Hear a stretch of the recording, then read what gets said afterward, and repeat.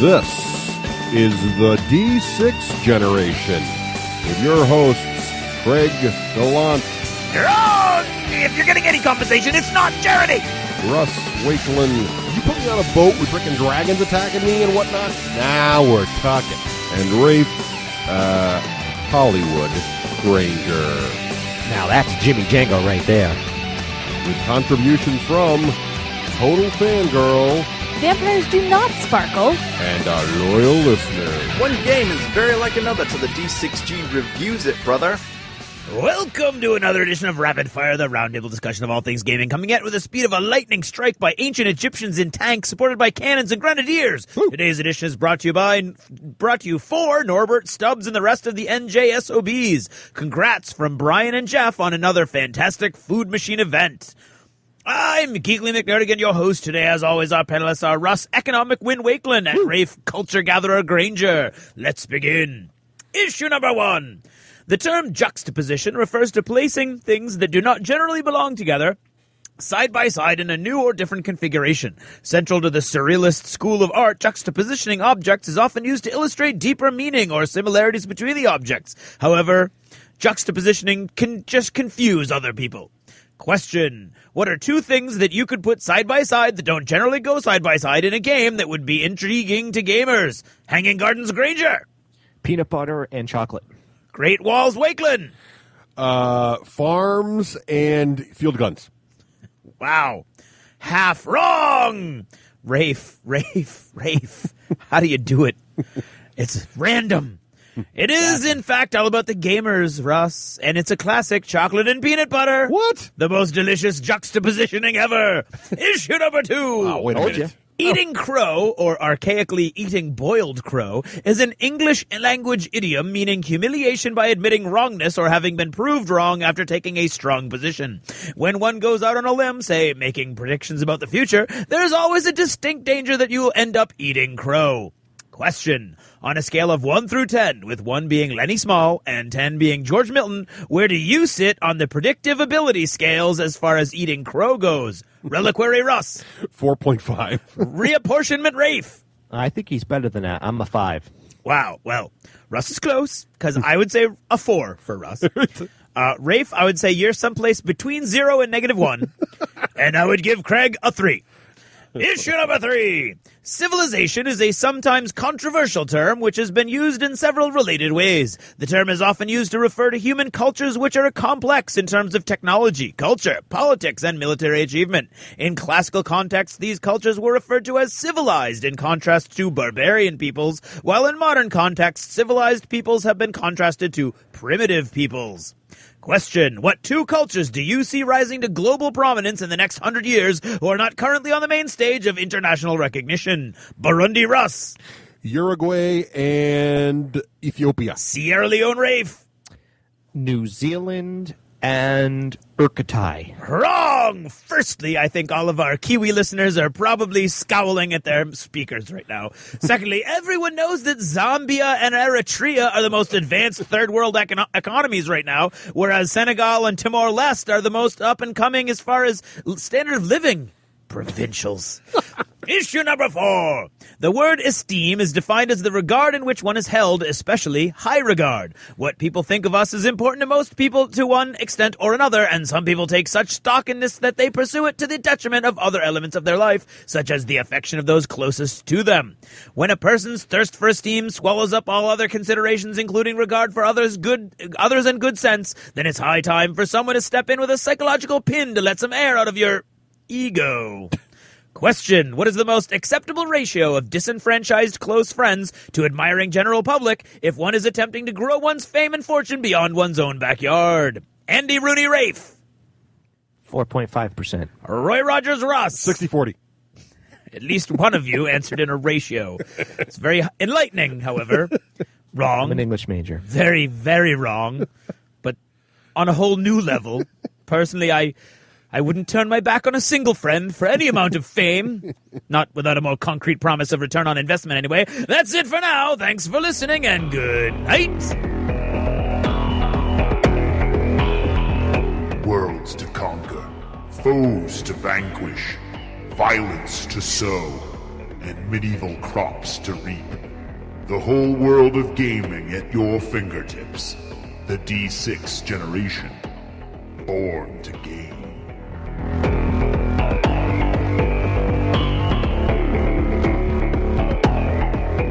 Hello! Hello. Yo. And welcome to episode 69 of Like a the yin-yang symbol. D6 generation. 69. It's like a I'm yin-yang. Russ Wakeland. I'm Greg Allen. And I'm Rafe Hollywood Granger. All right, well, what are we going to do on today's show, Craig? Well, it's interesting you threw that to me, Russ, considering I'm the only one who voted against this whole thing a year ago. That's right. Today, we're going to about that. revisit our predictions from, well, the beginning of 2010. January. First or second week January of January. 7th, I believe it Yes. was. And we're going to see who really earned themselves the Nostradamus hat. Right. And how exciting could that be? Very. And in case that's too boring for you, don't worry, because the second half of the show, we're going to review the new hotness. Gates of Loyang. No. Magic the Gathering. No. Rune Wars. Tic-tac-toe. No. Civilization. Oh, Civilization. Sid Meier's Civilization from Fantasy Flight Games. So we'll do that. Right. in our Oh, usual those D6G. guys over at FFG. And it's been a while since we did a nice meaty board game review. So this That's should be very fun. true. Yes, actually. That's very true. But before we can go there, we need to thank our sponsors. Rafe, who should we thank first? I think we should thank Dan from Myriad Games on behalf of all friendly professional gaming stores everywhere. Technically, we're just supposed to thank Myriad Games. I don't think Dan wants to be singled out, but we Well, do that. I do anyway. We do. 'cause I We all thank do Dan. Right. And Dan And you is the should owner. thank Dan. And purveyor. And He Purveyor. is the purveyor of all fine things games Myriad. everywhere. He is my Santa Claus. Yes, he is. Alrighty. There's always something new from Dan every Christmas time. There you go. He's always got great bonuses going on. In fact, he had a big Black Friday deal going on. I think a lot of Yeah. our local guys took advantage of. And then, Yeah, so check that out. Yep. And also, we should thank battlefoam.com, Hooah! protecting your army so you don't have to. Absolutely. With big foamy cases. None of with which are hard the size of sides. Han Solo. No, none of which could fit Han Solo or Rafe Granger in them. However, Let's not be so sure. Jury's we still out on we that. need photographic evidence. That's sir. true. But Has yeah, anybody beaten their Battlefoam bag with a bat yet and see if it survived? No. But like I said, I did check it in the airplane and it did survive. So I was pretty Right. excited about that. Yep. So we need to thank them. We should also thank who else, Rafe? We should thank Lone Wolf Development. Thank you, Craig. Or was there a You helicopter? could find them at www.wolflair.com. And they make such wonderful software products as my favorite, known as Army Builder. They also make Hero Lab. They also make Card Vault for those Magic the Gathering players. Or any And is it collectible official? I game. think it's official, right? What's the that? campaign? No. It's the... No, the email they just sent out didn't mention the two newer properties. No, they're coming soon. They're still working on them. But Oh, did they're you still see? coming soon. I thought the League Tracker was official. It's official, but it's not out yet. They're still working Not on out it. yet. Gotcha. But did you see The the new features on the new Army Builder 3? Army Builder 3. The pictures and everything? Yeah. Oh, and you Add like all the manage photos. Ooh, and- it's very cool. Very cool. Definitely check that out. Yeah. All right, I missed that memo. Yeah, I go mean, to I saw our the website. memo, but I didn't click on the pictures. Yeah, Newest that's- functionality. Yes. Craig, who else we think? The War Store, bringing the war to your door since 1999 for a decade or more. If your friendly local professional gaming store doesn't have it, or you don't have a friendly local professional gaming store, which is the case for many of you, check out Neil at the War Store, because he's probably got it. They've got tons of dystopian wars, They absolutely do. which many of our friends have acquired. Some of the best prices on the web. In fact, I believe Jeremy, our friend the Sherpa, I don't want to talk about it. he I ordered don't from want to talk them. about it. He's already got I don't want his. to talk about it. He got his yesterday don't- or today. What? He's got his? Yes. I don't- Yes. Nice. He does. I don't want to talk about. Why do not? Okay, fine. I'll talk about it. Why don't I have mine? You already Why did don't after you? Jeremy. And the War Store does not play favorites, even though we're the sponsor. They're a sponsor of ours. They send it to the customers who order first in that order. That's the kind of guy Neil is. Stand-up guy. Yep. So anyway, Stand-up guy if you're fast. It's not Right. very stand-up for you if you're First, slow. I'm sure you'll get yours tomorrow. Just calm down. Have you seen the miniatures yet, Craig? No, but Jeremy's basically Online, drooling I about mean- them. Yeah, No, I meant hard copy. yeah, they look better in person according to Jeremy. You We'll haven't see. driven up there. You're so excited. You Yeah, and Reese, I you haven't taken a Concord road trip yet? No. Okay. Just wondering. And we should also thank our friends at paintedfigs.com. paintedfigs.com. Navin and the folks over there. And you want them painted. Yeah, painted let's say figs. you got a big pile of The dystopian wars to name paint. says it all. Right. So paintedfigs.com, they'll still paint your stuff, send it out there, they'll get it back to you.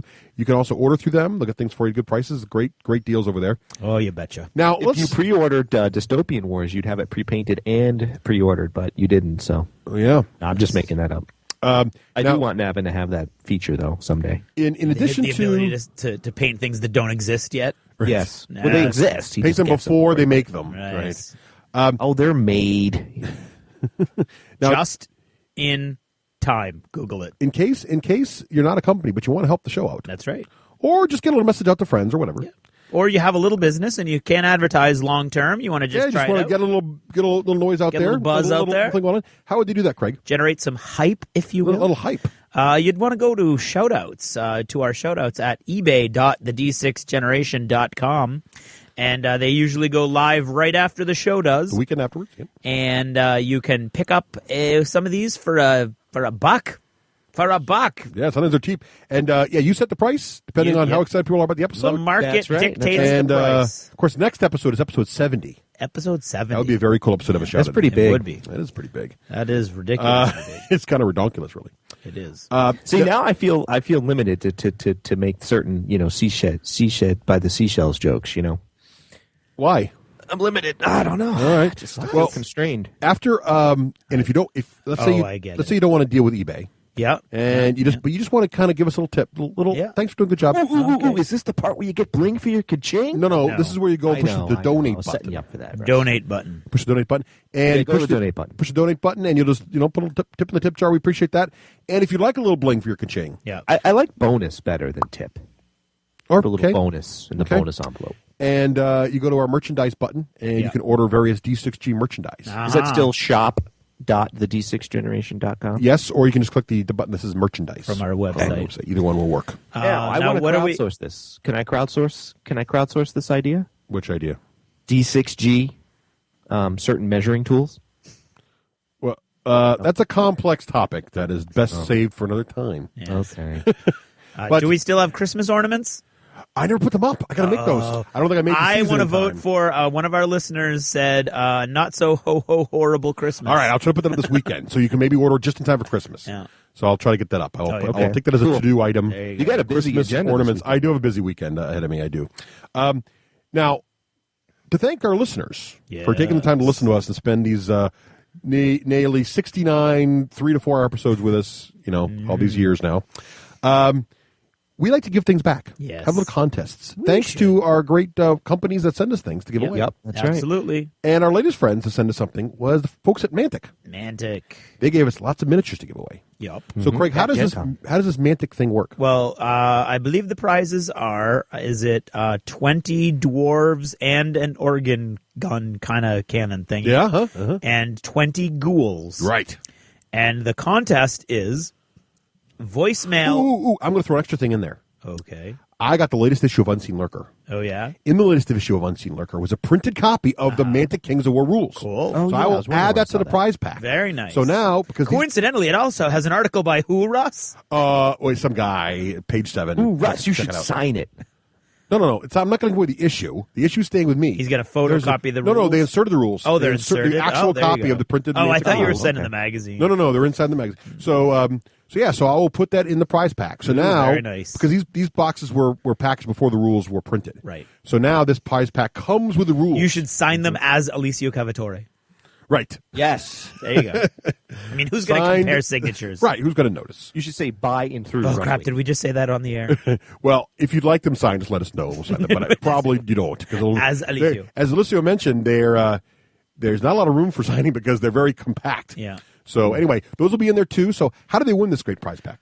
Well, you're going to send us either a voicemail or an MP3 file to contest@the d6generation.com, and it's going to be a short quote in character from either a dwarf or a ghoul. And the funnier the better. Right. Pithy is always best. Pithy's good. Creativity's rewarded. Yeah. Yeah, that's it though. and that's That's it. it. Don't be sending us like a dumb show. Or We don't want to be seeing any like morality plays. Okay, don't send us an hour and a half long video. Sending it Now, in you 3D. can send the doesn't help. voicemail. I see this now. You can go to the website under Contact Us and click a little button that says Leave Me a Voicemail. Right. Or Voicemail, the phone yeah. number is 1-339-368-6051. Right. Right. Or an MP3 file Right. attached to an email. Well, we want audio. I do that with Audio's my fun. iPhone. Gotta be audio. Gotta be audio. So, but if you do want to email it to us, it's contest@thed6generation.com. Correct. All righty. So that's the contests. You betcha. So do we have any announcements or anything? Is it time now for... Well, we should also Nope. always thank La Quinta. Oh, yes. La Quinta. Oh, yes. La Quinta, Inns and Suites. La Quinta code. Remember the code for 10% off. It's THED6. The D6. Leave off the G for savings. So, Craig, now it's time for... Achievements in Gaming. All right. So who was Achievements in Gaming brought to us by this week? Rafe. Wow, I get no tosses today. No. No, you don't. That's crazy. The shout-out says, thanks to all the UK Epic Tournament players for another great year of gaming. Congrats to Joe on winning the championship, and I look forward to more tough competition in 2011. Mephiston. Mephiston, and you threw him the epic shout out, and you gave it to Rafe. That was epic? Oh, yes. Sorry about that. Hey, Craig, That's I'll give because you... I am epic. You're something, all right. So- I have to again. make my own sound effects. Yeah, we don't give you sound effects. So, Russ, it's been a busy couple of weeks. I mean, with the holidays 3 coming weeks. up. It's been we've 3 got weeks, the yeah, game because we days had the... coming up. Oh, it's been crazy. We've actually had a special D6G game day. That was fun. But we'll get into that. So, Russ, what have you been playing? Thank you, Rafe. Again, he didn't toss to you. I'm sorry about that. I was going to throw to you there. Craig always goes last. He does, apparently. Well, let's see here. It has been 3 weeks because we took the Thanksgiving week off. Yeah. So what have I been playing? Well, I think I'm kind of going backwards order here, but it's all sprinkled throughout. So played some Uncharted Seas just a couple days ago. Came up with the scenario and then won it, I hear. Yes. The key to winning the scenario Is is making to it up. make it up yourself. That's what I say. I'll take an achievement for that. It's for creativity. Actually, my opponents did not go for the scenario. No. Jeremy had flyers. They're awesome looking Balloons, balloons. the Ralgard balloons. Yeah, Ralgard balloons. Oh, they look cool. His fleet looks He had awesome. both types. Tweeted some pictures. I had 2 big flagships on the Empire side, and then I had 1 flagship and 1 battleship, and then I had lots of little frigates. Yeah. And little frigates are very And fast. 3 cruisers. I still don't quite get how you fit it all. It was totally into legit. I know Totally it was legit. legit. It just looks crazy. Achievement for advanced math. There you go. So it worked out well, and I got to the island, and we had a little Indiana Jones theme, and we did a little salt there and got in there and got that. So that was pretty cool. Tim Did you Colonna break played that his. out because you two are itching for dystopian wars?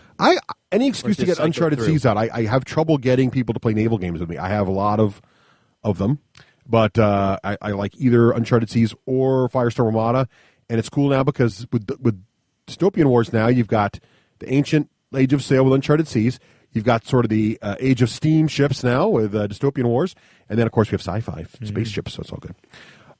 Now, I also played Civilization, the new board game from Fantasy Flight. Played it 4 full games, and then 3 demo games. I like that game. Lots of playing. Good game. We'll talk more about that in the big review later in the show. Now, this is the big surprise to me, this next item. Oh, wait till I tell you what happened Tuesday. It gets even bigger. You Oh, might have seen some okay. of it. All right, so played Monster Apocalypse. Yeah. Now this started. Here's what happened with Monster Apocalypse. So this is before the big games day at Chez Fleuret. Yeah. Josh and I were sitting around at Myriad waiting for people to show up, and he's like, "What should we play with 2 players?" He said, "You know what? I have the Voltron set in my car. I never got a chance to open it. Let's play Voltron." So we broke out Voltron. Yeah. That got us all excited for Monster Apocalypse in general. So the next week, Josh brought his stuff, and I played Voltron in the city against his stuff. Yeah. And I mentioned this to Alex, who is a huge Monster Apocalypse guy. So at Chris's Games Day, he brought a bunch of stuff. Yeah. Then last Tuesday, he and Josh played a bunch with all of his stuff because Alex is like everything. He has the Privateer Press building. He has everything they make. And a bunch of guys saw it. A bunch of people bought in. Oh, really? Bought it. Yes. So Monster Apocalypse is on the rise. Wow. It is the rise of the giant monster. Again. So, and Voltron does work. It always has been a good game. It's a quality game, and the components are really, really cool. And there's now a Monster Apocalypse 2-player starter set. Yes. Yeah. That is a reasonably priced of a board game, really, and it comes with buildings and both sides and everything you need to play, which is kind of cool. And it's fixed content, so you know what you're getting. I played the Voltron guys against the Cthulhu guys. Yeah. They're not called Cthulhu. There's something else. How'd that work? see, I thought you were saying they've got another set. No, Like it was based in Cthulhu or something. No, they've always had one monster faction that is basically Yeah, it's Cthulhu, got little tentacles and but they don't. stuff. It's not a licensed Cthulhu product, right? But it's Cthulhu. And then Voltron works fine. I mean, it totally works. Yeah. But with just using the Voltron Force guys plus the little spaceships, A little weak. you need more little dudes. Now, of course, you can combine them. Yeah. So they would work well with a guard faction, I think. Oh, because yeah. You can mix and match. It would Yeah. be kind of cool. So that would be pretty neat. So I might try fluffing them, but it is fun playing the Lions and merging the four Voltron. It's really cool. It's good times there. Also, I'll take an achievement for that. Also played Hex XL. More with A lot of that going on. a lot of folks. That's Do a you fun. know I still haven't played that game? You should. that's bizarre. That is a Rafe game. It's not because I don't want to. No, that's totally a Rafe game. Then played a brand new game. We were Yes. sitting around one night and we couldn't figure out what to do. And we broke out because Dan has his little games you can just try. Infinite City. By AEG. Yeah, this game is basically like, I would say like, Sci-Fi Carcassonne. yeah, like or Bioshock Carcassonne or something like that. It's got that Yeah, weird, yeah. or Ayn Rand Carcassonne. It's got that weird little like look thing. And I got to bring politics into this. okay, whatever. Kidding. But it's really cool. It's actually really fun. Much more screw your neighbor than Carcassonne because you can replace tiles that are already down, move them absolutely. around. But also it doesn't have the. I love Carcassonne, but the only mechanic I don't like is the farm mechanic, just because it's hard to explain. It's really cool once everybody knows how it works. Yeah. There's none of that. It's a very simple game to understand. I like Carcassonne 100 times better than Infinite City. Have you played Infinite City? Yeah. You didn't like it? When did you play it? No, I didn't like it at all. Oh, it's boring. cool. Oh, it's cool. You need a big group though. Like we had, how many played? Like 6 people? I think we had No, 6. I played 4, I think. No, we played 6. It was awesome. I would highly recommend. When did you it. play it, Rave? Like months and months ago with Brian Ahern. Oh. Because it sits in the game share library. Yeah, there. it's right there. Yeah. I liked it. I liked it a lot. I don't know that I would say if you could only have one tile placement game, I'm not sure it's better than Carcassonne. No, I would take Carcassonne. But it's fun. It's nice. It is fun. Also it's played. only at the price point. I can't remember the price point, but it's very around affordable, 20, isn't it? Something like I thought that. it was around 20. So you went for that. Also played Alien Frontiers again. Spoken about this game before. This is a nice game, and I prefer it to Kingsburg. Mm-hmm. This is the sci-fi dice placement game. You roll your dice, try to However, put it in the spot. Ian and many others disagree with you that it's a sci-fi Kingsburg. Okay. Well, here's what's similar. Definitely sci-fi. No argument there. Yeah. And you roll dice and you place them based on the numbers you roll in certain worker placement spots, and then things happen. Right. So I don't know. I haven't played. I just know what happened when you said it's kind of like Kingsburg in space, and then I believe it was Ian who said, "Yeah, in that both games roll dice." yeah, I don't. He was very dismissive. I don't know of any of the dice games where you roll them and place them. Now there is an actual area control element that makes it a little different, but No, anyway. I don't know. I mean, it looks like Kingsburg to me. I'm It's just fun. saying. I'm reporting back. Love the artwork too in that game. Great game. Also played. Now this is interesting. So at Chris's big games day here. That's why your list is Yeah. so Yes. full. Yep. So now most of that day was Civilization because that was the first weekend I had Civilization and I Right. played the bejesus out of it. But in the evening, we took a break from Civilization and we played Shadows over Camelot, massive 8-player with the expansion and Merlin, the whole bit. Yep. And we're going along, and near the very end, we're running out of catapult land, right, as always. And we figured out that Brian's son was a traitor because he sort of misplayed a card, and we kind of knew he was. So we knew he was a traitor, and we accused him of being a traitor, and nailed him.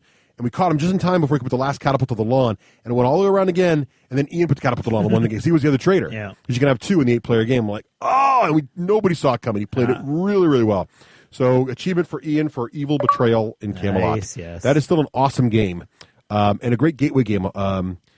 Stino's wife played, girlfriend, sorry, significant other. Yeah. And she really enjoyed it, I think, and she's not a big board gamer, I don't think, so it was pretty interesting. Also, played some War Machine Mark II. Yeah. Got an elusive win over Josh. There you go. Very excited about Wow. that. Defeated his Everblight. Wow. It says easily here. Oh, Yeah, I easily. didn't lose a model. Wow. What? Yeah, it was easily. Here's the thing: Everblight is no longer as scary Really? because of the eyeless sight is not as bad, and they can't And just. doesn't he not like Mark II? No, he likes Mark II. He likes his Everblight. Well, he No, made him. no, Craig is right. Sid and Josh were in the camp 100 years ago of not liking it because it does break a lot of their toys. Was Sid even around for Mark II? When the testing first came out. But no, Josh likes it. He loves Mark II for War Machine. I just think he's still learning, and he got his Lilith got too close, and he forgot He had 3 transfers on her, and he thought it was enough. But I hadn't done anything, and I just did the earthquake thing, which everybody forgets when you earthquake. If you cast your screen and everybody's knocked down in front of your caster, you can shoot over them because they're all knocked down. Yeah. So he did transfer 3 times, but I just totally Right. everything I had in my army shot at him and really ate him up. So he got too close. Silly love. Warlock kill. And I don't mind taunting him a little bit because Josh has defeated me many a time, Right, and I'm yeah. sure he'll defeat me many more times. But right now, good time. He's off balance. There you go. He's still learning the Everblight. Get him now while he's still Chalk up a couple wins now. Right, before he can grab his Menoth again and destroy he the. emerges I don't completely think from the I've cave. ever beaten his Menoth in Mark II. By the way, It's Just- Menoth and it's Josh. So yeah, there you go. Right. Now here is the big news. Yes. Huge news on several Yeah. fronts. Yes. Many fronts. Well, Yeah. first I'm going to take 3 achievements. You for this. should. We finished our Sea of Blood campaign. Yes. Yeah, very excited about that. Indeed. Now, at what cost? well, Exactly. Here's the thing. So we've been playing this now for 10 months. Yeah. Back. We started More it. than it That takes is to a- have a baby. That is a long time. We started it when we made the predictions, as Yep. a matter of fact, Yep. right about that time. So back in January, we started our campaign, Sea of Blood, had a great time, played with the same guys. We never had a substitution. Everybody always made every game. We played at least twice a month, sometimes. You did have substitutions because it was almost always me. Did we substitute you in? I don't remember this Yes. time. I remember with Legend we did that. I don't remember this No, time. I've never done in Legend. It wasn't Oh, Legend. maybe we That's how long you've been playing this campaign. I don't even remember. It's just a blur. But Yeah. anyway, we had a great time. Thanks, though. Glad I made an Now, impression. couple things near the end, because people have asked me about, what is it like in the end? Do the heroes Yeah, get too now powerful? we can say. Well, I've seen it all. So basically near the end, the heroes do get powerful, which is fine. And you definitely get a feeling of you can't really stop them and they're going to make it to your overlord, which is sort of fluffily real. And in the very, very end, for those who don't know, what happens is there's a final scenario, the final dungeon. It's supposed to have 4 levels, then the last level is special. Now, because it was Sea of Blood and because my dungeon was on an island, the first level was known too. And the first level was really cool. It was the Island Assault, but the rules were that my leader on the island, top of the island that you had to kill before you get the door open was a special guy called the Dead Man. He was a skeleton. Yeah. And his special rule was, his undying ability was that he only died on a roll of a blank, which is basically rolling a 1 on a D6. Yeah. Normally undying is a 50-50 fail, Yeah. or 1 in 3 chance, or 1 in 3 chances of succeeding, so he normally would die undying.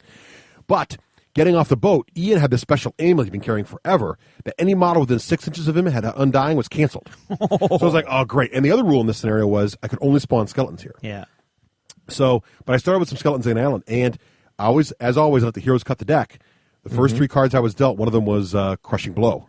So one skeleton ran up, shot his bow with great shot, hits Ian in the chest. I play Crushing Blow, shatters his amulet. Oh, wow. My guy made his undying save, no lie, at least 10 times, maybe more. I don't even remember. It was hilarious. It was hilarious. They were getting very frustrated, but kind of in a fun way. Yeah. And I actually killed a couple of them. I got a lot of conquests. It was good fun. But then they, after that, they tromped the rest of the 4 levels in the dungeon. But what happens in the final dungeon is the heroes, all the shops in town are closed, so you can't buy any more potions, except you still resurrect. Uh-huh. And all the conquest gained in the final dungeon is added to your conquest totals from the whole campaign, and then those totals go through some math equation to give you bonus hit points in the final battle. Yeah. Now here's where it gets a little fuzzy. So normally the final battle the final level is like a classic Descent dungeon with multiple areas and all that, yada, yada, yada. Well, in this one, because I was playing Captain Bones, the undead pirate king, the final battle was between the boats. Yeah. So I got one boat. My boat's a ghost ship with Captain Bones and a giant organ. And as he plays his organ, the musical instrument, people, get your minds out of the gutter. As he plays his organ, he can control all the stations on the ship. He can fire all the cannons. He can raise and lower the sails. He can do the anchor, all of them when in his turn. And the rules are the heroes they can board the ship, but they can't work any of the stations. So all the tricks, tricks that they learned the rest of the campaign, where they just spin the wheel and drop my ship off the board and win, or they shoot my cannon so I can't shoot them. All those tricks were gone. And those were very annoying tricks in the regular campaign. Right. And so they were going to shoot me. Now we'd all worked it out before that it was. Here's the thing: his heroes have a bunch of bonus hit points. They're at, because of the campaign rules, they're at like 200 hit points each. Right. My guy's got like 800 hit points. Right. Captain Bones. But The boats have flat hit points. Mine's 110, and theirs is like around 75, 80. Yeah. That doesn't change. And the rules of the final scenario say if you kill a hero, they stay dead. And if you kill all the heroes, I win. If they kill Captain Bones, they win. But if you sink someone's ship, they also lose, and the other guy wins. Yeah. So really, it came down to whose ship could sink who. Right. And the only way you can damage a ship is with cannons. Yeah. So it was really broadside versus broadside was the whole game. And we had about equal broadside firepower. It really came down to dice rolls. They rolled. It took them only 4 turns. They missed. I didn't. It was just luck. So the Overlord won. Woo! But here's the dilemma. At what cost? Yeah. So So because the final scenario was so anticlimactic to even me, I mean, it was a very shallow victory because it could have easily been them. Mm-hmm. And all the work you did in the whole campaign didn't really matter because the bonus hit points didn't apply to the boat. Right. So all of us were kind of like, that final scenario was lame. But we still had a fun time. But our friend Dave. Oh, yeah. Dave did not take it well. No, he did Dave not was very take frustrated. it well. Dave was frustrated on several levels. First of all, because it was such the hit points didn't matter. But second of all, his character was a fighter.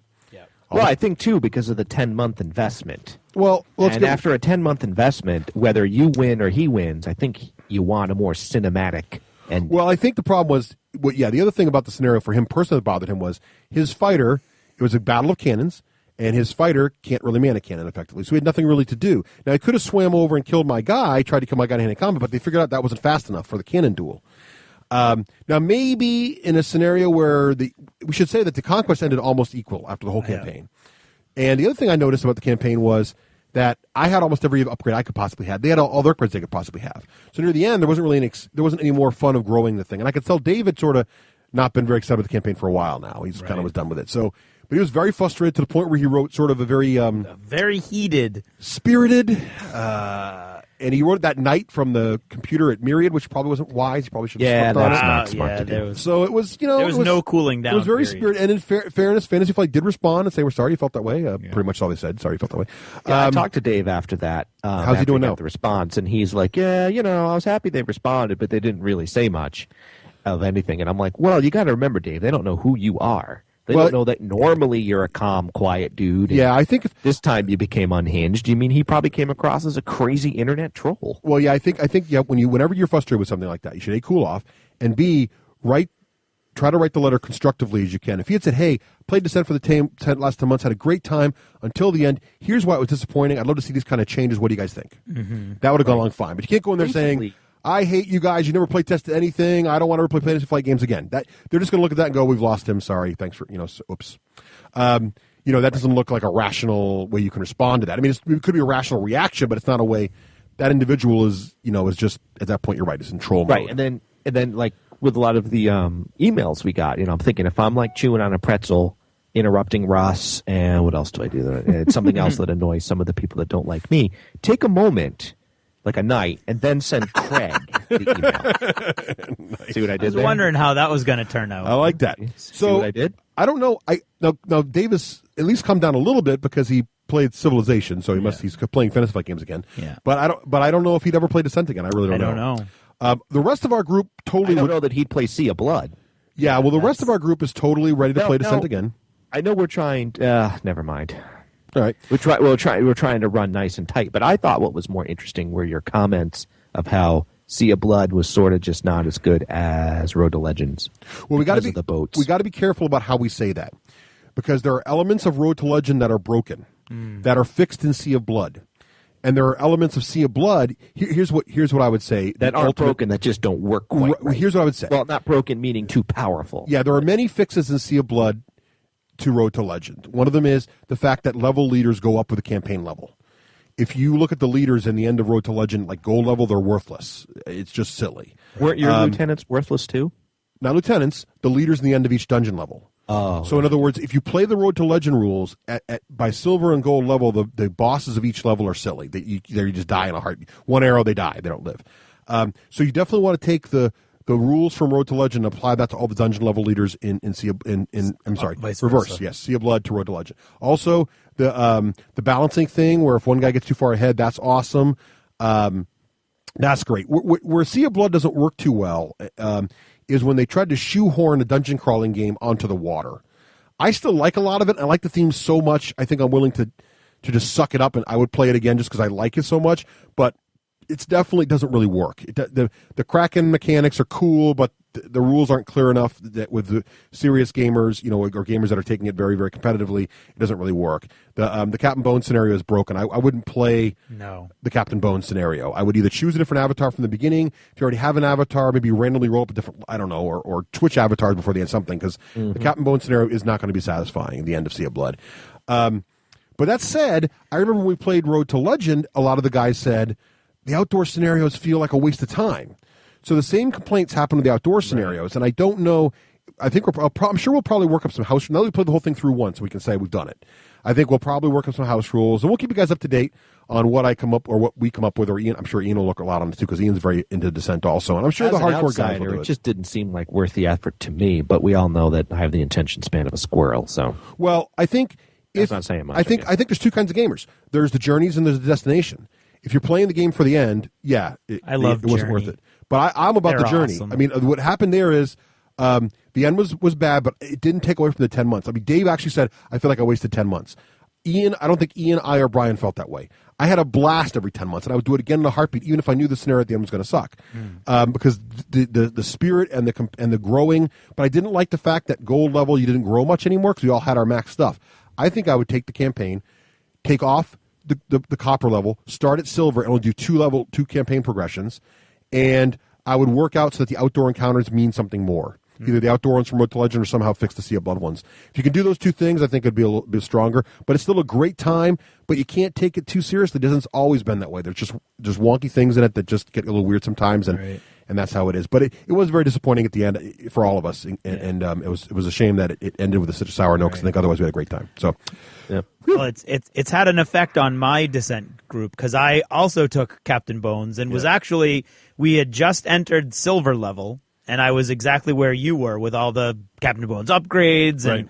And John already was iffy about Descent and was more like, I'm just here hanging out with my friends. Right. So luckily, like I talked about in the last achievements where Joe and Pete loved Uncharted Seas, I'm going to try to get them into Uncharted Seas, the XCAM instead. There you go. That's cool. Which means I'm afraid I'm going to have to abandon the Descent campaign, but I'm hoping to revisit it at some time in the future. Well, no campaigns ever finished, except for mine. Woohoo! Yeah, there you go. But I swear, Craig, he went the 10 months just to be able to say that. I don't think so, but I also think that was a factor. Hey, I'm going to gloat about it. For God's sakes, I had to live through that final scenario. You kidding me? That's true. No, but I would definitely Descent. Just to give you everybody understand, Descent is still. I would rank it as my number one board game, just for the amount of time I get to the table. It didn't affect me that way. Good stuff to talk about. Didn't affect me that way. So anyway, that's my thing. So I'm done. Who's next? Alrighty. I'll go next. All right. Well, we had our little D6G game night where you guys came over to the house, and Reese and I took you on. Yeah, Reese is great. Civilization. Yep. We played the demo game, and then we played all the way through, and I enjoyed myself. I found a very odd. You weren't sure you were going to either. No, it's not really my type of game, so I'm not really big into world conquest games. In case you hadn't noticed, you should be. You should be. You should be. I had a very odd experience. My last 2 Tuesdays were in complete clones of each other, and not intentionally. Both Tuesdays started with Crimson Skies. All right. We're supposed to start with Uncharted Seas, but didn't. Oh, mine did. You got there late though, dude. Come on. A half hour. No, was it? You said you were going to be there at 5:30. Right, and then you.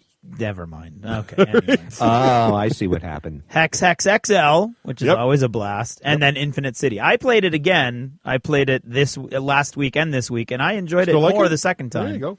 And I won the first time. Yeah. I didn't know why. I didn't know how. It wasn't on purpose. And then the second time I was like, ooh, now I get it. Yeah, it didn't even come close. Right. Sometimes with the games, the more you know, the worse you do. You try too many different tricks. That's very true. But that was my game. But Crimson Skies, Ian's having his plan in his campaign. You missed that, by the way. You played Crimson Skies and didn't include it. Oh, I did. In your I had a great time with it too. Yeah. I'm loving it. Yeah, had a good time with Ian's campaign and Crimson Skies.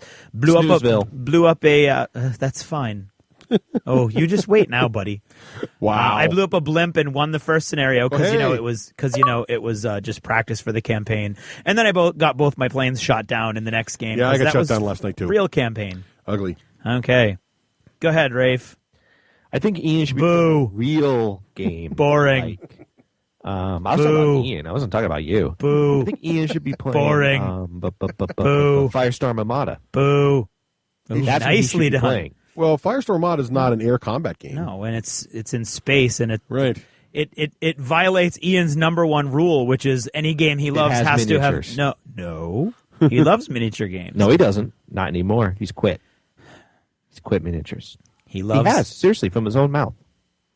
What's an odd... From Ian's mouth to your ears. Yeah, but it's not relevant to this conversation. Right. Sure it is. No. So are you saying the Crimson Skies is not a miniatures game? I think it is, so I don't understand. Heroescape is not a miniatures game? Descent's a miniatures I think game it is too. as Descent well. is not a miniatures game? No, Are they Descent's games? Yes. Do they have miniatures? Yes. So shut up. Did Okay. he paint them? Yes. Does he paint them? Absolutely. Right. Yeah. He would say they're board games. But anyway. Ian's just in denial. No. I played Lords of Vegas, and Boring. despite liking it from Cody and John's watching their game, I didn't You didn't like enjoy it so playing much. it yourself? Yeah? Why not? And it could be because I don't know. We had some analysis paralysis going on. Now, who was playing? It looked like it took forever. It did look It like did. took The forever. game took 3 hours. It's supposed to only Yeah. take like 2, and I don't want to say, oh, it was a learning game. Nah, it wasn't because it was a learning game. We played with Christian, and Christian was not slow, by the way. We played with Christian, and Wasn't Dave playing too? Dave played, and Dave Dave's not wasn't slow slow. usually. I think No, it no, was. no. I think it was Brian who was slow, not Brian Ahern. The other Brian who plays like the big Warhammer battles. Sometimes you see him playing with Jeremy. And it wasn't even that he was being annoyingly slow, but I don't know. It wasn't worth the time investment. That's what I'm trying to get at. You know, when people describe Founding Fathers to you, and then you're thinking, oh, that's going to be boring, and then you play it and it's awesome. This had the reverse effect. You know, Lords of Vegas. Oh my God, you build casinos and you roll dice and you play the field bet. That's going to be so cool. And it was okay. I wouldn't buy it.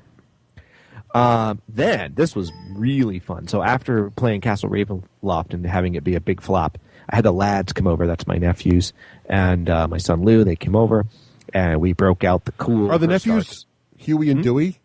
Because that What's would be that? cool. Are the nephews Huey and Dewey? No. Because then That'd with be Lou, Huey, Dewey, and Louie. That I would be know. really cool, You got to wouldn't it? fix that name, dude. You think if I named them that I could get into Disney for free or something? Probably. That'd be cool. No, they're not Huey, Dewey, and Louie. They're Ben, Jack, and Louie. All right. So broke up the Her Starts Terrain. Yep. And we played the Dual Giant one. I don't Yep, know, yep. You guys haven't. I played. That's the second one, isn't it? Yeah. Yeah. So it's cool. You have these two giants, Craig, and they don't die until you find their hearts, which are Right. in the I've other two played it. wings of Yes. the. Yeah, I've the played dungeon. It. Yep. You know that one? Okay. Yep. Yeah. Well, for our listeners' sake, I guess. Right. They have And I didn't. First I should explain HD style because I got a bunch of questions about that.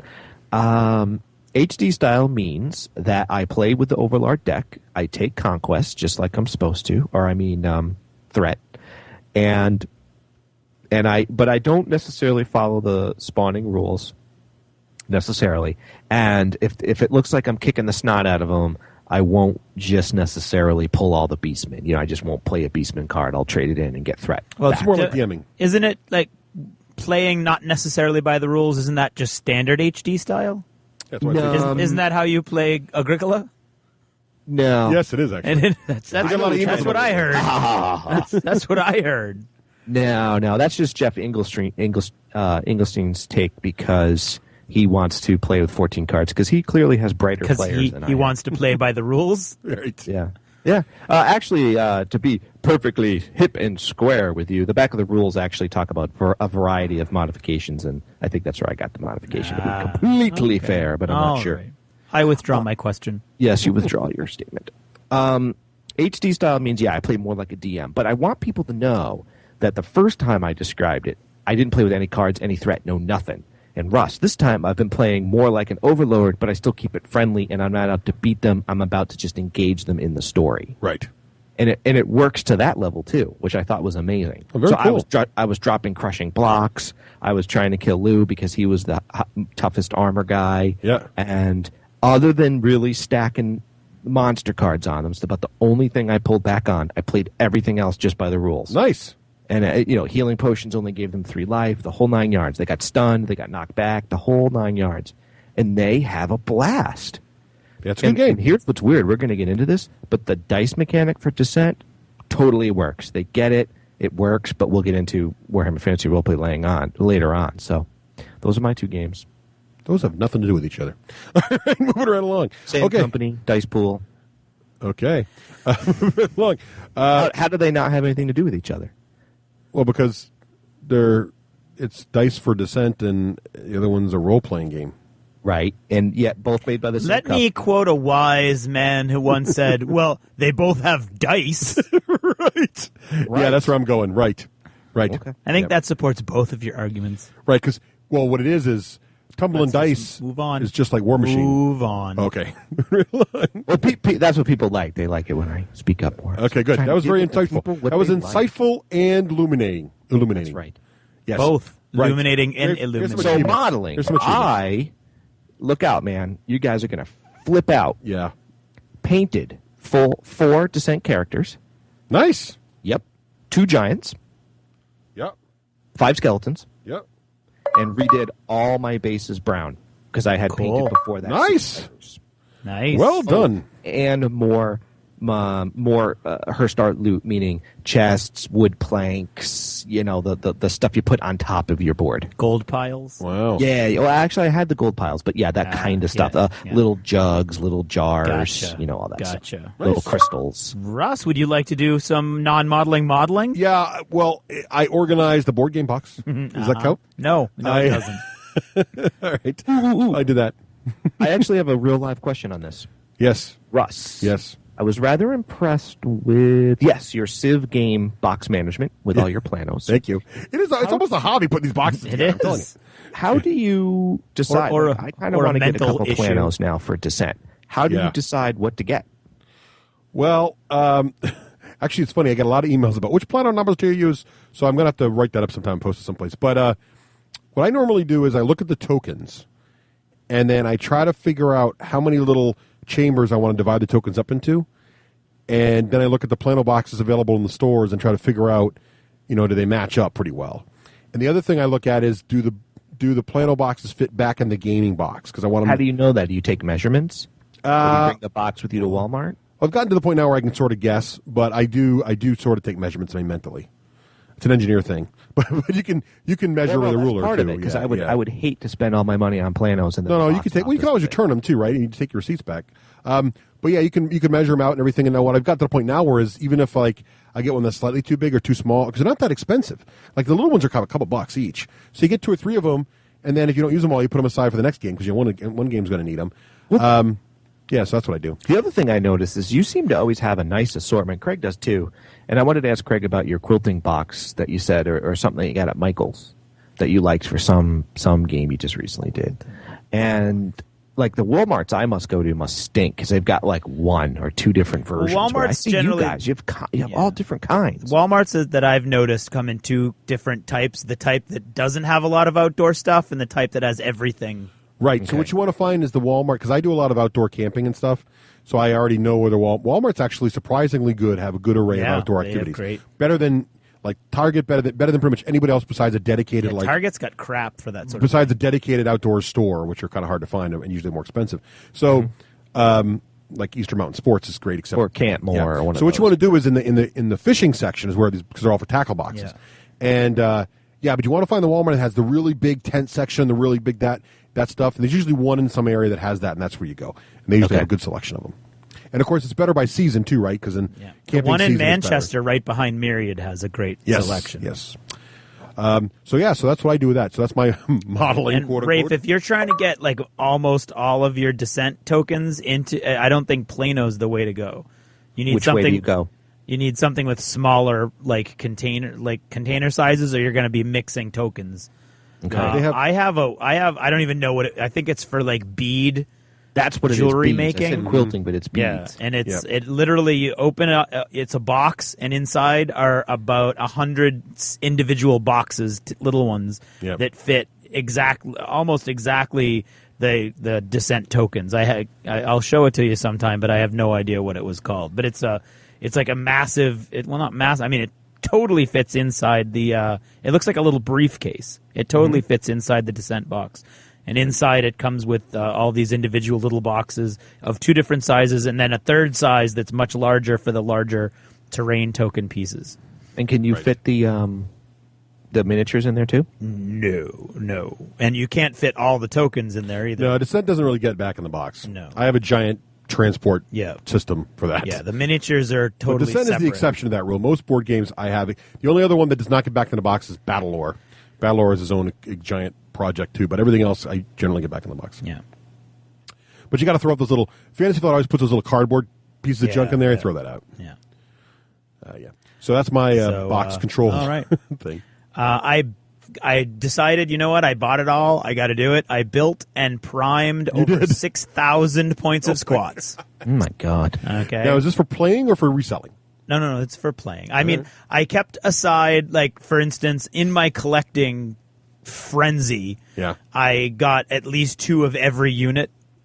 All right. So I built 1 of every unit plus doubles on a couple of the things that I think I would like to have doubles on, and I set aside, like, for instance, some people gave me things for gifts or, like, sold them to me at their $19.89 value. I mean, I kept all those aside. I wouldn't resell those. I have everything else that I bought doubles of in baggies that I will in the future. I want to see how stuff plays before I get rid of anything. So I've got a lot of options now. Got a big epic posse building up? I do indeed. Nice. Okay, and then just the models, not people that play it. Okay, and then I got all excited with Ian's Crimson Skies campaign, and I custom painted an entire squadron of models last night. Now, Crimson Skies are Clicks models. They're Clicks models, and they're pre-painted. Yeah. And so I brush primed all 5 of them black. How did dry brushing do on those? Not very It's awesome. Did it really? The quality of these models is insane. Wow, I wouldn't have expected totally lost on the pre-paints. Really? Ridiculous. They're beautiful. The detail, the machine guns, I gotta look at yours is, now. Cool. It was unbelievable. Because did you strip them or just primed over the paint? No, I just primed over the paint. Over the paint. I brush painted over the paint. The paint scheme that I found online was a really cool dry brush steel with red highlights. Yeah. And so that's what I did. It's the ISA, the Industrial States of America. Nice. Headquartered in Chicago. And I decided I wanted to go all out, so they've actually got nose art that I found online, and I cut those out and glued them on. Oh man! I've got squadron markings. I've got their nationality markings. There are kill markings, but they're so small you can't really see them. Right. The pilot's name's on the way too. You just can't really read it very well. You can't really see them. No, they do have kill markings. Well, some of them do. Did Karen take the baby away for the weekend, or what? No, the baby is now going to sleep at a reasonable hour, and and Karen just started working at a ridiculously ritzy restaurant. So she works nights a lot, and so as soon as the baby goes to bed, I've got some quality time. Yeah, she's quality me time. No. Exactly. Nice. Actually, she's very happy for me now that I'm getting good. all this. I'm glad. I'm glad you guys have figured a balance out yeah. there. So that's very happy times for me. Nice. And I was looking forward to getting some dystopian war stuff done, but I didn't get it. Oh, you'll have by the weekend. Calm down. Okay. So All right, are you anticipating its arrival tomorrow? I'm hoping. Be any moment, any day now. Okay, what about other? You go. Okay, well, I've been doing, one of the reasons I'm making any modeling and I'm playing far too many video games. First and foremost, on the, I found a really cool game on the iPad. And this is a game, it's also on the iPhone, but it's better on the iPad because the screen's bigger. This is a game, it's called Galaxy on Fire 2. Mm-hmm. And fans who used to like the game Wing Commander or Privateer or X-Wing versus TIE Fighter, this game is for you. Privateer, as Romeo says it. Yes. It's a great space fighter game, and you go along and you build your fighter and you transport cargo and you mine asteroids and you blow up people, and then your ship gets better and better, and there's a little story, very much in the Privateer vein. Really, really cool game, because those games don't make them anymore for any platform, really. It's nice to see a game like that. It was fun. Also been playing a lot of Kinect games. It was kind of cool. At Thanksgiving, we put the dancing game in there. Yeah. And Susan, my sister-in-law, got all into it, and they're all 4 kids plus Susan were dancing. It was like a giant dance party. It was really cool. Also, I was forced. Well, as longtime listeners will know that Nicole and I are big Disney nerds. We love Disney. We go there quite a bit. Or people who listened to last episode. Yes. Anywho, a big game came out for the Wii called Epic Mickey. Now, why Epic Mickey is a big deal, it's a Disney game, of course, but it features a lot of really interesting Disney lore, because the main, he's not even really a villain, but the main bad guy is the original character Walt Disney drew prior to Mickey Mouse. Yeah. That he lost in a copyright duel, and he lost all his money and everything. Oswald. Yeah. Who was a rabbit. Uh-huh. And because of that, so that there's a lot of different Disney lore, and that's really, really cool. If you're a total Disney nerd, there's a lot of stuff going on in there. Looked really cool. So we made a deal with a nearby family. We said, look, in our neighborhood, we will buy Epic Mickey. We would like to borrow your Wii for as long as it takes us to solve Epic Mickey. We will then return the Wii to you and give you the copy of Epic Mickey. Oh, there you go. So they're like, sure, we don't play it right now. We just got to connect. So that's how that's going. And haven't been able to try it yet because, unfortunately, I don't understand Nintendo. So, unfortunately, they gave us all their stuff, but they didn't give us the nunchucks, which I guess you have to buy separately. Yes, you do. And so I don't have the nunchuck. So everybody tells you the Wii's cheaper. It's not cheaper. You got to buy a second controller, then you got to buy 2 nunchucks. I don't even understand. Anywho, so I got to get a nunchuck. But as soon as I get my nunchuck, and apparently there's special Epic Mickey nunchucks shaped like a paintbrush because the fluff is you can use paint and drawing as a weapon in the game. Anyway, so that's my that. Oh, and another big thing. Speaking of Disney. Don't tell my kids it's a secret, but we're going on a giant Disney road trip. We're actually driving down. Yeah. Mostly because I don't want to be touched by the people of the air industry. Also, you don't want your junk touched? No, I don't want my junk touched. Well, actually, no. Go through the particle beam one. No, actually, we just thought it was time the girls could handle a long road trip. We really wanted road trips are fun. to do the East Coast kind of thing with them. But here's the thing. Got to do south of the border. No. Yeah, I gotta do south of the border is totally a trap. I've been there. It's exactly. If it is your childhood, if it's your children's childhood memories going road tripping down to Florida, part of that has got to be them sitting on those little animals outside of south of the border. I agree. I'm 100%. totally convinced that the only reason people put bumper stickers for south of the border on their car is because they got lured and feel suckered for getting there. No. They're going to sucker other people go there no, too. It's part of the experience. It is total dive. Everything you're saying is true, but it's a part of the experience. You cannot deny those girls the memory of. They're not going to remember it being a dive. They're going to remember all those colorful animals and that big guy with the sombrero. It's going to be a problem because if you drive by, there's a giant. Exactly.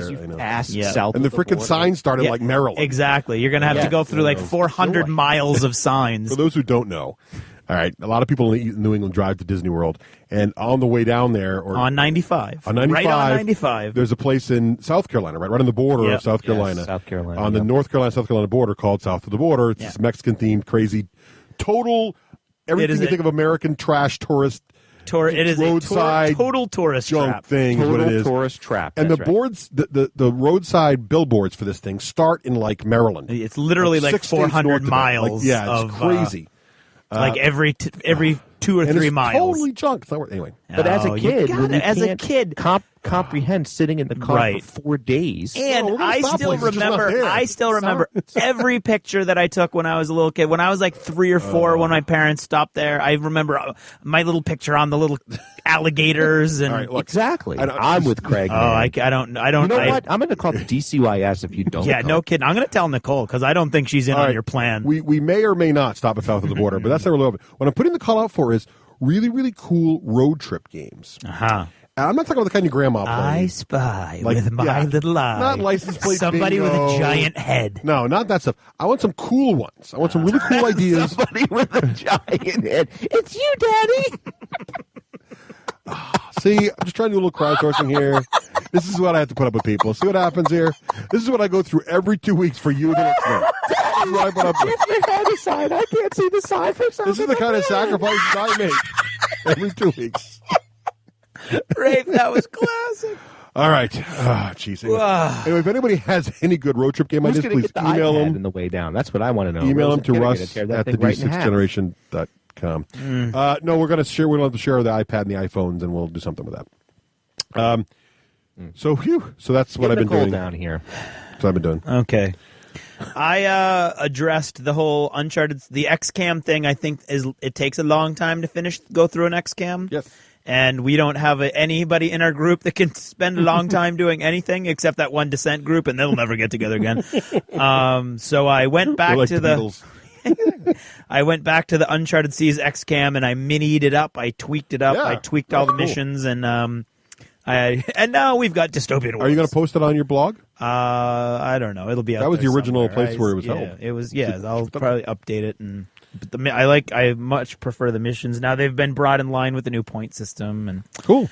Yep. So Death Watch. No achievement for that. Yes, Ross, this is for you. Stop emailing me.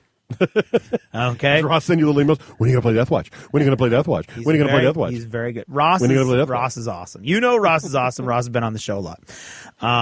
But yes, I finally got all excited all of a sudden, and I'm not sure why. I've been wanting to pick up a copy, and I finally, with all the sales going on around Thanksgiving, I managed to get one for a very good price.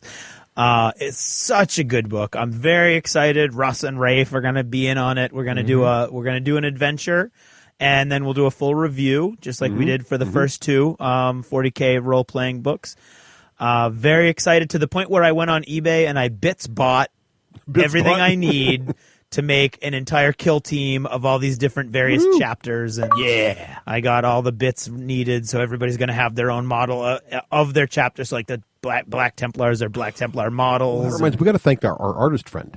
Oh, we do. Nick? I do love that print. Was it Nick? I think it was Nick. Yes, it was Nick. Thank you, Nick. We put Wow, Russ, good job on the theme recall. Yep. Nick drew us a nice line art drawing of the three of us as different sort of 40K Space Marine people. Well, it was funny because he emailed us and said, "Hey guys, I just have a question for you. Who do you see yourself as chapter-wise, and like what job in a Space Marine chapter would you have?" He didn't tell us why he was asking that. And he emailed right after I had sent out and received the responses for Death Watch. who wants to play what for Death Watch. Kind of cool. So I was like, well, this is what they said for Death Watch, and so that's what it was. So and we posted that picture in on our website. It's also in our Facebook discussion area, along with Nick's comments as to what he was inspired by, why he drew it the way he did. And that's why Ross emailed me, by the way. Oh, because he saw that picture. Nice. So there you go. And so very, very excited to do that. And for my reading, I finished Bone Shaker a while ago because we haven't been together I like the in end a while. of that. I liked the end of it a lot. I really satisfying. I found it a very satisfying book all around. I enjoyed it immensely with its zombies and its steampunk. I started and finished Michael Moorcock's Nomad of the Time Streams, which I highly recommend to anybody who's excited about dystopian wars. Really? That good, huh? It's very, very good. And it's old school Michael Moorcock, so we're talking each book is about 140 pages. There's three books. Okay. All in one omnibus if you get the Nomad of the Time Streams. And it's, for those of you who are unaware, Michael Moorcock, almost everything he writes is this concept of multiple universes. So every novel kind of ties in with every other novel, and the characters always reoccur. And there's like this, the concept of the eternal champion is this guy that exists in every reality trying to fight for or against law and chaos. And this whole huge universal framework that he uses. And for Nomad of the Time Streams, it's this one guy who you don't know why, but he's kind of been knocked loose from the multiverse, and he keeps tripping from reality to reality. And in each reality, he starts in our reality, right before World War. No, right. Well, things are going badly globally. It's not. It's like a few years before World War I believe. And then he ends up in another reality, and that's like there's a global war going on then. And then he ends up in another reality, and there's a global war going on then. And in every one of them, they're totally steampunk. And he wrote these in the very early 80s, I believe. So it's very early steampunk, and you're talking giant blimps and huge land Leviathan tanks and all kinds of cool stuff. It's all win. And the last book is called the Steel Tsar, because this crazy guy creates this giant Cossack robot, and it's awesome stuff. I really enjoyed it. And like I said, the early, I don't know about the later stuff, but the early Michael Moorcock books are very short and quick and fast paced. A lot of fun.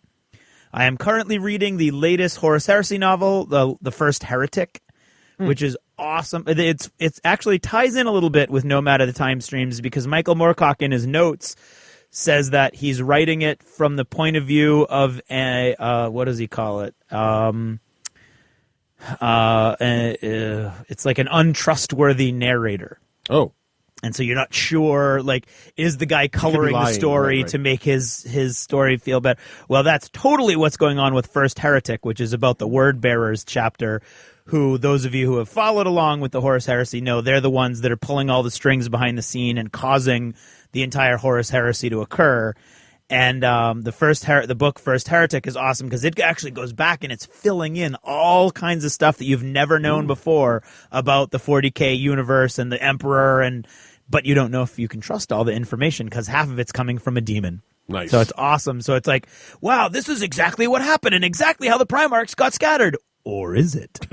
Nice. So I'm really enjoying that. And I'm listening to Leviathan. Me too. Which Russ is also. Thanks for your recommendation last time. I'm really enjoying it. There you go. And I'm enjoying it. I'm enjoying like half of it because it's like half of the countries of the world are steampunk and half the countries of the world are what they call Darwinian. Yeah. Where they're genetically creating animals. And yeah. So Russ is loving it. I actually like that because there was this computer game I played actually by the company that Rafe likes, Turbine. Yeah. A few years ago, they made a real-time strategy game where it was set in sort of this time period like World War I-ish. Uh-huh. And but you're this explorer, but you can start. They've discovered how to splice animals, and you mutate animals and make these crazy things. And it's really interesting in this book because the Darwinian nations are literally genetically engineering animals to do whatever they need. Right. You know, like a giant airship is actually so living there are air really whale.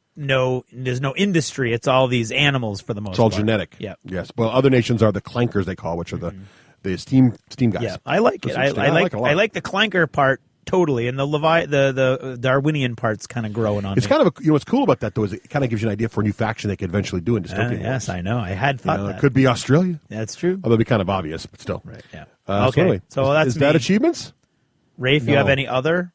Yes. It's hard because you don't upgrade the Rafe doesn't give us any show notes anymore. Yeah. No, I do. They're in there. I don't ever know how to do the color. That looks good. I think I like green, but green's a little too. It's tricky because word processors have only been around since 1982. Yeah, I just don't like the color green, and Craig takes blue, and you take black. I so. see. You could use red. I could take red, I guess, but red's offensive. You could even use italics. I played Simon Graham on the iPhone, and I was looking for what is Simon Graham? I'm going to tell you. Shoot. I can't think of the Nintendo game. There's a Nintendo DS game that's like a puzzle game, and so I typed the name of that in, and it popped up Simon Graham. Oh, the one, the guy with the top hat dude there. Yeah, that guy. Yeah. I'm drawing a blank. Okay. I am too. So I Googled that, and it's a little puzzle game, and I really enjoyed it, and I actually finished it. What you went for that? And I didn't use any web cheats. I did use not cheats, but hints in the game, but I didn't use any web cheats. Right. And the other thing is I had my big announcement that Cataclysm was coming out, and I was going to try World of Warcraft, and I was still playing Latro, and the world has already changed, even though Cataclysm comes out in 5 days. The world changed, which is what I wanted to see, how the landscape. So there's going to be deserts turned to water and blah, blah, blah. And I went in and I was like, this is boring. So instead, I've still been really enjoying Latro. I've got a good active kin, doing lots of cool. Pie maker the world oh, there we go. Awesome. My secret? Own it, Rafe. I make pie. You just gotta like own a it. samurai. You own it, and eventually he'll leave you alone. I like the song, actually. Oh, okay. I'm gonna go to the bathroom.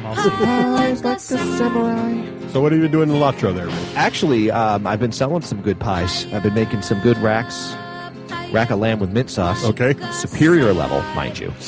You have to be a master grand cook to do that. Yeah. They sell for about 750 silver. So I've been doing that, doing some nice end runs, doing some fun tanking, having a blast, enjoying the game. Huge update in Latro. Just came out November 29th. Lots of new changes, tweaks to the game. Good, vibrant community. Well, I'm glad you like it. That's my other. All right. So is that achievements? Oh, so sorry, what? That's achievements. That's achievements, people. I'm done.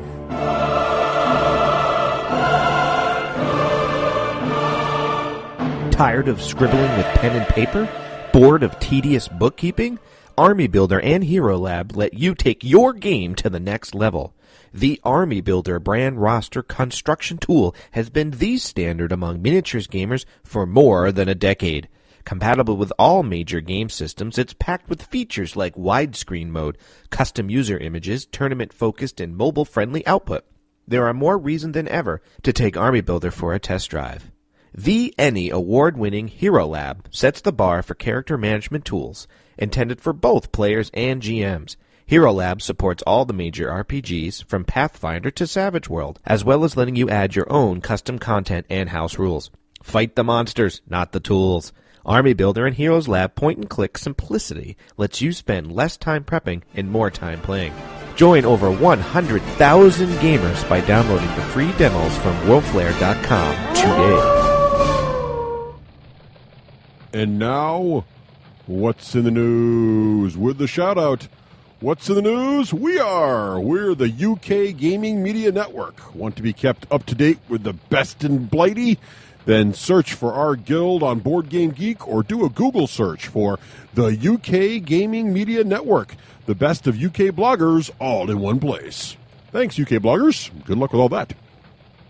And now the news. From Days of Wonder is getting excited to announce the upcoming Memoir 44 online beta. For many years now, Days of Wonder has been offering a wide variety of their board games in online formats, one of the most popular, of course, being Ticket to Ride. But folks have been waiting with bated breath for the Memoir 44 version online. So head on over to the Days of Wonder website and see if you can't sign up for the beta and test out the brand new hotness from Days of Wonder. Speaking of hotness, Mantic Kings, what am I talking about? Mantic, authors of Kings of War. As Wakelin mentioned earlier in the show, the hard copies of the rules come in the boxes and are also available in this month's issue of Unseen Lurker. But in addition to all that, the rules are now available from download directly from Mantic's website. If you've been excited to see what the rules actually look like for Kings of War, now's your chance. Head on over to manticgames.com/hobby/gaming. If you're an old-school gamer, particularly RPGs, you may be familiar with a gentleman by the name of Jim Ward. Sadly, Jim is gravely ill. If you're an old-school gamer and remember Jim would like to help out, you can head on over to bailoutthewardenfund.bbnow.org and see what you can do to help. Have a look. Jim's been a great contributor to the industry for many, many years. In other news, Alien Frontiers is moving to iOS platform. That's right. The limited print run Alien Frontiers board game will have another print run coming soon, but for those who are really excited, in early 2011, Alien Frontiers is moving to the iPad and iPhone devices, and rumor has it it'll work on either the single player can play against AI, or there'll be a pass and play function as well. Sounds kind of interesting, and we here at the D6G are very excited about board games moving to more portable platforms for when you want to do some gaming on the run. Want to get involved in people getting awards and whatnot? Well, now you can. Head on over to tabletopgamingnews.com. They've just put up information about their Reader's Choice Awards. You'll find a link right there at the top of the webpage, and you can go ahead and cast your votes for who you think the best of 2010 was. Again, that's tabletopgamingnews.com. Speaking of best of 2010, later in this episode, Russ, Craig, and Rafe go through their favorite predictions of 2010 and how they did. One prediction they went through, and they actually weren't sure if it was right or not, but it turns out Rafe was bang on the nose. Mr. Granger predicted that folks would actually buy Xboxes just for the media capabilities and not so much for gaming.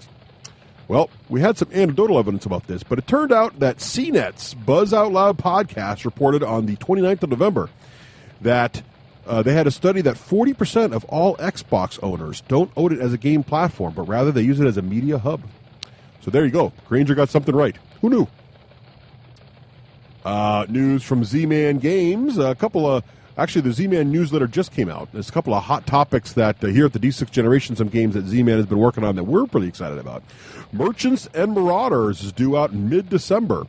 Merchants and Marauders is a really interesting-looking pirate, well, and merchant, but let's be honest, pirate board game involving ship combat and all kinds of cool-looking plastics, ranging from sloops to ships of the line, almost like. Looks really cool. Another game with cool components that the D6G crew saw at Gen Con, Earth Reborn, is also scheduled to come out soon from Z-Man in early December as well. Oh, yeah, and I guess Granger's all excited about the new Agricola Gamer deck, also due out this month. So if you're a Z-Man fan, keep an eye out for December. Big month. And that's what's in the... Wait a minute. I just got through an entire news segment without being interrupted by Wakelin once. Hey, what's that on the floor over there? Is that Wakelin? So, Wakelin, why you laying on the floor over there? I can barely move. What's wrong, Wakelin? I don't understand.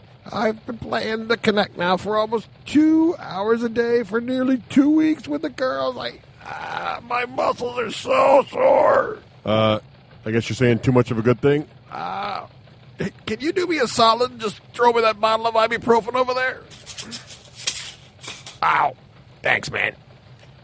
And that's what's in the news. Are you having trouble fitting your whole army into one carrying case? Ever had your heavy centerpiece models break through the sides of their foam tray to scrape against their neighbors?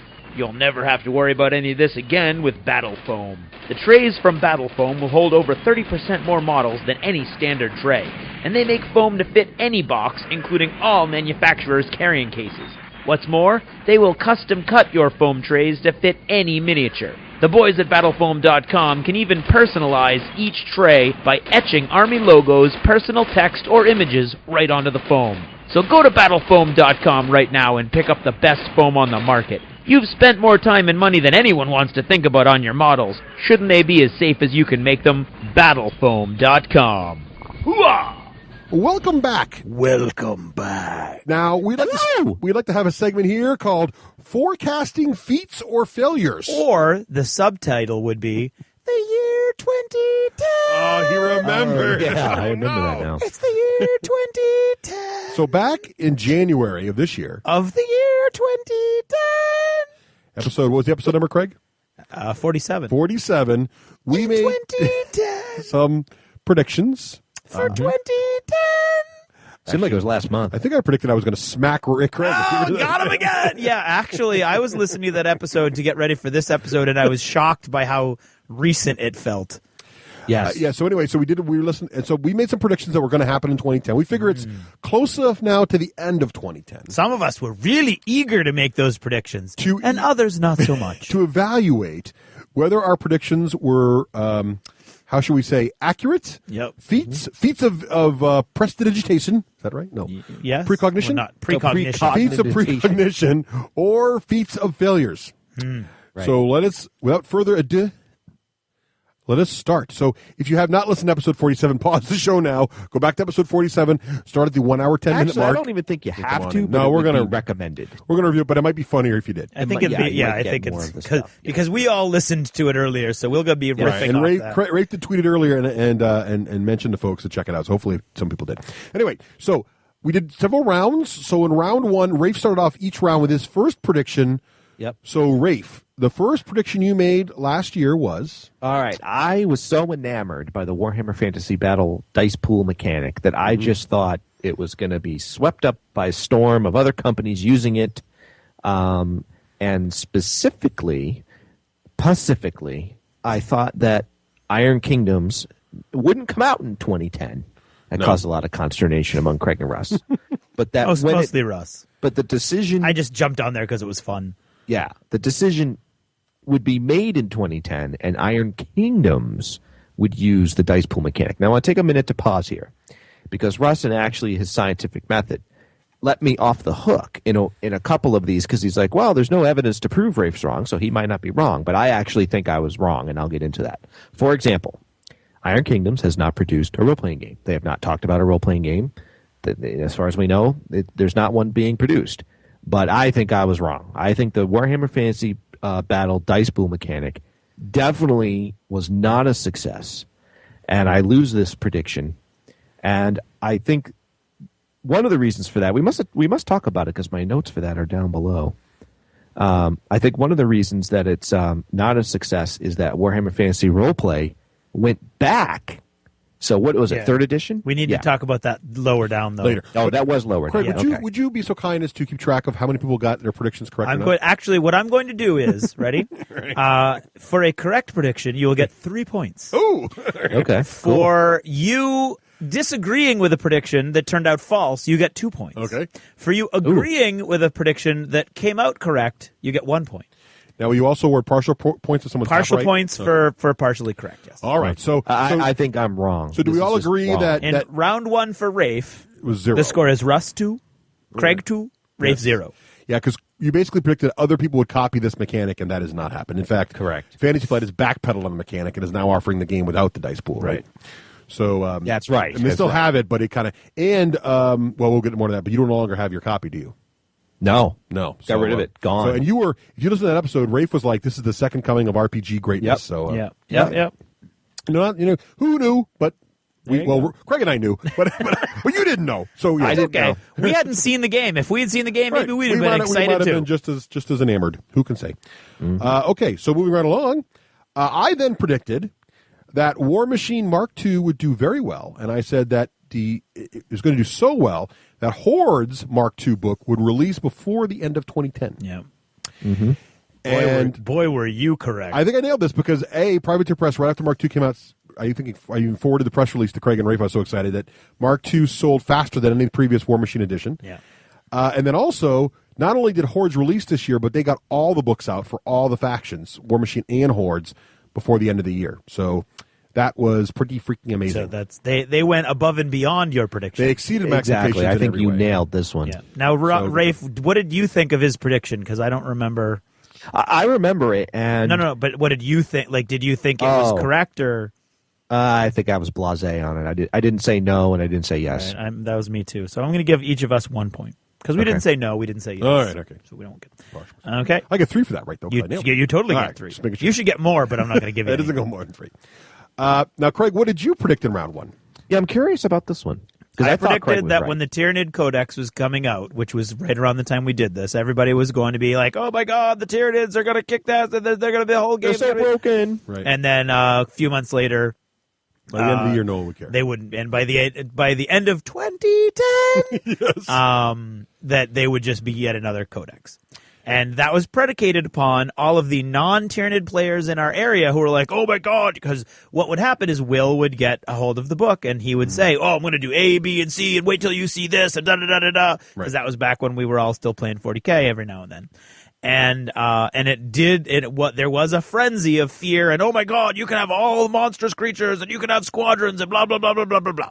And it didn't even last 3 months. Yeah, I think when people actually read the book, no one was that blown away by it. Correct. Not in a bad way. They were like, wow, this is pretty fair. Yeah, it's a middle of the road codex but now. Prior to that, typically, I think GW's gotten better because typically these would come out and people would totally freak out for months on. You're right, months on end. Yes. Mm-hmm. So I don't know. What do you think? Half credit? I would give myself 2 out of 3 points for that. What do you think, Rafe? That's a little generous to me. Really? Okay. That's a little generous. What do you think then? 1.5. Because that was an easy prediction. And it was wrong. Correct. And it was I shouldn't lose points for easy. I should lose points for wrong. All right. I don't know about wrong. I don't think it was wrong. I think it's half. Okay, fine. So what should you guys get? Because both of you said it was an easy prediction. In fact, I don't think we should get any. Oh, okay. All right. I agree. Alrighty. Okay. He gets 1 point. None of us get nothing. Yeah, you get 1, we get 0. Okay. That's pretty good. 1. Okay. All right, we'll take that. Keep those 0.5s. I don't know if we always disagree with each other on some of these. No, ones. we didn't. Yeah. We didn't. Quite often we said. Then we went into round 2. Yeah. Mm-hmm. Now in round 2, Rafe was up first again. What did you predict in round 2, Rafe?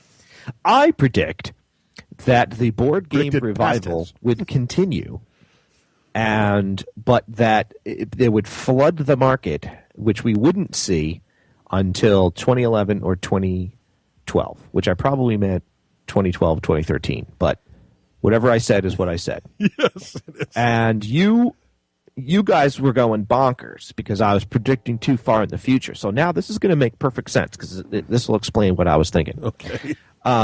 So you wanted to quantify it, which you were like, all right, so you're saying sales will be up. And I said yes. And I'm still sticking by my prediction that sales will start to decline. And if I said 2011, I meant 2 years from the date we were talking about. So is that 2012, 2013? Okay, I got to stop you now because if you're going into like 2-3 years out, then that wasn't the goal. It was the goal in my head. Well, so I made anyway, a prediction. So let's just tighten it up. So you predicted 2 things. You said basically that sales would stay strong through 2010. Yep. I think we can all agree that did happen. Mm-hmm. Right.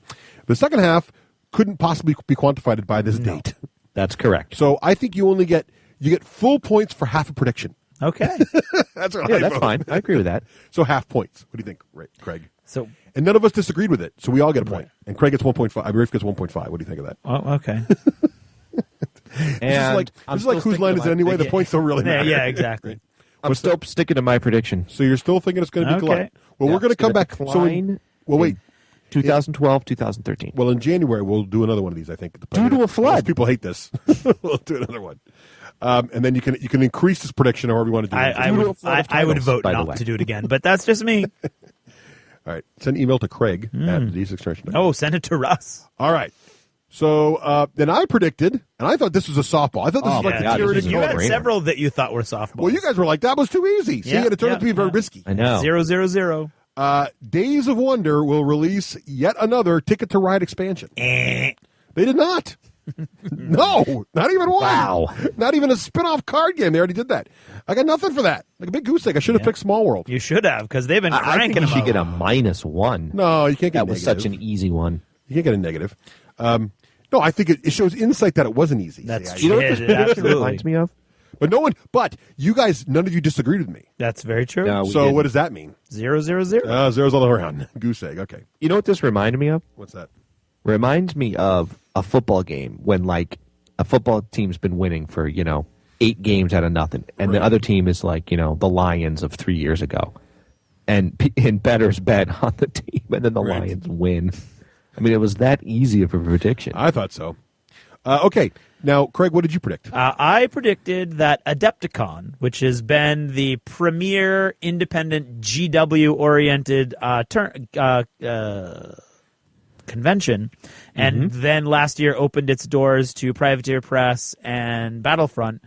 I predicted that you would see GW actively working against it and not helping with prize support or guests, and that GW would be more marginalized in the Adepticon community because of it. Well, I spoke to Hank this morning of the Adepticon Council. Ooh. And I wanted to make sure that I got the most up to date. And he said they were great last year, and all signs point to them being great again this year. Wow. So completely incorrect. So that's that's good news, though. That is good news. It's You were great negative news. about one of your favorite companies, and they Yeah. are doing the right thing. Yeah, and That's good news. yeah. I'm not So, a big fan of achievement the for company. GW. I'm a big fan of the games and the fluff. All right. But how do we do the points for that? Well, I would get 0, and both of you were like, "Oh, that sounds sad," but I think you're probably right. Yeah, Yeah, I think we get agreed with 0. them. Yes, we get 0 on that. Zeros all around. We're Zeros all around. totally Wow, misread that. we're on a string. We're on a roll. I'm glad We're to on see a- that GW surprised us in a good way. Yes, Always absolutely. happy to see that. So on to round 3. Yep. So in round 3, Rafe, what did you predict first? I picked that we would see gaming getting more mainstream in society beyond, Monopoly type of games. And you guys were like, what? Oh, my God, how are we going to judge that? Blah, blah, blah. And so then we decided that to judge That's what Craig that, sounded like. He was doing Craig there. Yes, clearly. we had to see a non-Monopoly game shown on a mainstream TV, not a geek show like... What's that geek show that everybody watches? I don't Can't watch. be Big Bang Theory. Yeah. So, and it can't be IT Crowd. But so I tweeted this question earlier this week. Yeah. And several folks said that they saw Pirates Cove, a Days of Wonder game, on the New Adventures of Old Christine. Wow. And they saw Carcassonne on an episode of Weeds. Oh, they did say on Weeds it was a couple seasons ago, so that would not have been this year, but Yeah. still. So there was some small anecdotal evidence. Rafe, did you have any? Yeah, I have some collateral support. It's not exactly seeing it on a TV show, but I just found it interesting that the new Black Op ads show kind of regular, that's like true. housewives and supermarket also- workers But that's a video game, though. That doesn't count. We said board well, game. I know, and Yeah, it's an ad. That's true. Yeah. Jimmy But, Kimmel's in it though. But I think here's why it struck me as like, hey, my prediction is kind of true. Is by showing regular people, then they're appealing to regular people Yeah, to play the video game. I think we agree video games are mainstream, but I don't know if we can say board games are. They're on the edge. What do you think, Craig? How does he? I think there's I gotta said be some- gaming, and I meant video games. I think you said beyond video games in the thing. Yeah, I think you said video games are already. Yeah, I think you did say that. Yeah. So I would say partial here. I would say partial as well, and I don't think we agreed with him necessarily. I don't think we did. So I think Rafe only gets half credit for this one. I'd say. Right. Okay. All right, that's Yep. our official thing on that. There we go. Okay, now here's one that's going to be a little hard Yeah. to do. But I said, and this again, I thought we all thought this was a softball. I think all of us accused me of being a softball on this one. I said that the $100 was the new $80 board game, and I did say also to judge this, common board game prices will now be $100, $60, and $40. Yeah. And when I said this, I fully expected there to be a lot more $100 board games. Right. Now there weren't really. I think Planet Steam, and there may be like one or two this year that were $100. But the price points I predicted sort of are the price points, because you see a lot of games are 60 now, where they might have been 50 or 40 before. So I think I got the price buckets right, but there's not very many $100 price point games. I don't know though. I mean, you would say like Descent and Memoir and Tide of Iron; those are like their main games. It's a $100 game still, yeah. And this year, their main games were not those games; they were like the $60 games. Right, but they were also smaller. Like There's less components in those. I know. Like Civ Doesn't 60 matter, bucks. though. Yeah. No. Well, I said the $80 game is not 100. Like, there's no $80 game. There was a lot of plastic in Battlelore. Yep. Battler's $100. I mean, in Westeros, a lot of plastic. Oh, in what was Westeros? What did Westeros cost? It was like 50 or 60. Was it 60? I believe so. Yeah. Okay. Well, Yep. Yeah. And I know this is a different company, Yeah. Ravenloft. When you heard it coming out, and it has tons of figures. Yeah. That's true. It's not $100. Yeah, I think. I don't know. You guys judge me on this. I don't think. I think you lose flat out 0. I was going to give you 1 point, but Rafe outvoted me. I think I'm sort of right because there's no $80 game anymore. It's either 60 or 100. No, but there's way more cool $60 games. I think most of And the I games. lose, I think Russ, this, just to make you feel better, I think I lose points with you on this because I agreed with you. you did I think agree. we all agreed with me on this. But okay. I'll take the judge's decision. Yeah, I would still. You don't even want to give him a point, Rafe? Nope. No. Wow. Okay. Harsh. I feel that strongly about Harsh. it. Wow. Okay. Right. It is true. I think the manufacturers realize they're getting too expensive. Yeah. And they did pull back. But there are less. That's why. But you don't That's see why. the stuff you would get in like a Descent or a Right. StarCraft. Oh no, I will freely tell you that I wasn't nearly as impressed with Ravenloft as I am with Right. the Descent box. Yeah. All right. So that was interesting. But I think it was, okay, I think we hit it, yeah. It's It's not good like news. it creeped None of up us to wanted that to be that way. 75. Right. Yeah. We didn't want it to be that way. Again, That's what's nice. Many of these turning out not to be Positive, correct right. were positive for the Right, gaming community, Right. Good stuff.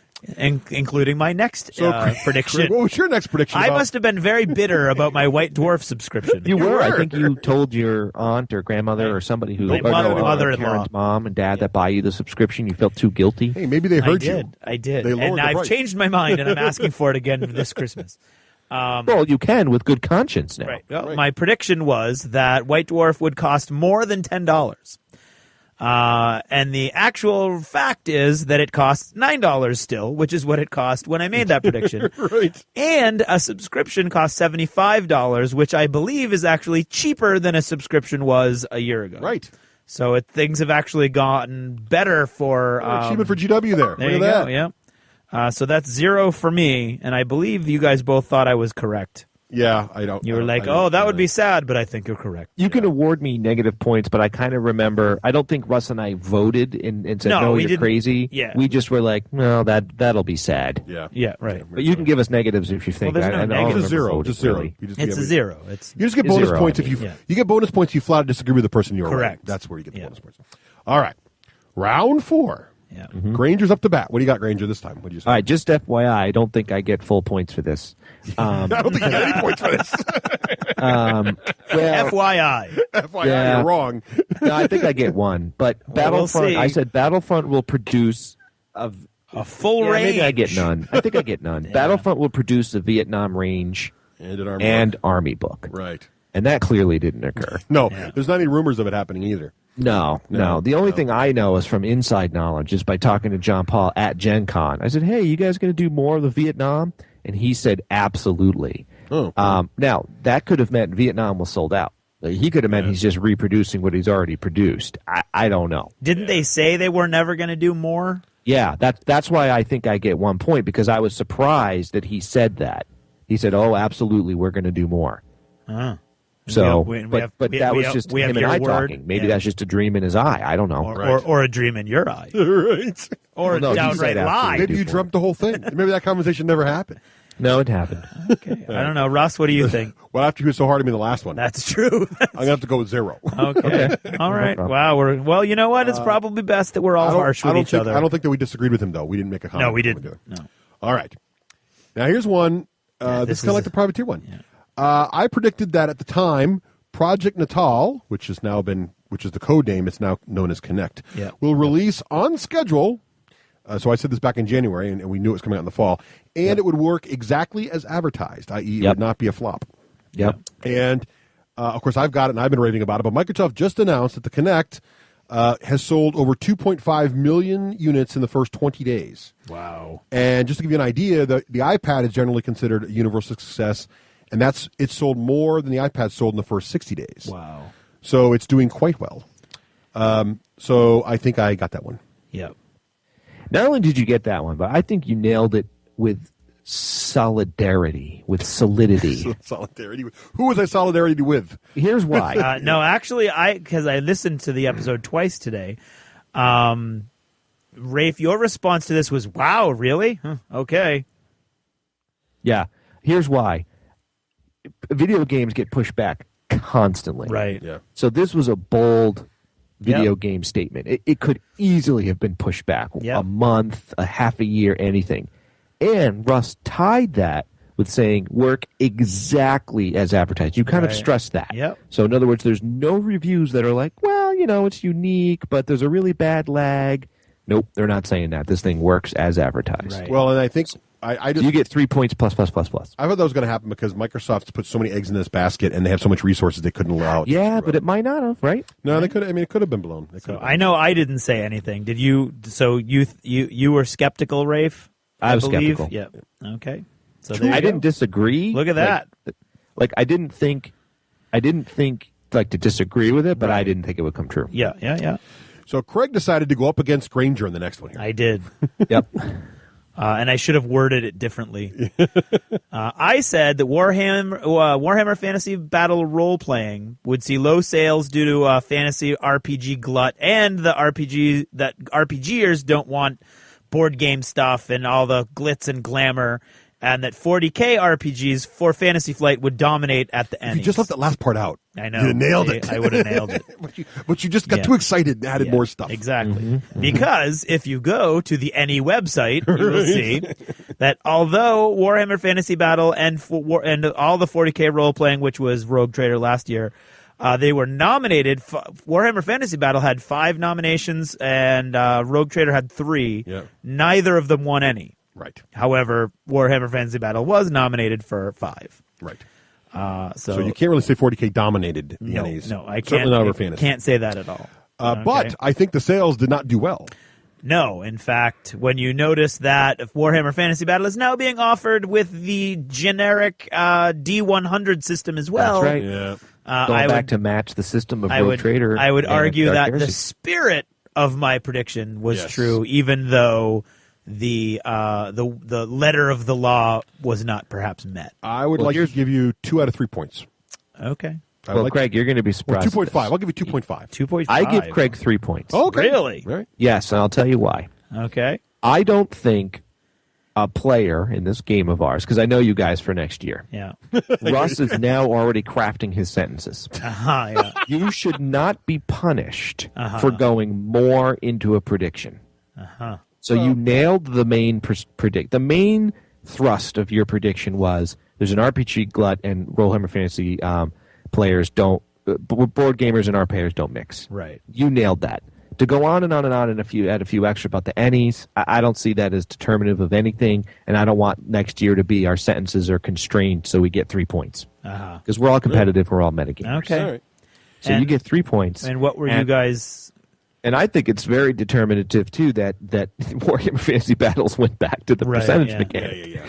I mean, how else do you say, our dice pool mechanic wasn't quite what we thought it would be? It wasn't the big hit, yeah. So I give FFG very mad props for that because, hey, now, they're trying here's to make another thing, though, because all of the 40K lines, there's 3 of them, or there are now 3 of them. At this point, there were 2. Right.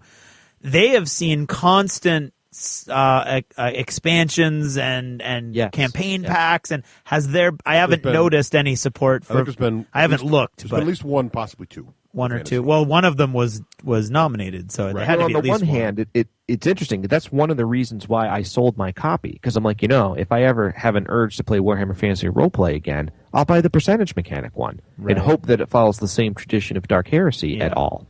Well, it's also interesting because when we did this in episode 47, you guys were saying like, oh, well, you do get everything you need for $100, but that's not true because then you have to buy like the other adventure packs and. No, you don't need that at all. That's not why I sold it. No, I know. I'm just saying that there all these other packs came out that it was like. Well, it was to add more players because the $100 was coming up for a certain number of players. Right, and I still think there might be a niche. That's where I was going with the dice pool mechanic with Descent. I think. Like Lou and Ben and Jack, having been really used to the dice pool mechanic, I think they'd really like Warhammer Fantasy Roleplay with the dice mechanic. You know what? We found when we played it, because I eventually played the game with you, and I found it slowed the role-playing experience down too much. I find it constantly look at symbols and I should go back on Descent too.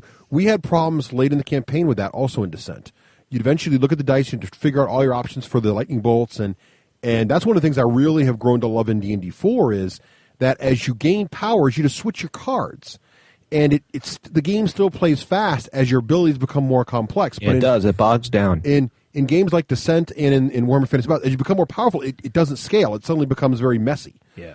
So I think it's a neat idea, but in the end, unfortunately, it's a gimmick. It's a gimmick that works in a board game like Descent, but I don't really think it translates to an RPG. Now, what were your stances on my prediction? I was with you. Yeah. And Rafe was obviously against it. Because at that point, he was totally... Yeah. Rafe was totally enamored with it at that time. Gotcha. Alrighty. All right. So good one, Craig. Nicely nailed. Okay, round 5. Craig opened up round 5 with a strong statement. That was Rafe. I'm sorry, Rafe. Rafe opened up round 5 with a strong statement. Rafe, Fantasy Flight Games will be the standard in the board game industry. And how are we going to judge that? Well, we were going to judge that by sales. Right. Yeah. So this is a tricky one, but I did ask Dan actually on Tuesday because Dan was there, and I said, Dan, what do you think is Fantasy Flight Games? Would you say Fantasy Flight Games is the number 1 board game retailer or manufacturer?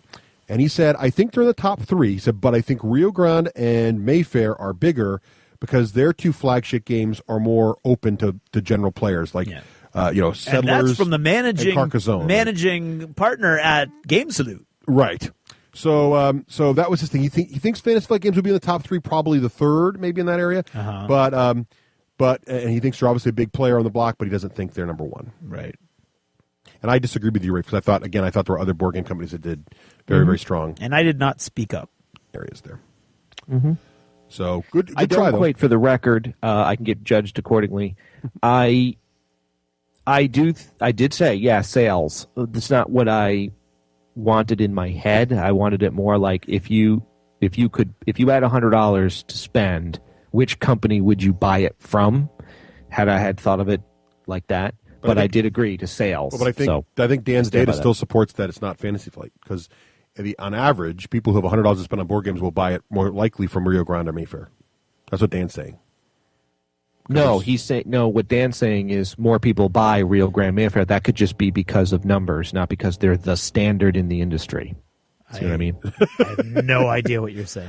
Please, you do. Please send an email explaining Fantasy Flight. No. Listen seriously. Fantasy Flight Games, meaning their card stock, their rule set, their tightness on their rules. Yeah. It's one of those statistic problems. That's what I was trying. Even though I agreed that sales would be the measure, so I lose. But I meant in the was setting the game standards as far as quality control, rule sets, dials, mechanics, blah blah blah blah blah. What Dan is saying is, nope, they're third. Rio Grande and Mayfair beat them because of sales, not because they're the standard, but because my wife will play Ticket to Ride. But my I wife would play Chaos in the Old World. But I would argue that if there's 2 people in front of you, you're not the standard because they're not in front of you by copying you. Right.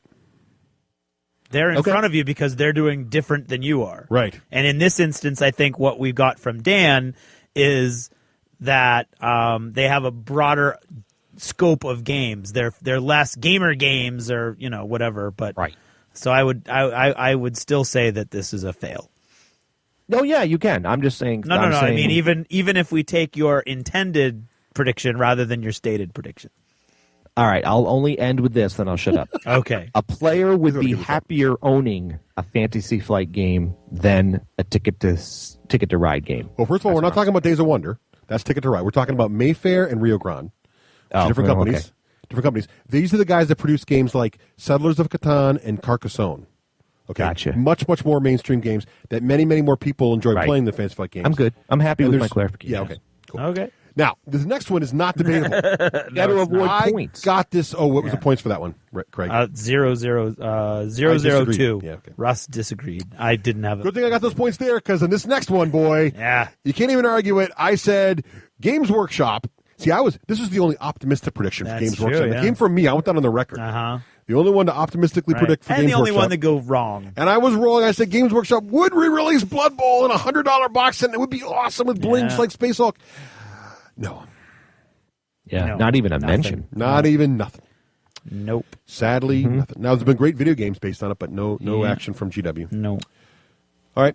That Craig, what did you do in this round? I said that one-stop shop personal data units will dominate or come to start dominating.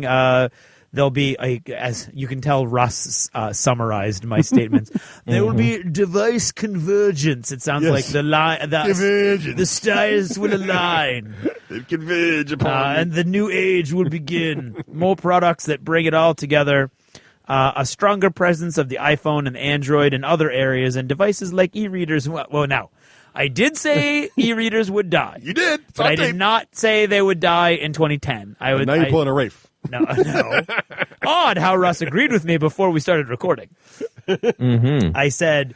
I'll do anything for a laugh. Exactly. Or a chuckle. I'll even lie. Yeah, there you go. I'm not above that. Okay, they wouldn't die, but I did say that what the whole thing was that unitask device that multitask devices would be stronger and making a bigger push. Yes, and I would say, although there's still the big debate, and Russ and his techno boffin friends are still like, no, I would much prefer multiple devices. Well, not all boffins are like that. Right. Some boffins do like the unit. Yeah, okay. You must like the word boffin in the Leviathan too. I do. Many boffins die getting the Leviathan. That's bothen. Yeah, same thing. Different. Okay, but listening to Tech Talk, I have a couple things that I would like to bring in support of my prediction. All right, go for it. Okay. Russ likes to listen to music on his Zune, which is a different device. However, he listens to books on his iPhone. Also, 2 devices. He bought, yes, but both listening is my point. But I have 2 devices for that. But they're both listening. Okay. You could easily listen to music on your iPhone. You don't. I'm saying that it's split is what I'm saying. Yeah. You're doing some of your listening on your iPhone. Right. Okay. Yep. You picked an iPhone because of in part because of the quality of its camera. Yes. Okay. But I still have a regular camera too. Yeah. How often do you use it though? Whenever I need to take an action shot, I use it because the iPhone camera sucks for that. I haven't seen you taking any action shots, so I wouldn't know. Well, no, I don't. That's for gaming or for family. No, I know. I'm just saying. I keep going. It's okay. It's cool. Okay. I'm with you. And then actually, you see very, very recently, there's been all kinds of new advertising for apps like the GPS and things like that for all the various phones. And now you've got all these new apps that you can get for the Androids, et cetera, et cetera, et cetera. I don't think that e-readers are going to die in 2010, but I do believe that you can there can be things that you do to an iPhone or see. I'm thinking it's going to be a whole new device eventually. Well, because I liked your prediction. I think it was a good prediction. I think it was a really interesting prediction, especially since it came about a month before the iPad was announced. Right. So, in the iPad, some would argue is a convergence device, although it's actually not. Right. I would argue that it's not. Right. So, but it's, and then the Android of course became stronger, and they do, and everything does more. But like in my personal life, I have more devices in my house now at the end of 2010 than I did at the beginning of 2010. Right. But that's also because you two are doing this weird Unabomber get me off the grid thing. Nothing to the grid. I actually, Craig, this was one of those rare scenarios where I read your written argument and I agreed with Craig, but then once you verbalized it, I think you just proved Russ's point. Because Russ's point was, that's cool. I'm glad Craig's making it. And you should get some points for that. It's out of your comfort zone. But yeah, Russ actually has more uni devices than he did before.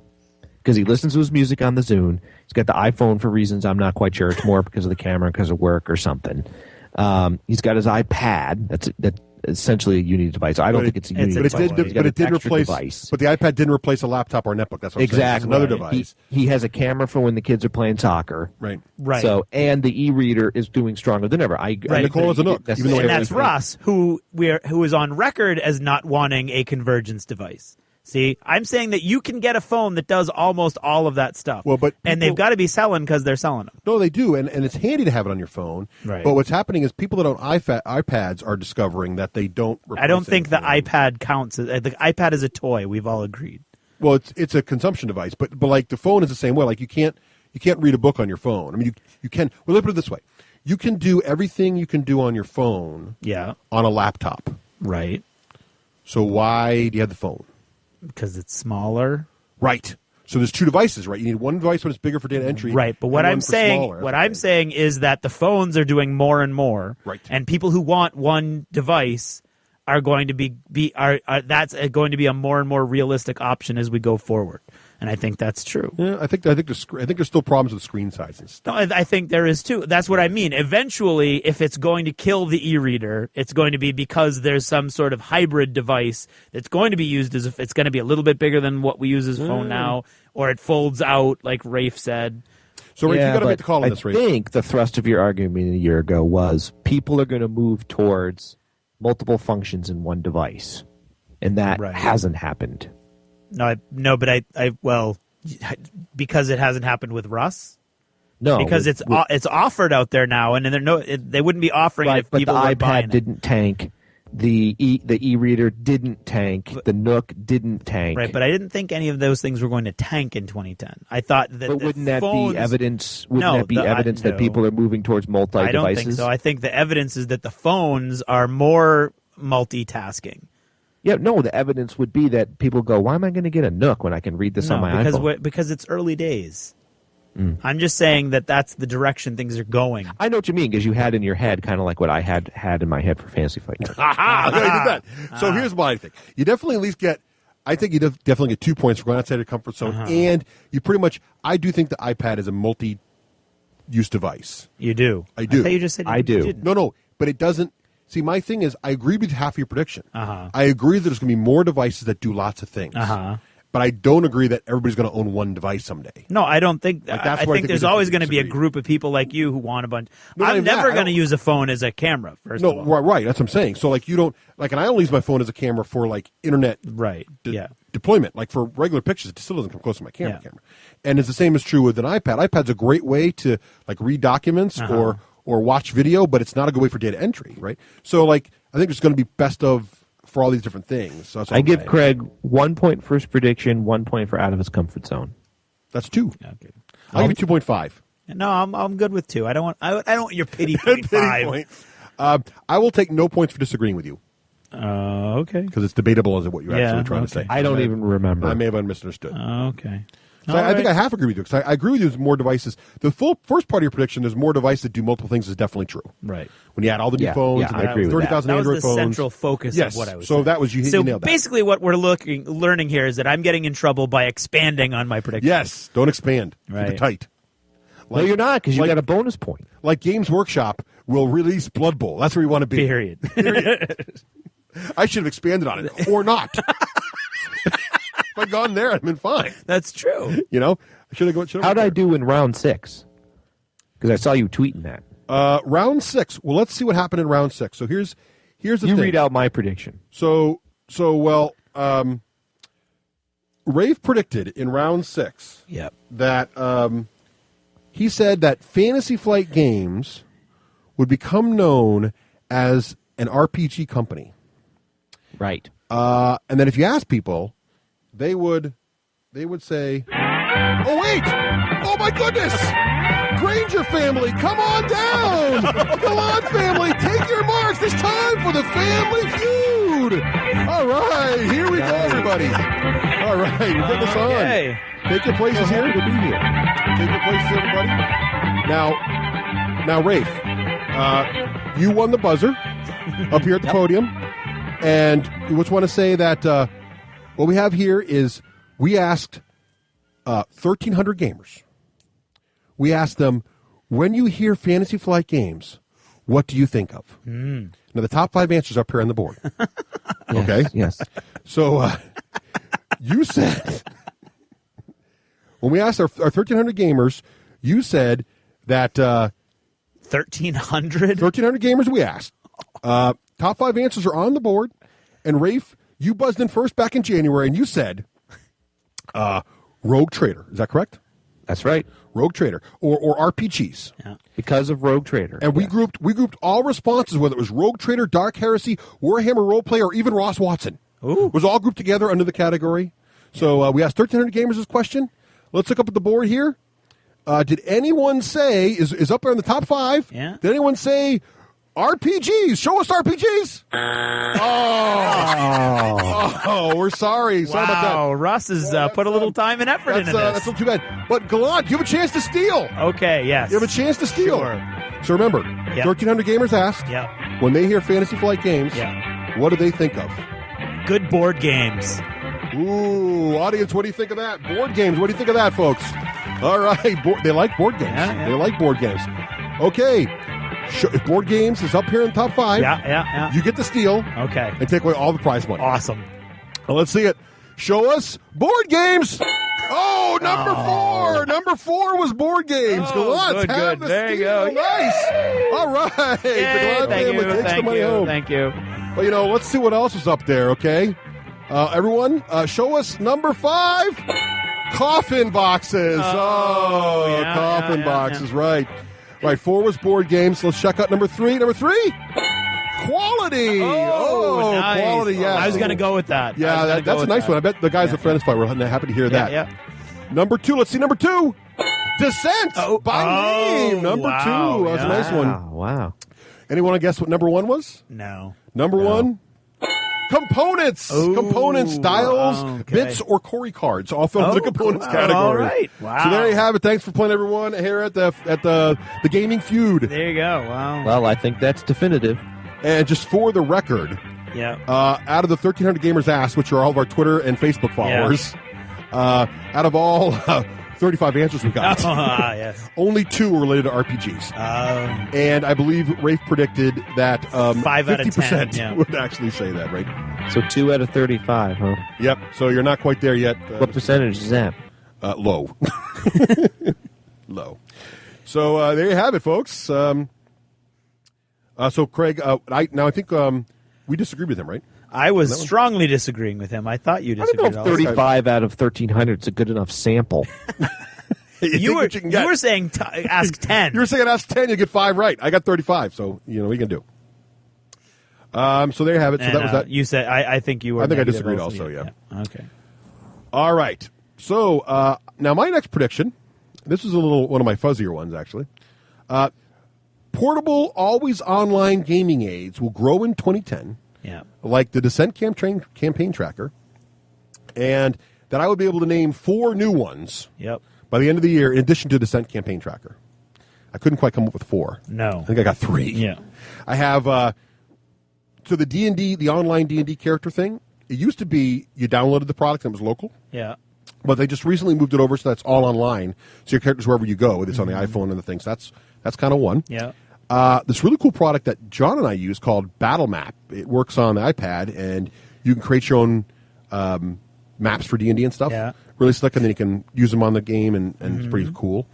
And I got the Will just sent out some new online virtual tabletop thing. Looked kind of cool, Yeah. but I can't quite. It didn't grow as I'm going to admit. It didn't grow as fast as I thought it was going to. Right. So I don't know what you guys want to give me for credit on that one, but that's kind of it's got to be at least partial credit. Mm-hmm. Partial.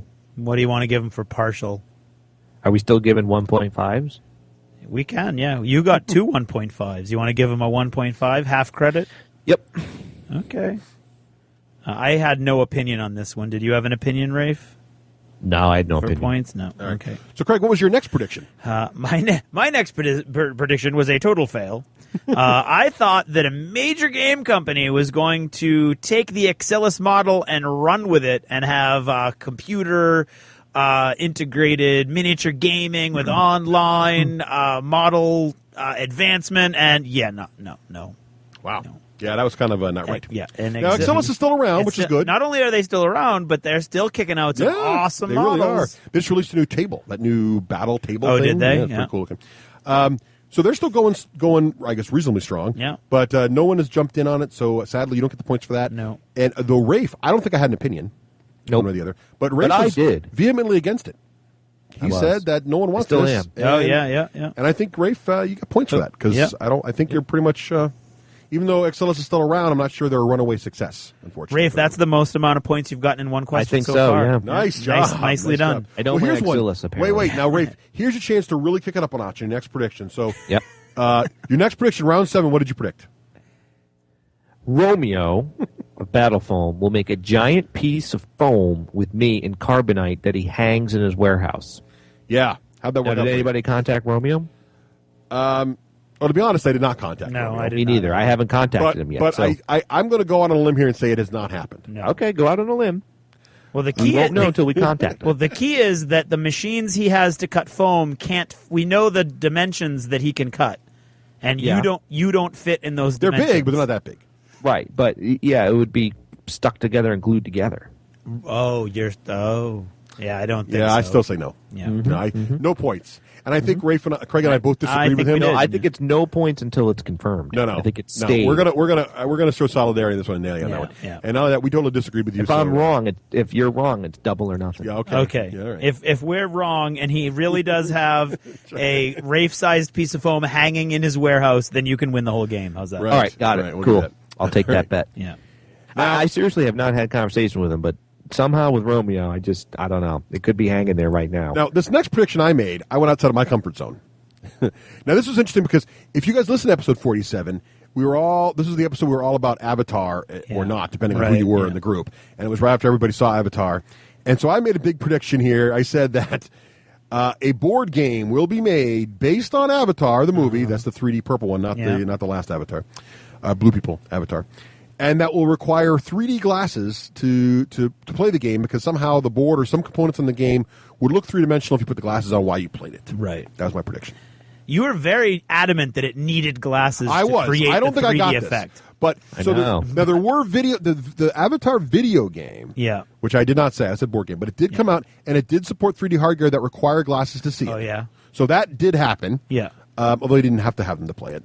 And there actually was a board game produced. I put a picture right here in the show notes. Yes, you did. Yeah. With a three-dimensional cardboard tree in the center that Right. I don't know if you get to blow it up or not. It'd be kind of cool if you could. With all the little people in it. But and it's hard to tell because if you look on the right side of this photo, there are some little pink things there that could be glasses. But I was hard to find information on this game. It's by a company that doesn't normally make mega games or something. And there wasn't a lot of information on it, but it doesn't say anywhere that it does have 3D glasses, so I don't think it has 3D glasses. Yeah. So I'll let you guys judge me on this one, but I don't think there was actually a board game made No, I don't think to that. exploit the 3D thing. Although those No could good. be glasses. I don't know. I know, I had a hard time. I couldn't tell, and there was no information on the game except it was 2 to 4 players. That's weird that there would be nothing. It's not even a Board Game Geek, which is very strange because they don't really have everything. Wow. I know. I don't know. You want to throw him a pity point? No. No. Okay. Wow. He shuts you down. No love from the Granger. No, I think this whole link, I can't even see the picture, but it's somehow a Russ technological You joining think of 5 steps to get it's to. Photoshop? No, okay. If you don't believe me, Google Avatar Mega Games. All 3 different words. And it's 3D with glasses? Mega brands. Mega Brands, yeah. It's a it's a 3D paper board game thing. Right. The board actually. Don't you have the picture, Rafe? It's right in the show No. notes. It's right in the show notes, dude. Scroll down. It's an Here, actual. I'm like, on the Google now. It's like an actual cardboard tree. Yeah, it's in the show notes. Yeah, I know. I see it there, but it won't show me a picture. It's doing the Google thing where it won't show me a picture. Oh, that's weird. So anyway, I'll take a look. I think Rafe and I were both against you on that. You were. Yeah. I think you get points for that. Yeah. Okay. Oh, look, it does, though. Rafe, you'll like this. If you look carefully, the dice have symbols on them there, not normal number dice. That's true. Ooh, yeah. So it does have the Warhammer Fantasy Roleplay There you dice mechanic. So there You're trying to do a little gambling. Got a I mean, a little point little there. trading. Little point trade, little civilization. Trade to trade points. No? Yeah. All right. Craig, what did you predict? To tie in with your Avatar game prediction, I said that given the strong political subtext of Avatar and how much money Avatar made, that there would be at least one more major sci-fi movie that had similar political themes. Yeah. Huh. This is a pretty weak year for sci-fi, though. It was a pretty weak There year wasn't for a lot of sci-fi, sci-fi. but you can easily find lists of sci-fi movies on the web. Yeah, but were there any really that followed the Well, the let green, me give you some the examples. green First, there was the Book of Eli. Well, the green was just part of it, Russ. Book of Eli? That wasn't sci-fi. No, exactly. The Book of Eli was exactly it's apocalyptic sci-fi. That's weak sauce. I'm saying, but it was exactly the opposite. It was the importance of individual responsibility. Yeah, were there laser guns? Spaceships? Russ, shut up. Okay. The Crazies is a movie that Wikipedia classifies as sci-fi. Yeah, but what was sci-fi about it? Okay, I don't know. I didn't see it. But apparently there was an evil chemical corporation, and it wasn't careful with its chemicals, you and can't it find spilled some and destroyed obscure its town. indie movie and call it. The Crazies was not an obscure indie movie. Did you see it? I already vote no. Then it's obscure. Wait, Daybreak. Okay, Daybreakers was total sci-fi. Vampire movies are not sci-fi. Yes, it was. It's in the future, and all humanity is wiped out except How for far a in few the future? remnants. It doesn't matter how far in the future. Sci-fi? You guys are being jerks about this. No. Okay, the vampires are using evil megacorporate structures to harvest the last That's few a human vampire beings. movie. Not sci-fi. Okay, Inception. Morality-free close to mega sci-fi. corporations users using each other's dreams against themselves. Yeah, but that That's was the closest you've had. That's close. I'll make you Inception. Yeah, okay. And then Skyline, which just came out, actually was totally senseless and idiotic. It had stupid lines. It had very shallow characters and a very stupid ending. So the politics, no, but it was very similar to Avatar in many other ways. Although that may be true, no. No, 1 point for Predators. Inception. Predators. The military people are mindless, violent people. I'll give you a point for Inception. I'm with Granger. 1 point Wow, for Inception. no point for Predators? Predator? I didn't even know what that was. That's a remake. Predator? No, it's Yeah. not a remake. Yeah, it is. Isn't it based on Predator? It's a sequel. It's not a Yeah. remake. It's a remake. They take a bunch of different military and violent people and they bring them to a. It's not a remake, man. You're kind of Is taking. it about environmentalism though? Because that's No, really the primary political focus. I didn't say the primary theme. I said the political themes. Of those, there were mega corporations. There Of the was themes, the there were green. many. Those may include. Okay, and there was the negative portrayal of military people.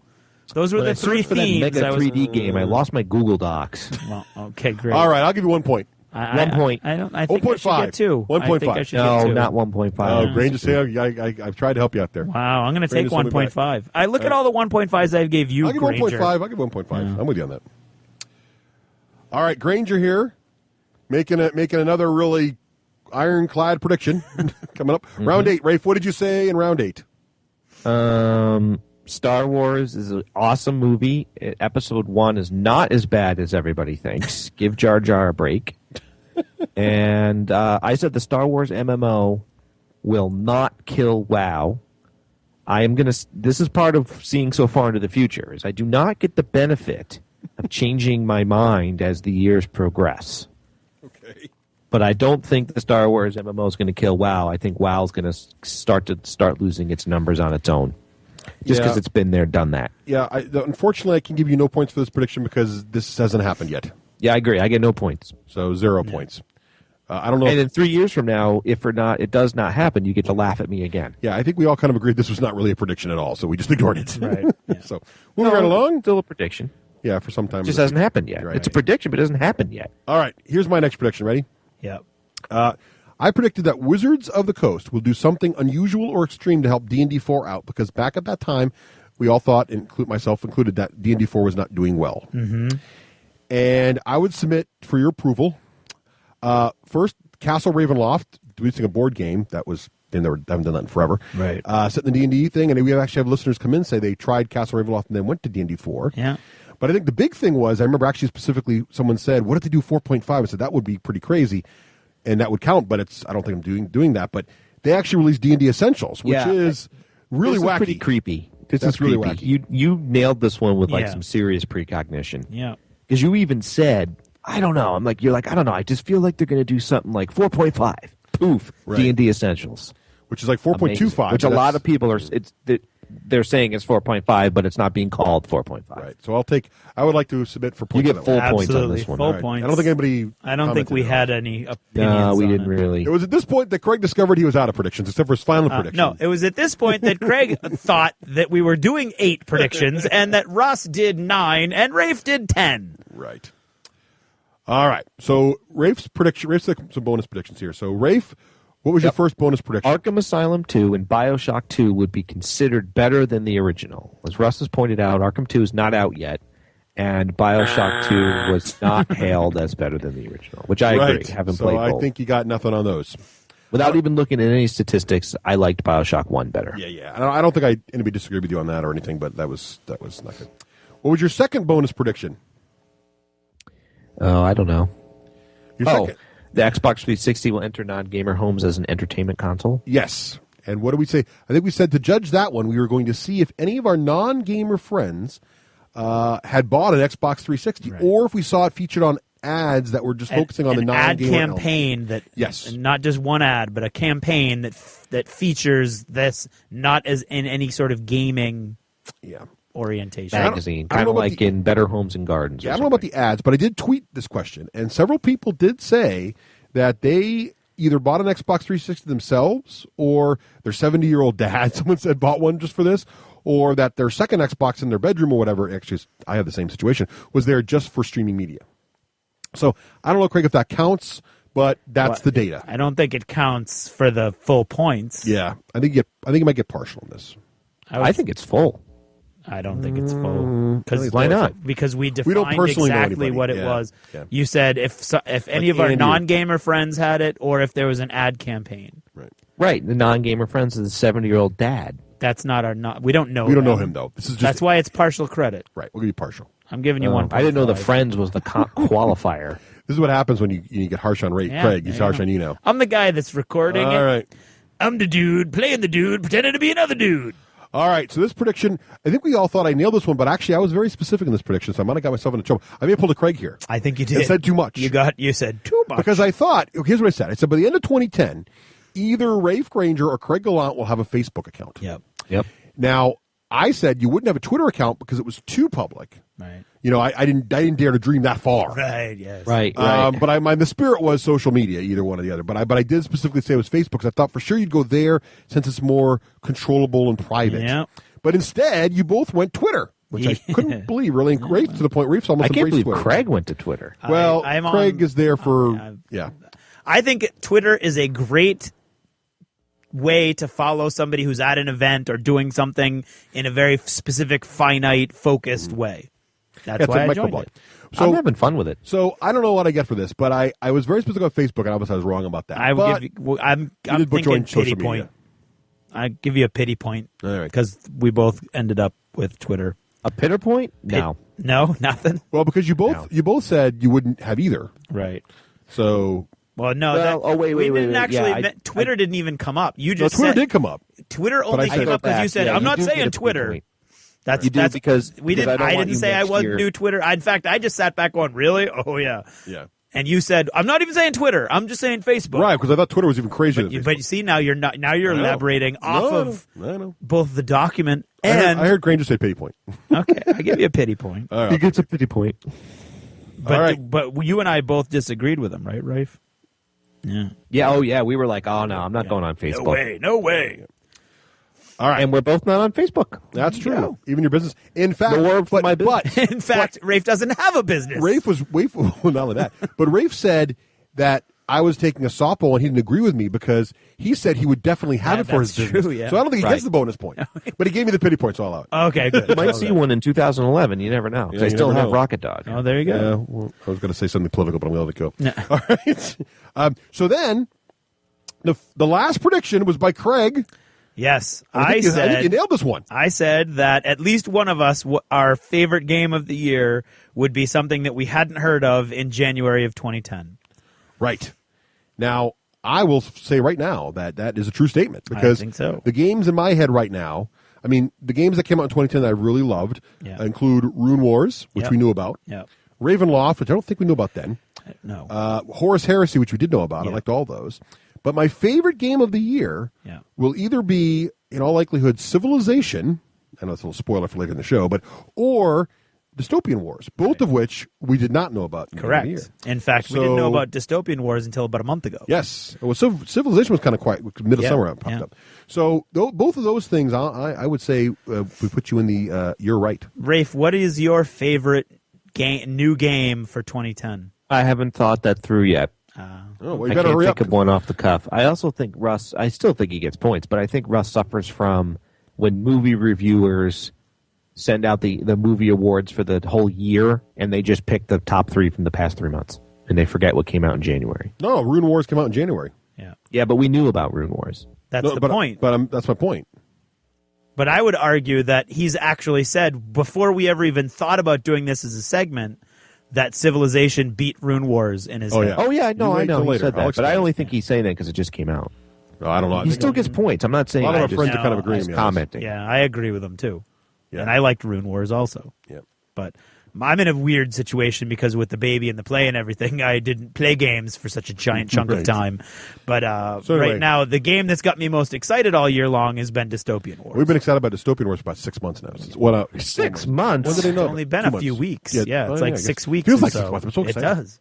Anyway, so let us know what you think of this crazy idea, because we'll probably do it again unless you tell us to stop. Oh, yeah. I want to do predictions. Okay, wait. In fact, we might do it even if you tell us to stop. 5, 6. What's the final score? 7, 8, 9, 10, 11, 12, 13, 14, 15.5. For who? 16, 17, 18, 19, 20, 21, 22, 23.5 for Russ. Woohoo! And Rafe, 1, 2, 3, 4, because it's 0.5s. 5, 6, 7, 8, 9, 10.5. Ooh, that's close. Than I thought. Closer than I thought. And 2, 3, 4, 5, 6, 7, 8, 9, 10, 11, 12, 13, 14, 15, 16, he doesn't 17, win. 18, 19, 20, 21, 22 and a half. You win by 1 point. Who did? You. Wow. All right. There you go. That was close, Maybe we though. shouldn't have given him that pity point. That's right. Yeah, Mr. I'm telling you, it's all There came go. down to that stupid pity point. Hey, it's all about the mind games. Right. See you next year on that one. You're listening to the D6 generation. We just love playing around. TheWarStore.com, bringing war to your door since 1999. The War Store offers the best prices on the net and features such products as Games Workshop, Privateer Press, Sable Designs, Flames of War, and many, many more. Order at TheWarStore.com, that's TheWarStore.com, or call 631-765-0047. That's 631-765-0047. TheWarStore.com.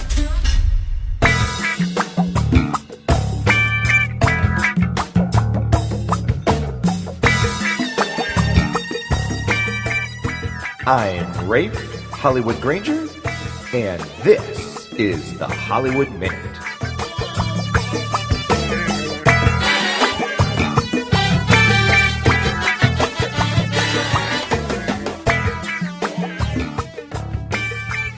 Today's shout-out. Merry Christmas to the best husband in the world, Brian. My life would suck without you. I'm so thankful I found you. You are an awesome father and husband, and I look forward to many more years together. Merry Christmas, love. Michelle.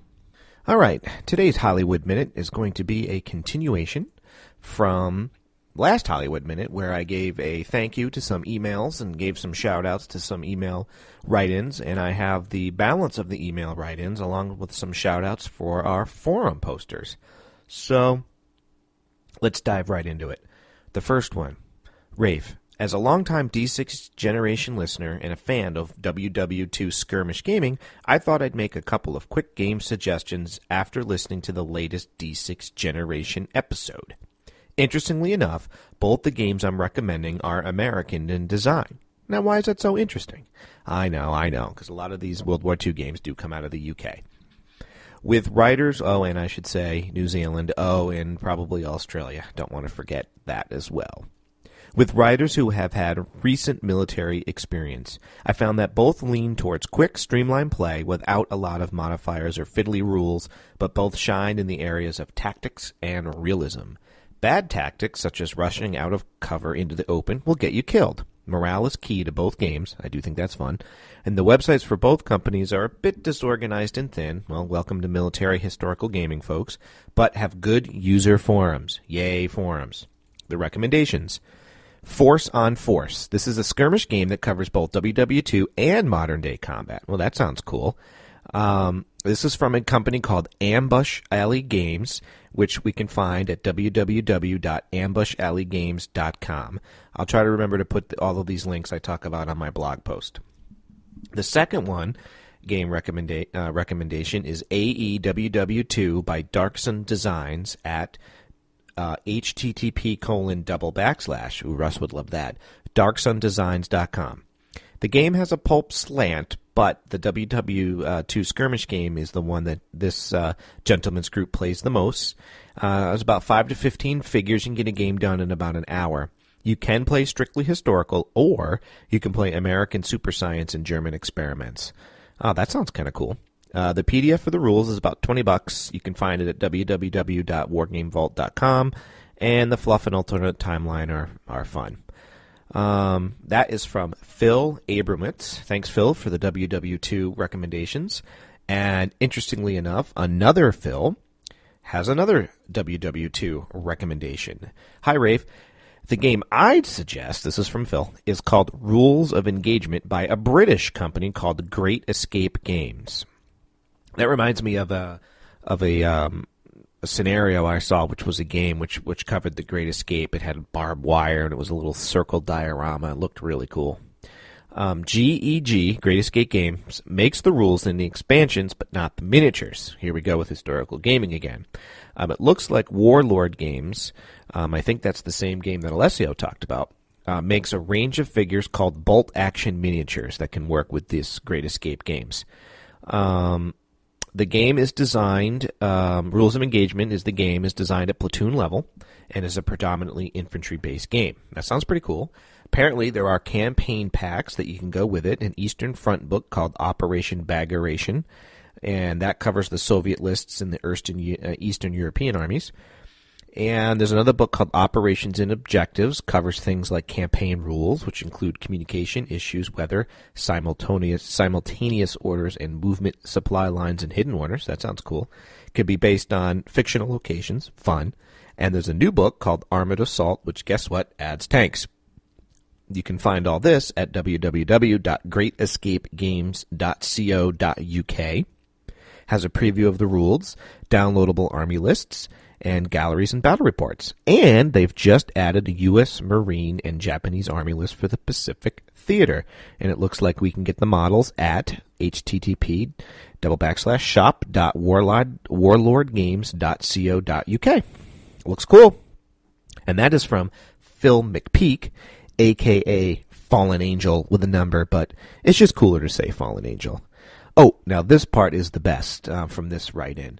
Phil writes in and says, just want to let you know, he tells me, my greatest gaming moment involved the Halfling Thief from Warhammer RPG 2nd Edition. Yay, Warhammer. Initially sent in, he was sent in to scout and decoy a mercenary camp. He was effectively abandoned by the rest of the party, so had to fend for himself and think on his feet. Too many mercs for the party to attack. He goes on to say, I proceeded to share my pack of food with the mercs, which consisted of a large selection of cheeses I recently procured. I then explained that I had poisoned the cheese, and all the mercs would die. Painfully, unless they surrendered and gave us the artifact they'd stolen.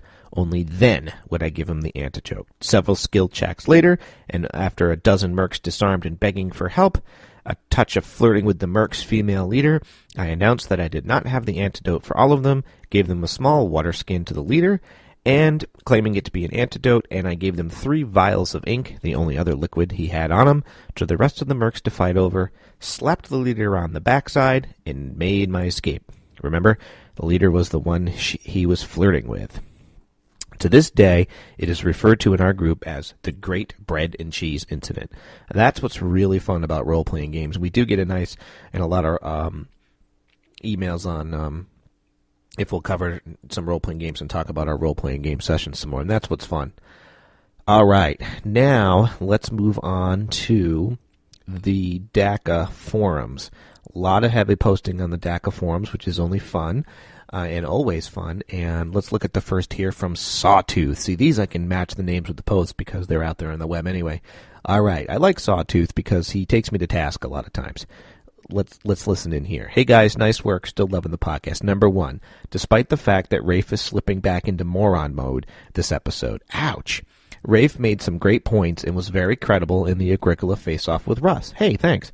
I'm a big Descent Mini War Games American-style gamer, but because of Rafe's articulate contributions, I will endeavor to try this game. Heaven help me, Sawtooth says. Number 2, I think you guys missed an important gaming fact. Oh, yes, he takes Russ to task on his Avalon Hill screw-up. Number 3, Sawtooth says, Hypertripe was a good segment, but, he was also the one that agreed that hype usually means a bad thing, but we were saying it was a good thing. Many write-ins on Hypertripe. Basically, we agree, the right idea, bad title, and not fun to dish a game we barely know about. Gives a nod to TFG, which is great. And here's what's interesting. Sawtooth says, hey, I heard about Rafe wanting 28mm WW2 gaming. Well, Sawtooth bops in and says from thewarstore.com to check out Iron Ivan and the rules known as Easy 8's Battleground. So go to the War Store to check that out. All right, here's some shout-outs that say, I'm just going to do the gist of what they say. Regular posters on the forums, and particularly with episode 68.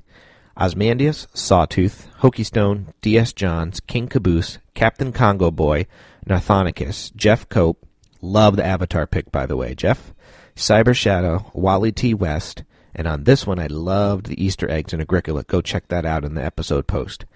Yakface, Sturm Cray, Magic Number, Kamari, Skrulnik, Matt Rendar, Hellfury, Daggermaul, Vinsal, Zindar, BBB, and Ruckdog all made many comments on our past show on the DACA forums, and I wanted to thank you about that. The gist that they talked about was Hypertripe, not really comfortable with us being negative, but still go for it, still loving the podcast. Magic the Gathering is a game, and some people like it. Ooh, and my favorite. A lot of people put Russ to task about shutting me down when talking about why I liked Agricola versus pastoral farming and industrial farming, claiming, hey, that's not political. Let them go on. I appreciated that, guys. And last but not least, we got such a great email from Josh Noe. This is back to emails that I want to read it to you in full. It was very articulate, and it really laid out a lot of good points. He says, hi, guys. I just wanted to send you a keep up the good work email with some comments. I've been listening to your show for a few months now, and it really helps me get through my drive once a month to and from our satellite office about 2 hours away. So I hope you guys can keep it up. I know that it helps to get specific feedback from people on exactly what they're doing right.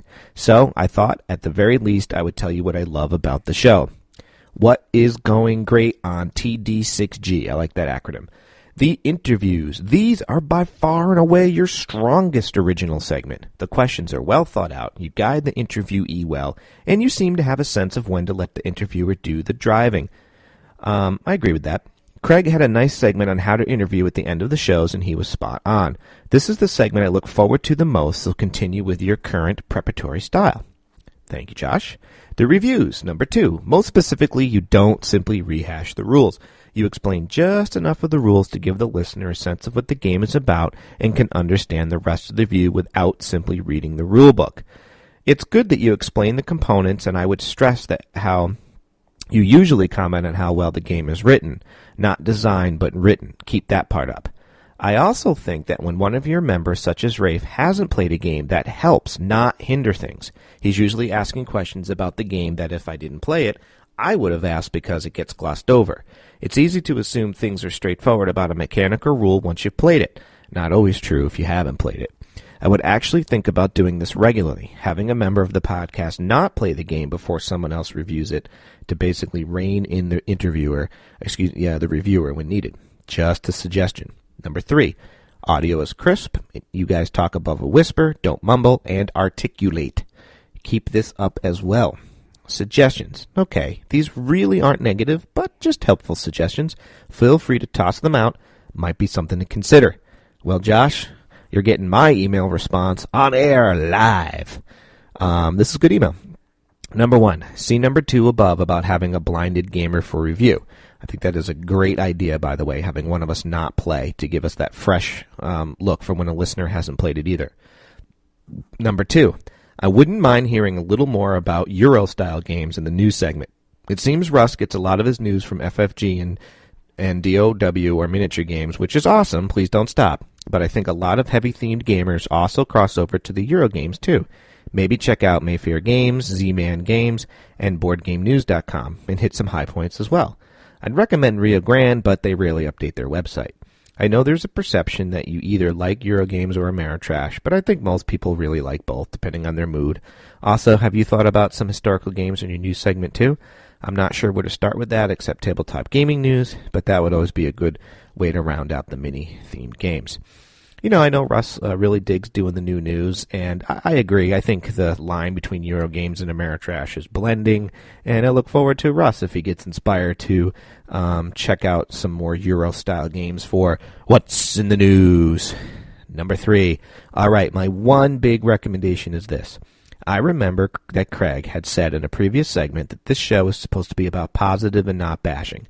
Please, could you cut back on bashing things repeatedly as you do with Magic and Agricola?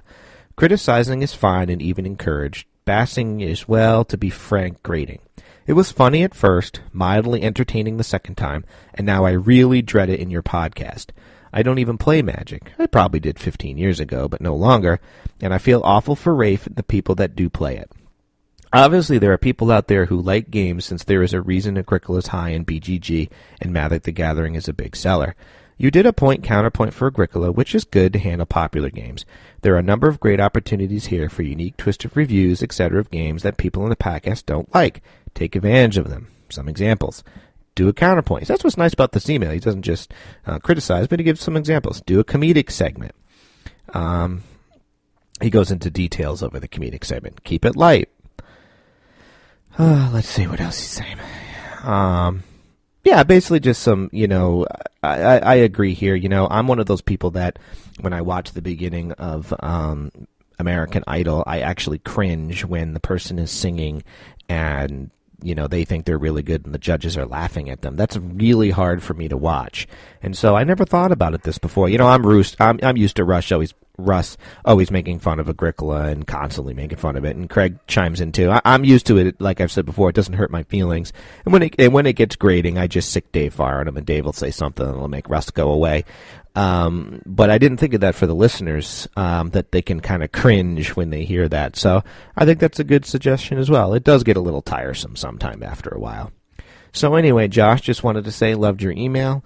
That was probably around the last one coming in. Wanted to give you props, and this Hollywood Minute has rambled on, but I wanted to give everybody their due. So, hey, listen, see you in 2.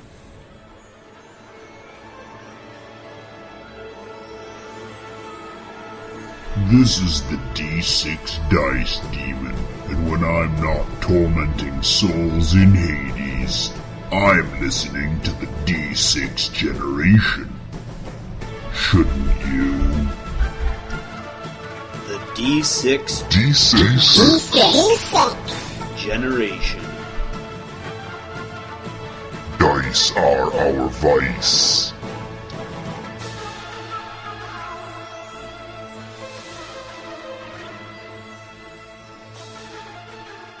Need to add a big unit to your current force and don't feel like painting that many grunts? Or maybe you want to start a new army and really don't have time to paint it up. That's where PaintedFigs.com can help. For over 4 years, their staff with over 20 years of experience in the industry have been providing gamers with high-quality, affordable paint jobs on miniatures for the most popular games, including Flames of War, Warhammer 40,000, Fantasy, War Machine, Hordes, and even a variety of board game pieces. Their full-service packages include the cost of the models themselves at wholesale prices, assembling, painting, and basing. And they now offer a super affordable dipping service starting as low as 99 cents per figure. Because they are able to get the models wholesale, you end up with a package appearing on your doorstep full of ready-to-play models at only a fraction over the retail price. That's why PaintedFigs.com is the official painting service of the D6 Generation. Their name says what they do. PaintedFigs.com. High-quality miniature painting at the lowest rates on Earth, even with shipping. Be sure to let them know the D6 Generation sent you. This is Total Fangirl. Regular Jane most days, Total Fangirl when the moment strikes. Han shot first. Starbuck is a guy. And Lestat, now there's a vampire.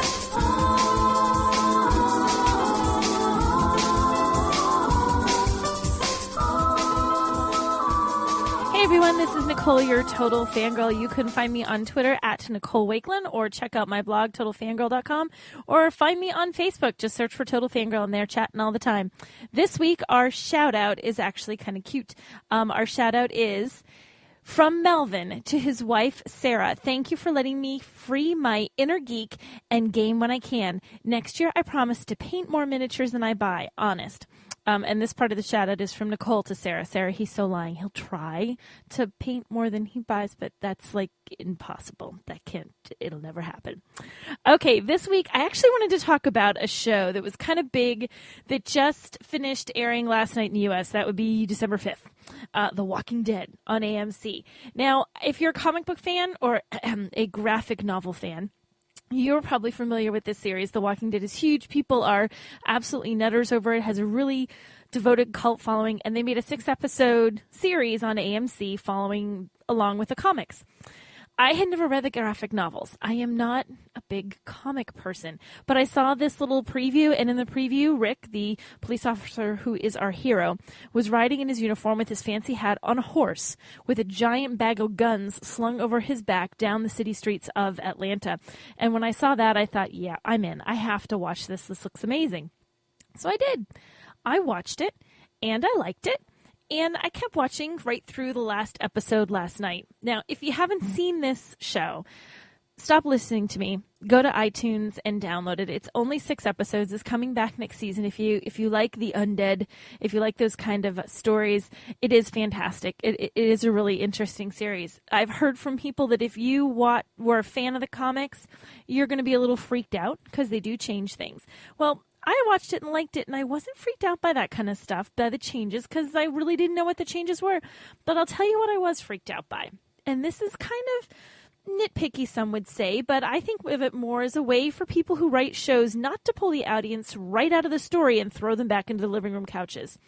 Very first episode, there's nasty, gross, disgusting zombies, much like you would expect. The zombies get shot, and their heads explode into nasty, gross disgustingness. And it looks really gross, like you'd expect it to look for a zombie.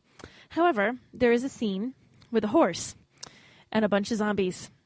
And the horse, I swear to you, it looks like they've got rubber guts that you bought for $5 at the Halloween store, and they're just squishing them all over their faces. It doesn't look real. It looks awful after all this effort to make such a realistic show and to make everything look perfect. They have an epic fail when it comes to horse guts. Now, there were some other things like that really got me in this series. One of them, and I think this is an all-around complaint for zombie movies or any kind of movie where somebody, or shows, any kind of thing where people are being chased by something supernatural. It could be a vampire. It could be a werewolf. It could even be a robot attack killer machine that it was accidentally turned against the human race and wants to get you. Up until the point where the human being meets this creature, the human being moves and reacts like a normal human being. They have seen plenty of this horrible creature and are now used to seeing it and know the creature is going to kill them. So they should have some kind of reaction to it other than standing there and waiting while the creature, who has thus far been very slow, as in this case of zombies, suddenly comes out, grabs their arm, gnaws on it before the person even thinks, oh, heck, I should move that arm and maybe I'll even scream. Slowest reaction times on the part of some of these people ever. There was also one scene that I'm going to call the Winnebago that just keeps on rolling. It breaks down. It's a big deal. People, the Winnebago is important when you've only got 5 cars left to your name and a couple little crumbs of bread and maybe one board game to keep you busy for the rest of eternity. They're going to go and they're going to get whatever part it is they need for this Winnebago. Suddenly a scene happens that takes 2 seconds, and at the end of the scene, the Winnebago drives away. No one ever went to get said part. No one ever was shown under the hood of the Winnebago fixing said part. It just smoked horribly with the hood up, caused much consternation, and then, poof, suddenly the Winnebago works. I would like whatever magic affected that Winnebago to affect my cars for the rest of my life. And that all these things just threw me right out of the series. And as much as I loved it, as much as I enjoy the characters and enjoy seeing where it's going, I would love it if TV show creators and producers and movies as well would just find a way to actually make things make sense. You can take me to your far-off land. You can take me to your fantasy world where dragons fly, or your apocalypse, or your steampunk place where there's blimps flying through the air and everybody wears like funky mechanical contraptions on them to do stuff.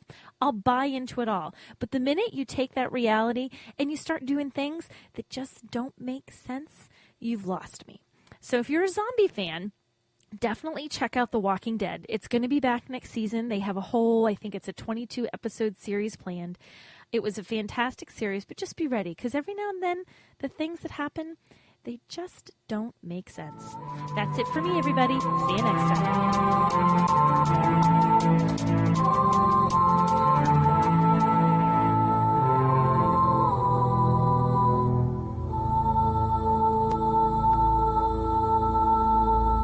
Greetings from Myriad Games, your friendly professional game store.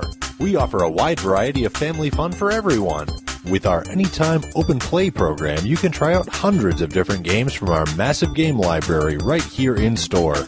And coming this year, our new Game Share program, which works a lot like Netflix, but for all your favorite unplugged games. Our MVPs will have an opportunity to participate in an alpha test of Game Share.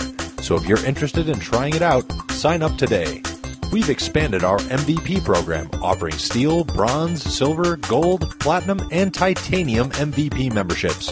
MVPs receive a wide variety of benefits, including bonus Myriad money, access to our new achievements program, complimentary open play passes, free shipping, and much more. The higher your level, the more bonuses you'll receive. For more details, visit myriadgames.com/MVP. Thanks for shopping Myriad Games, your friendly professional game store. From humble beginnings, you will build.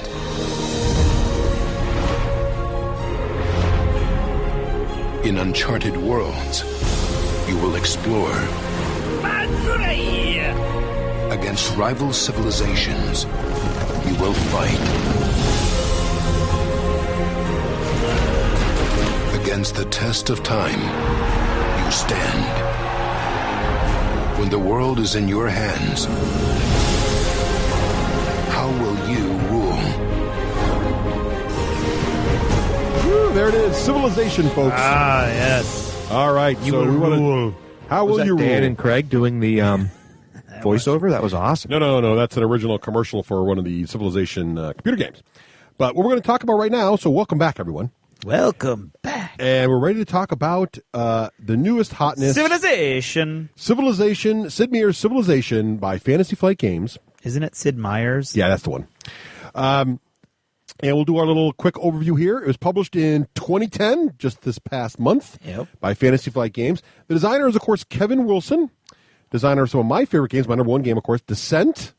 Also includes games you might have heard of like Android. Don't hold it against him. Arkham Horror. Right. Great the Game of Thrones board game, which is excellent game. And Doom, the board game, as well as others.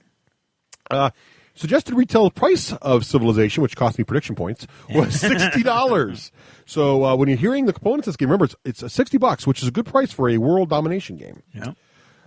Or it's not really world domination. We'll get to that in a minute. 2 to 4 players. Play length is about 3 hours, and that's what we've sort of experienced. I think once you learn the rules, it's definitely a 3-hour game, which is nice because these kind of games aren't normally like that. And Craig, what would you say the theme of this game is? As the music sort of suggested there moments ago. Theme is interesting to me because the theme is abstract. I think the theme is these 6 great civilizations, of which 4, if you're playing 4-player games, will be represented.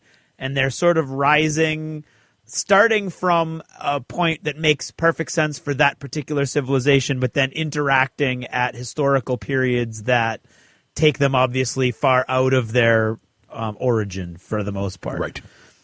But it's very much a where each civilization begins, I think, is very evocative of those civilizations. Yeah, we should say that Civilization, it's based on the computer game.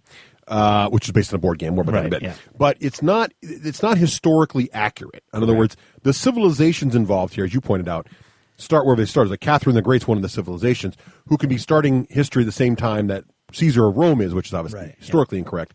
But you get this feeling of like this they feel like they should be. It's just that there's different. So it's anachronisms going on in the game. But that's interesting, Craig. So it was abstract to you because it wasn't abstract to me. I felt the theme pretty fresh due to the card art and the tokens and. Right, but when I had my Egyptians ride through your capital on tanks, I was. It was kind of you brought them from people with sticks all the way through to people with tanks. Right. But I was still using the Hanging Gardens of Babylon and the yes, what the I get it now that you say that. Rhodes. Yeah, right. I get it now that you say it. I don't think you're wrong, but it's funny. I didn't think of it that way. It was perfectly natural for me to have you have the Stonehenge and tanks. I don't know. I was like, why not? And that's what's interesting about the game because those things may or may not become obsolete. It's a juxtaposition, it is if a you will. Yes, very good. There you go. Nice. So you're taking your civilization from sort of the early days of basic spears and stone through the space age and trying to become the greatest nation, either economically, technologically, culturally, or militarily. Right. Now, it's based on the well-known 4X computer game Civilization by Sid Meier, which itself was based on a board game, as we already talked about in the last episode. Couple episodes. And if you're a fan of Civilization, you'll notice that the artwork, presentation, and mechanics feel much closer to the more recent Civilization Revolution than the earlier Civilization titles, just for computer folks. Okay. And Civilization is also famous for the just one more turn thing, because Civilization is a turn game, and it's like, I'll just play one more turn and I'll go to bed. I'll just play one more turn and then stay up. Oh, yeah. Russ, I like this game so much that it made me want to go check out Civ, the computer game, but I'm confused. Just super quick. What do you mean Civ Rev? That's not a title? That's a different style? No, Civilization Revolution is a particular board. So Civilization, the original game, was released for the PC only. And then I remember, a few years ago, they released a game called Civilization Revolution, which is Civilization, but it was sort of simplified so it could work on consoles and portable devices like iPhones. And they went for a certain art style and a certain simplicity and streamlining of mechanics that you see in the board game. So the board game is more reminiscent of that streamlined version of Civilization than the more complex versions of Civilization you might be familiar with. That's all. So it's not like Call of Duty Black Ops. No. It actually is a different style of game based on the Civ tree. Yeah, but it still feels like Civ, which is interesting. Yeah, okay. Now, I said 4X earlier, and I thought it'd be interesting to kind of talk about what 4X means. So what does a 4X game mean? Well, 4X stands for Explore, Expand, Exploit, and Exterminate. Okay? So it means any game that does those things. And this little history, this term was originally coined in 1993 by the magazine Computer Gaming World when discussing a new game called Masters of Orion. Now, Masters of Orion was really the second great game of 4X variety, the first being Civilization, the computer game, which started in 1990, and that's why they decided they needed a term to describe this, because now there's going to be more games that did this sort of 4X thing, expand, exploit, explore, and exterminate. Usually 4X games, what makes them 4X is there's peaceful victory conditions in addition to military victory conditions. That's why military. Right, it's been a long evening. Yeah. That's why Risk is not a 4X game, because there's no non-combat victory. Right. Whereas TI could be a 4X game because there are ways to win without militarily destroying everyone. There are recent 4X games for PC you might have heard of, like Sins of Solar Empire, Stronghold Kingdoms. And some of those are real-time now, so not exclusively turn-based anymore. Mm-hmm. And this genre is interesting because there's a lot. If you look at the history of these games, both board and video game, they cross over a lot. For example, the guys who developed Masters of Orion 3 talked about Twilight Imperium, the original, influencing them. And the guys who developed Sins of a Solar Empire said their game was influenced by the old Buck Rogers board game. So it's kind of interesting. So there's been board games that do this for a long time, and there's computer games, and it's sort of interesting genre. So the idea is not new. There's actually been many other Civilization board games, either predating the computer game or based on the computer game. So what the heck makes this one such a big deal? Or is it a big deal? Well, let's find out. I think it's a pretty big deal. So, what comes in the box? Ready for about to open the box up? Yep, it goes like this. Ring, ring. Hi, this is Renee from Meier Games, Russ. Your Civilization game has just arrived. Russ, oh my God.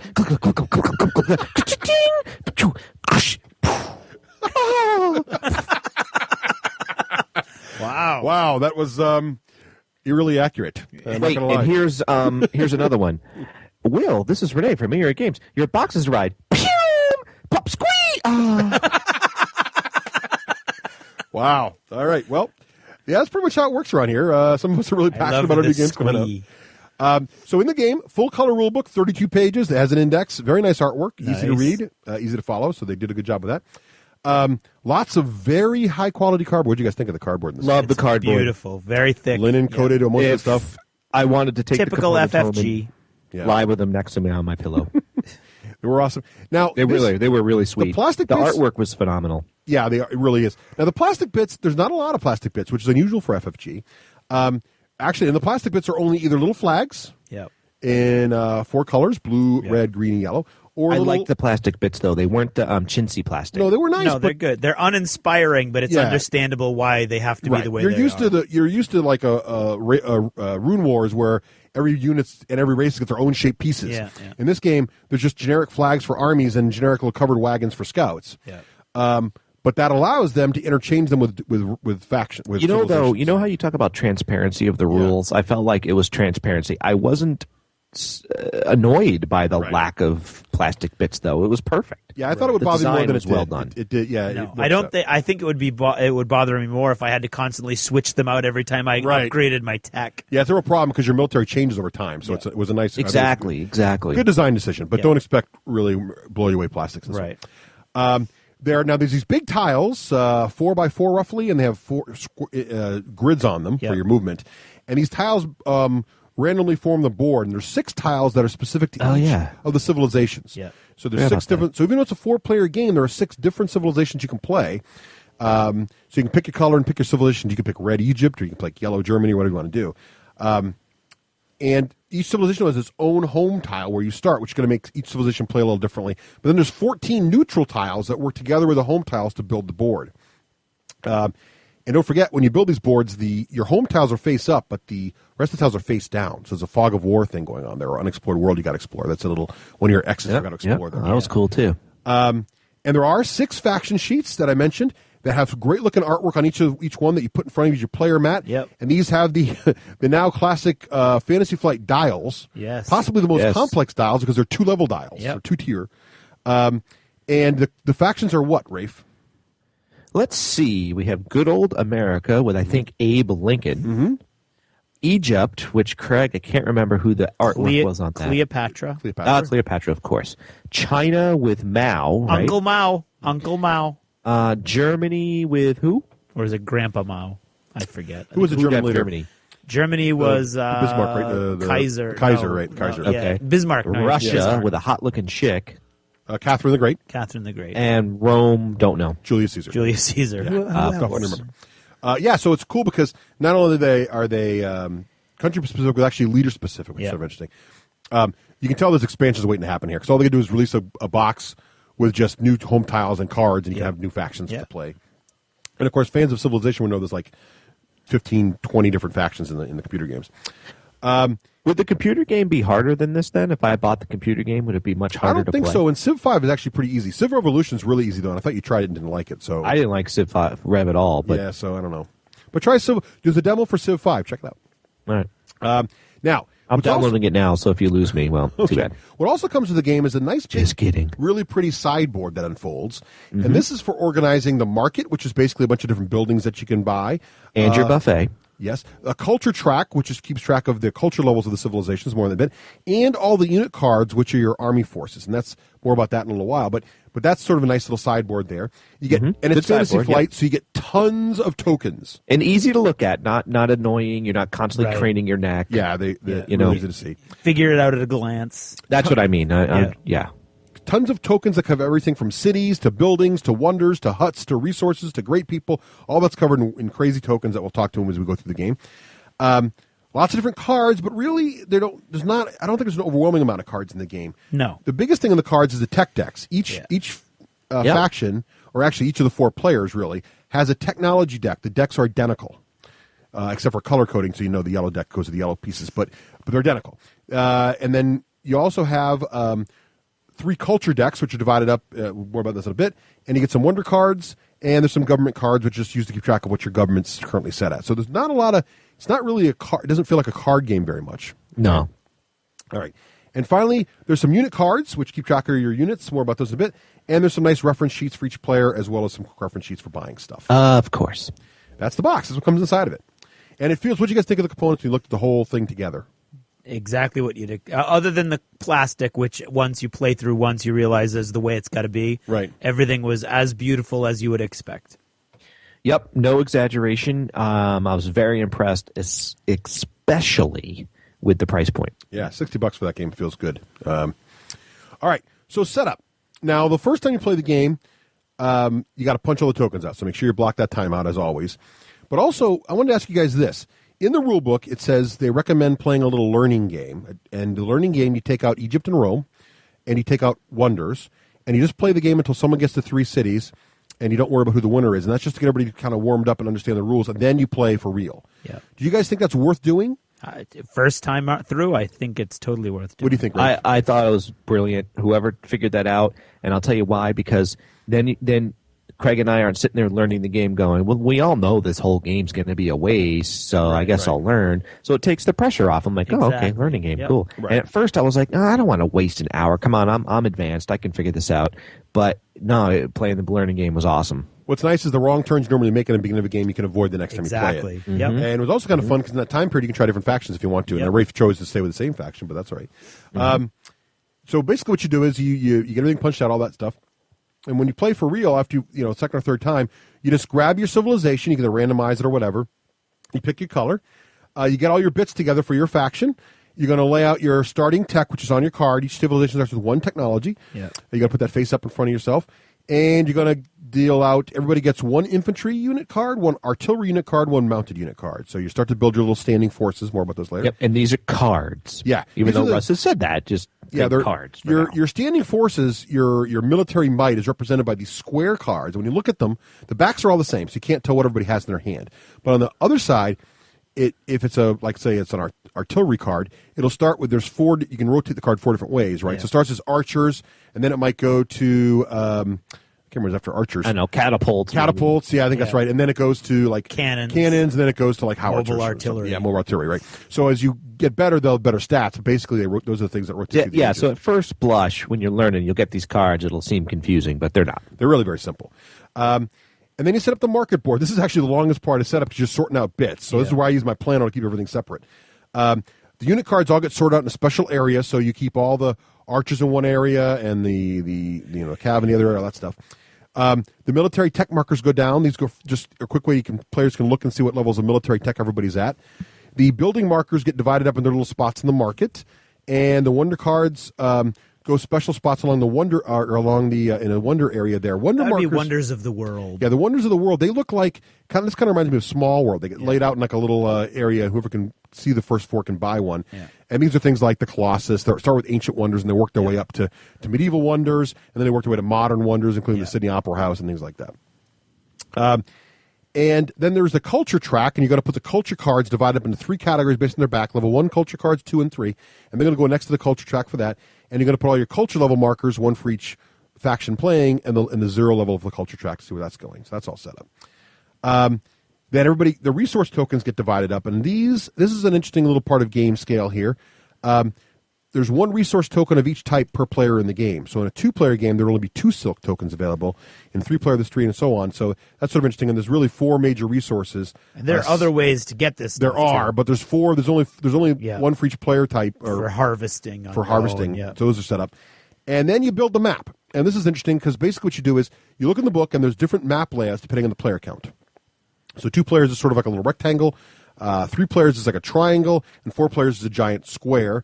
And all you do with these is you put your home tiles down where it says to put them down, and then you shuffle up all the other tiles and put them face down between the players. Yep. So when the game starts, your home tiles are exposed. You can see everybody's home tiles, but you don't know what's in the lands between everybody. Right. You know what you're going to find when you set out. Very much like the computer game, the clouds everywhere. Then that's all set up. You're going to determine the first player. You gain your civilization bonuses at the start of the game. So, for example, Russia gets an extra figure. They have more armies. Germany gets some extra units dealt to them. Egypt gets a free wonder. Those kind of things all happen now. Yep.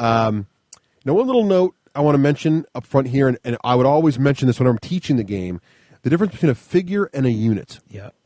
A figure is anything made of plastic. Those are the flags, which represent where your armies are, and the scouts, which look like little covered wagons. Yeah.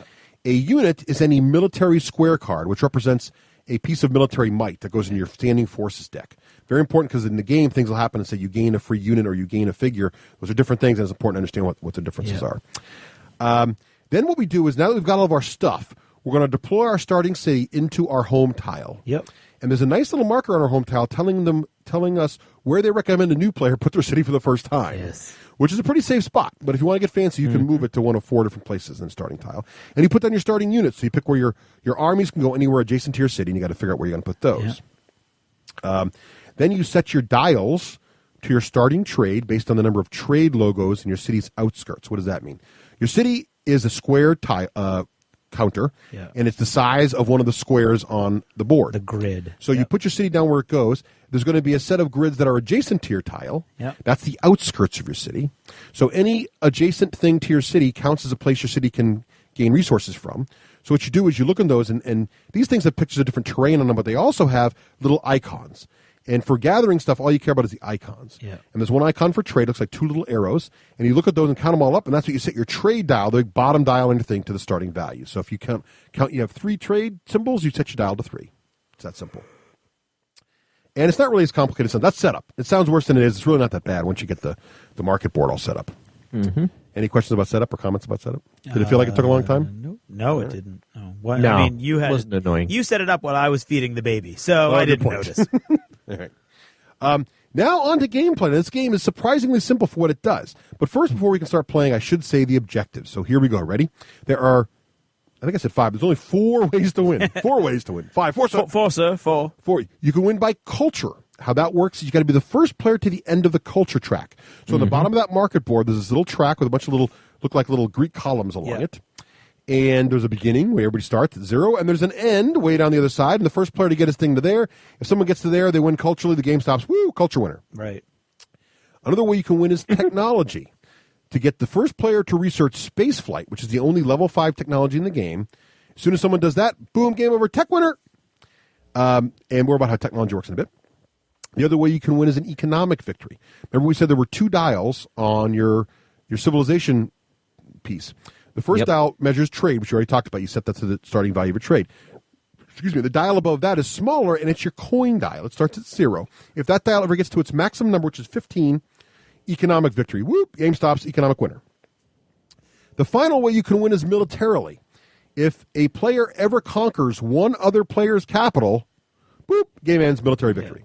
Now, this is important. It's any other player's capital. It's not like the Civilization computer game. You wipe everybody out. You just got to kill one other civ's capital. Yep, which is great because then there's no player elimination. There's no player elimination, and it encourages everybody to ally up when it looks like there's someone's going to lose militarily. Which I like that rule. It basically means in the computer game to win military, you have to wipe everything out. And it sort of means that in the board game too, because you got to be able to hold off the entire board to wipe somebody out, which is a neat mechanic, and I like to no player elimination. So how do we get there? Well, we play the game. How do we do that? Let's start. So phase 1, start of turn. Normally in phase 1, the start of turn phase they call it, and this is great too because each of the phases is clearly named, and then things in the game that have actions say clearly on in the phase they take place in. So you just got to watch. So when you see things like start of turn, if it says that, you play it in the start of turn phase. Big surprise. So start of turn. The first player markers normally pass, but not in the first turn. So someone's got a marker that says, I'm player 1. That's important because some things happen in turn order. So in phase 1, the first thing we would normally do in player order, the first player would start any start of turn actions he has. So if he has a wonder card that says, at the start of your turn, you gain some trade, or whatever it says, he does that. Colossus. If you'd like at this point in the game, you can look out on the board, and if you've got a settler, remember, little covered wagon, in a spot where you can build a city, you can replace the settler with a city token. Okay, so you can basically build a new city. All right? But you have to, from prior turns, have gotten your settler to the right spot. And there are some restrictions on where you can build a city. Basically, it's got to be an open area, no villages or huts or anything like that. So you can do that. And the other thing you can finally do in the start of turn 1 is you can switch governments. Now, you can only switch to a government if you have a technology down that says, somewhere in front of you, hey, you can have this kind of government. And if you switch governments, if you just learn the new technology for that government, you can switch for free, but if you didn't, you go to anarchy, which is bad.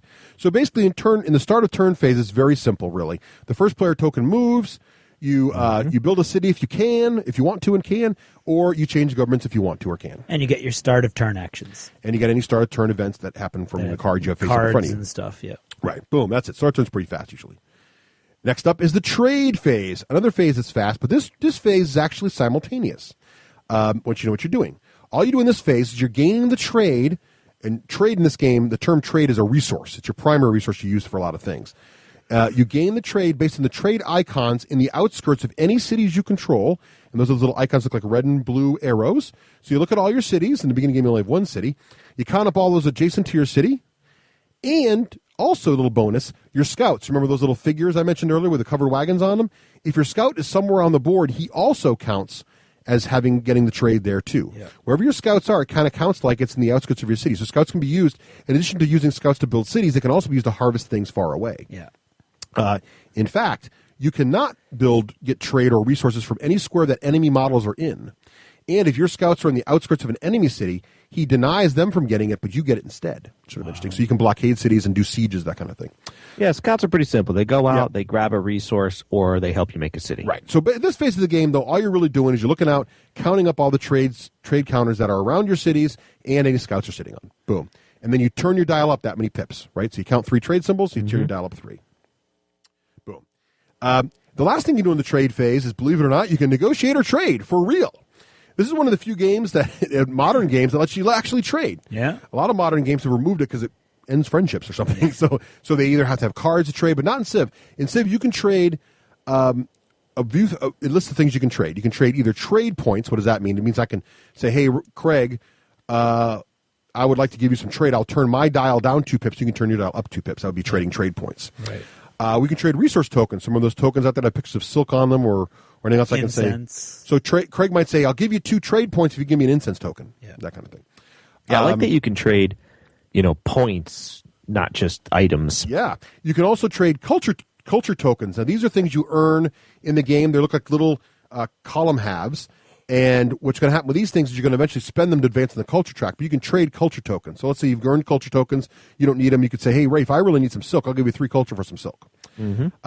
You can also trade culture event cards. Those are the cards you can earn from the culture track. And also, my favorite one, you can trade non-binding promises. Yes. Yeah. So I can say, Craig, odd wording. I know I have armies outside your main city, but if you give me 3 trade, I will not attack you. Well, they say non-binding there because they want to make it clear in the rules of the game that you're not actually bound by your promise. You're not cheating it's if not you cheating say if you're I going to break do my something word. and you don't. Right. I like that. Of course you do. Makes a good backstabbing game. So that happens. Now note, this is the only phase of the game that you can trade in. Yeah. So let's say I'm saying, Craig, Rafe's about to attack me. If you have an ore, please give me an ore. I'll give you something later. I need the ore to help defend my troops because it gives my guys bonus in combat. Yeah. You're like, no, Russ, he's not going to attack you. Don't worry about it. Then later, Rafe does attack me. Yeah. Too late. And Craig's like, oh, I really wish I could. Too late. Can't happen now. You got to make the call earlier. You notice in his examples, it's never him making the mistakes. Oh, don't worry. I'll make mistakes. Okay. So that's that phase. Now, the next phase. So basically, start a turn. We just do a few quick things. Trade. We gain our trade points, and we discuss if we want to trade anything. Then city management. This is the meat and potatoes of where the game actually happens for the most part. What happens with city management, each player declares and completes an action for each of the cities he owns. It's in player order. So if Craig's player number 1, he activates all of his cities, and then Rafe goes, and Rafe activates all of his cities, and then I go. Each city may perform one and only one action, and they're pretty short and simple. Mm-hmm. Your city can either build something, it can devote itself to the arts, i.e. gain culture, or it can harvest a resource. Just 3 things. So here's how building works. It's really pretty simple. When you're building something, you're either going to build a figure, something made of plastic, a unit, one of those little cards, artillery, archers, whatever, or you're going to build a building or a wonder. That's building. And how do you build? Well, this is pretty interesting. So around your cities, in addition to those little symbols look like little arrows, there's also symbols look like little hammers. Okay? And people who play Civilization Revolution will recognize the hammers. Now, hammers represent how much the city can produce. The thing about hammers is you can't share them between cities, and you can't carry them over for turn to turn. So everything you can build in the game is represented in a cost in terms of hammers. So you might look and see that it costs you 5 hammers to build a infantry unit, or it costs you 7 hammers to build a building called a barracks, let's say. Now you look around your city in the outskirts, and you count up how many hammers your city has, plus any bonus hammers you might have from tech, plus any bonus hammers maybe a scout sitting on someplace, right? Yeah. And if those hammers equal or exceed what you want to build, you can build it.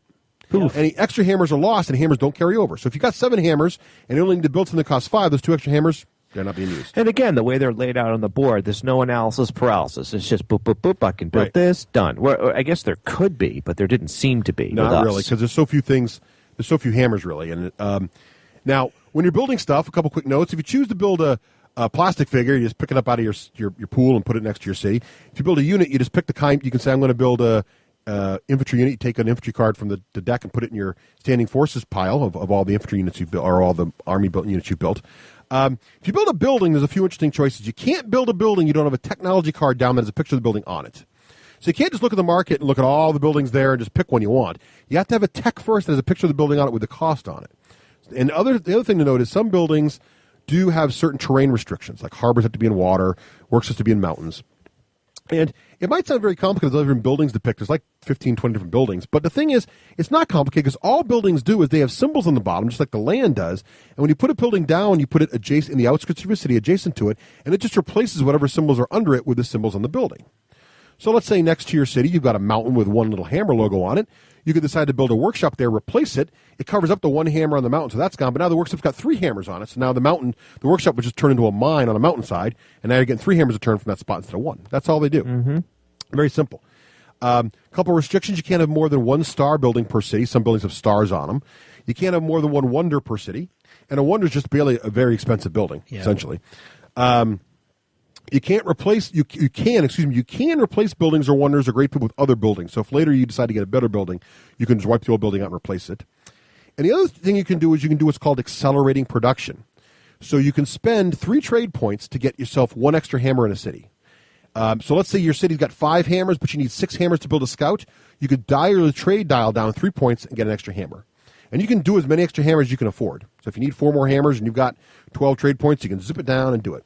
But keep an eye out on that trade dial because the trade dial also has little icons for the minimum trade you need to have to get a tech net at the end of the turn. Yeah. So if you spend all your trade on jacking out hammers, you're not going to get any more research done this turn. And that's similar to the computer game where you can pick in cities. Is your city focusing on research or is your city focusing on production? That's sort of that angles in the board game as well. So really, it's very simple. You're like, I'm going to build something. I want to build a unit. I have enough hammers. Bam, I put the unit down. Done. If I choose to devote the city to the arts instead of building something, it's really simple. I look around the city again. I'm looking for icons next to the city that look like little Greek columns. Every one of those, the city gains, if the city devotes itself to culture, I get 1 culture token for the city plus 1 for every culture icon around the city and any culture icons my scouts are on, right? Now remember, if my city's devoting itself to arts to get culture tokens, it's not building something. So you're losing a turn of building for going for culture. And the last thing my city can do is it can choose to harvest resources. Harvesting resources just means I can pick 1 resource token from the pool that matches any resource token that's adjacent to my city or a scout sitting on someplace. And again, though, it's important to note if I have more than 1 resource, let's say my city's got a silk resource and an incest resource next to it, I can only pick 1 to harvest. I can't harvest both. Then again, if you do that, you're not getting arts and you're not building anything. So it's a big deal to get these resource tokens. Yeah. It's very expensive to do. The last thing you can do in the city management phase, so you activate all your cities. And this phase is also the phase you can spend those culture tokens you've earned. So the culture tokens, again, they look like a little half a column. And if you look at the culture track, you can spend the culture tokens to advance yourself on the culture track. In the beginning of the game, the level 1 culture track, it's just 3 tokens for 1 advance. Boom, very simple. And the culture track has icons on it to show you exactly how much it costs to advance per thing. Each advance on the culture track does 2 things. It gets you closer to a cultural victory, but more importantly in the near term is you get there's either an icon for a culture card or there's an icon for a great person. Give me some examples of culture cards, Craig. What do some of them do? One would be you can spend this card as any resource of one particular type. Yep, another culture card. Culture cards are sort of like the wacky cards in Rune Wars that come out and just wham somebody out of the blue, but you got to really spend stuff to get them in this game. Another example that we used was one of the culture cards can cause mass defection. Yes, and you can actually remove enemy figures from the board. Yeah, because they come over. Wipe out a whole army right within 4 squares of one of your culture centers, your cities. Right. So there are all kinds of crazy things. You can cause drought and destroy land. Yeah. Really my powerful personal stuff. favorite, you can cancel a culture card with another culture card. So that's what happens. So as city, if you have culture in your opponent's culture, you have enough to counter each other's culture. Yeah. The counter culture. Yeah. if you will. But if you don't, but what can happen is, what can happen in the game though is if you have no culture, your opponent can really start owning you with these culture cards. Right. And the reason there's 3 different culture cards decks is you get into the level 2 and level 3 culture, it gets more expensive to buy the culture in both culture and trade points. Yeah. But the cards get more powerful. Correct. Things like causing earthquakes to wipe out buildings and great people defect. Now, Rafe, what's an example of a great person you might get from culture? I remember there was like a general, and I had a guy that seemed to be holding like a alchemy flask, and he gave me extra resources. Yeah, they're really very simple. They're basically buildings. You put them in the outskirts of your city. They replace whatever they go on top of, and they have icons on them, so you just look at the icons and figure out how they work in game mechanics. But what makes them interesting is they have some really interesting stuff. They usually are very powerful. They give you either pluses in combat. And one thing about the culture cards I think that I liked, and I like Rune Wars, but it's a distinction. They're powerful, but they're not unstoppable. No, and you also have to earn Greg was them. building a military might, and even before he got culture cards, it still didn't ruin his day. Right. Yeah, it slowed him down, but it didn't ruin his day. And there's ways that you can counter them, like Russ said. When the three of us were playing, Russ was kind of like wandering around in the north all by himself, minding his own business, and Rafe just went up and attacked him for I'm sure there was a reason. Meanwhile, I was building this massive military force sort of under the radar. And Rafe pulled out all these brutal culture cards. It was like, oh, that army defects. Oh, that army can't move. And I was like, Against Russ. Against Russ. And I was like, oh, crap, I got to. And then Russ was kind enough to say, now, this sucks for me, Craig, but there are cards in the culture deck that would counter these. And I went, oh, got to get me some culture. I actually had a counter culture card, and then Rafe had a counter culture card to counter my culture card. That's true. That's right. So, but then Craig went up the track and got some counter culture and stopped it. So it was kind of interesting. So it's a really, there's a duel going on there, but it's a duel everybody can fight if you want to, and if you don't, you feel like a disadvantage. Yeah. And that's one of the themes throughout the game is that what's cool about it is any of the paths to victory, even if you're not using that path primarily to get to victory, also give you bonuses as you go. So you want to have a little bit of all of it because it all helps. And to ignore one, you do ignore it at your own peril. Yeah. All right, so that's But I think what was cool is that, again, like Craig was building a military might, but he wasn't like he was screwed from getting a powerful culture card. Right. Well, you got some good ones, yeah. Now let's look at that's really the biggest meat of the game. But now after you do your city activation phase and you do your city management, next up is movement. Movement is a surprisingly fast part of the game. And again, it's in player order. So the first player is going to move all their little plastic figures he wants to. Yep. He or she wants to. And how that works is basically at the start of the game, your movement speed is 2, your stacking limit is 2. Stacking limit means how many plastic guys you got in one square. And actually in the game, all limits are 2 in the beginning. It's easy to remember. Yeah. There's a handy little card to remind you, but everything's 2. Hand limit on culture cards is 2. Everything limits 2. But what happens is you unlock technologies. They specifically say your stacking limit is now 3, or your speed is now. You get if you get horseback riding, your speed is now 3 or 4, whatever it is. And tech improves all this stuff. You can't move diagonally in the game, so don't even try. Not allowed. You can't move over water without a tech. Otherwise, terrain doesn't matter for movement. The only thing that matters is you can't move over water and you can't move diagonally unless you have tech that says you can move over water.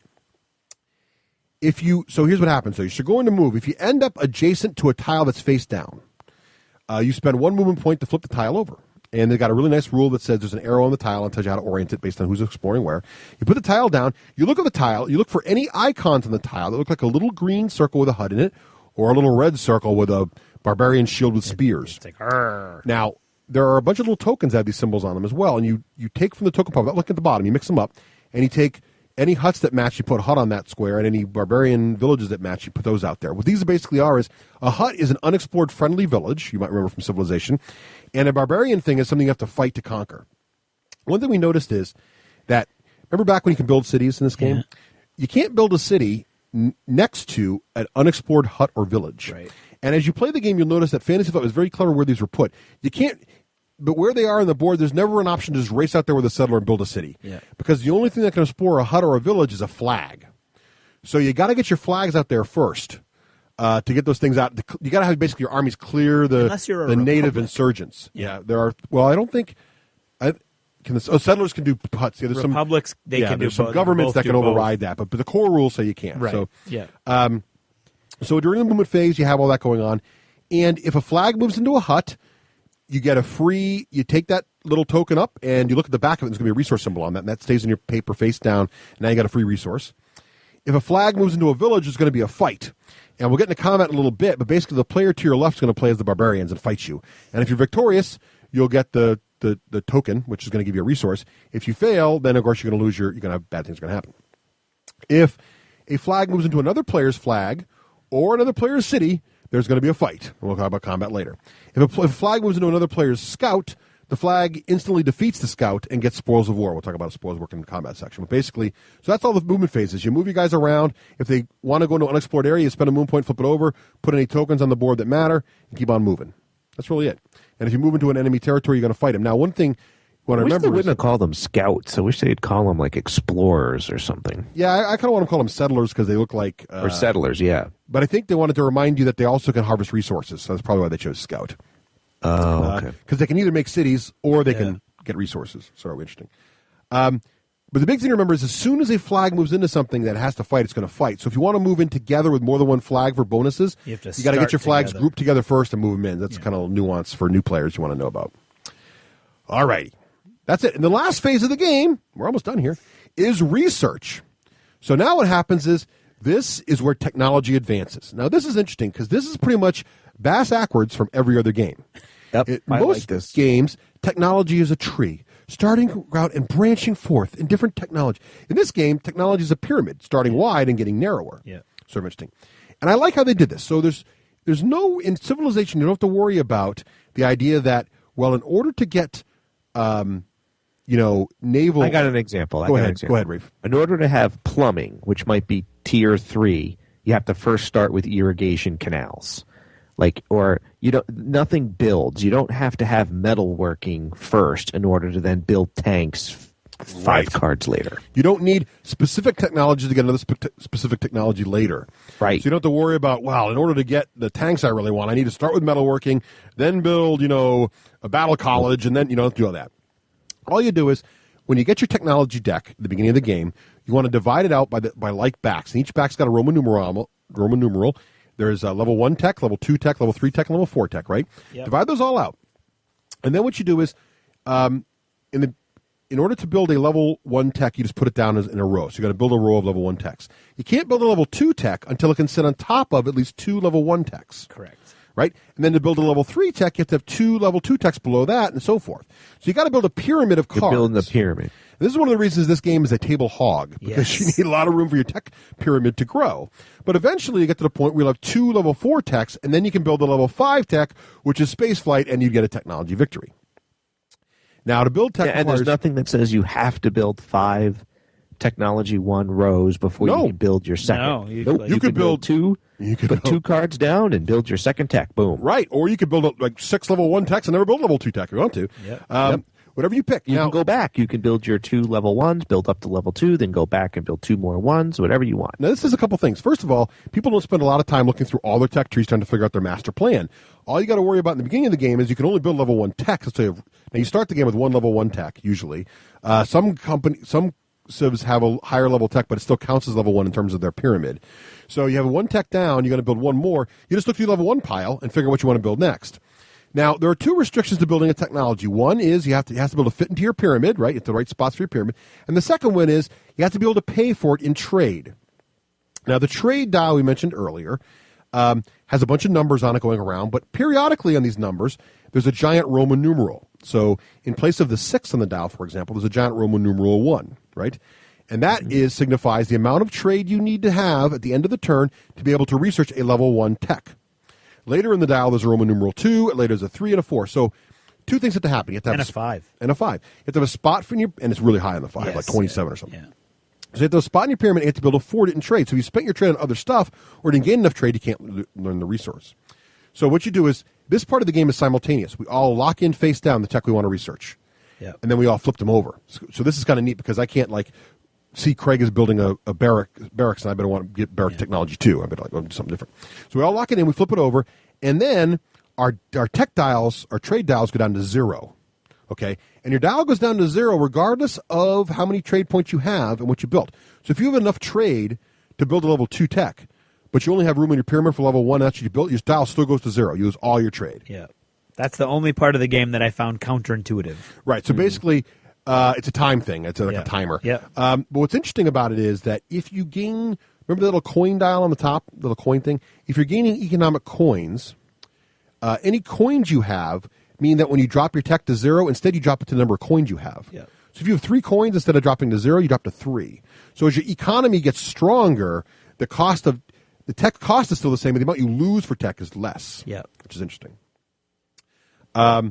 And so that's how that's all tech is. Now, when you want to, let's give some examples of tech. What's some examples of some of the tech you saw, Craig? Well, the different government types, like you can research republic, and then as a republic, it's great because you get coins for victories, for combat victories. So you're building your economy, and your units your figures get more versatile.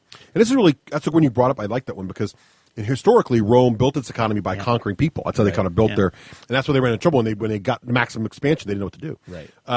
So you can have that sort of government and then change it later when that doesn't work anymore. Yeah. All the different government types are awesome because they all have strengths. Right. And for instance, if you use the feudal government type, all of your cities can trade their, like if this one has 5 hammers and this one has 4 hammers, you can send hammers to the other cities and build. Hammers was a resources, I can't remember, but you can do something like that. I thought it was any. I don't know for sure. I never used it. And it also kind of had a coin too. It kind of is a free coin. Yeah. Oh, that's true. So that was neat. There's communism gives you bonus hammers. Yeah. Because you workers harder, but you get less culture when you do culture resources. Yeah. So that's really interesting. The other thing that happens too is they upgrade all your military units. They upgrade your military. Some of them have logos that upgrade your military. And what's cool too is the cost of the new units right on there. Yeah. So. Keep an eye on that. That's what you need for the buildings. You can't build a building unless the building icon's on the card. Yeah. What's great is you can look at your technology tree and you can see all your build options. Remember we talked about when you're building, you can see if the building's not in your tech tree, tech pyramid, don't worry about looking over at the board because you can't have it. Right. And governments, as you mentioned, military advancing's on there, the ability to cross water, increase your stacking limits, and all of them are important for the variety of different ways that you're going to try to win the game. The other thing, too, on these cards is many of them have powers that kick in if you spend resources. And this is where resources become valuable. So remember we mentioned there's this silk and this incense. And you're like, what does it all do? Where do I look in the rulebook? Don't worry about where you look in the rulebook. What happens is you'll pull over a thing like metalworking. Yeah. And metalworking will have a picture of an anvil, which is the ore resource. Yeah. And it'll say gain +3 in combat to a unit. What that means is you spend the resource symbol, the ore, and you get that ability right when you spend it. Yep. So many technologies have abilities, but they require resources to spend to do them. And they're really powerful abilities, like gain 9 trade or whatever. 7 the culture tokens. 7 culture, lots of culture, but you have to have the resources to do it. So that's where the resources come in. So there's no complicated understanding how resources work. Just find the check cards, look down what your economy needs. You're going to learn what your economy needs based on the tech you've researched. And don't research a tech that your economy can't support. If you don't have wheat, don't look things that run on wheat. So that's really interesting. And also interesting, again, here's a victory condition getting tech that also creates bonuses you have to have in the game. Right. So I think you accidentally discovered you were going to win by tech as well another turn. I was 2 turns away. Were you actually trying to do that, or are you just going to get good No, stuff? I was trying to get my military to be super powerful, and then I went, oh, look, I accidentally... And you were cranking in the trade, too. When you built your cities, you were cranking out trade. It was nice. And that's pretty much it. Yep. That's the whole game. Now, the game, you rinse and repeat all that, keep going around the table until someone gets one of those victory conditions we talked about. Yep. So there's no turn limit. It's just a victory condition that happens. Now, the only thing we glossed over, Rafe, you with us here so far? I am. All right. The only thing we glossed over was combat. Now, I think combat's pretty simple, but I know Craig or Rafe has trouble grokking it a little bit, but here's how it works. And I want to explain this a little bit in the game because they do an interesting thing with this. So there are figures, your plastic figures are your armies. And then your cities also are where, so your military forces are represented by either your plastic forces on your plastic models and by your cities. That's where you can project power. But the actual power you have to project is represented in your standing forces, which is that little deck of square cards you've been building up whenever you build something. And you start the game with one of each. Anytime you have a fight, you're going to pull from that deck. And as things die, they're going to be lost in that deck. So it's sort of counterintuitive because you can project that power anywhere on the table you have armies or your cities are. But as it gets weaker, you lose power where everything is too. So you don't have to really pick, this is my cavalry heavy army. It's just, that's where my army, I can have power. Sort of interesting. So here's how this works. If you're going to fight, you determine the combat bonuses in the beginning. And combat bonuses are based on any little numbers on buildings with explosions around them. You look for those. That gives you bonuses. Great people give you bonuses, like Rafe mentioned, the general. And if you're defending a city, you get bonuses for that.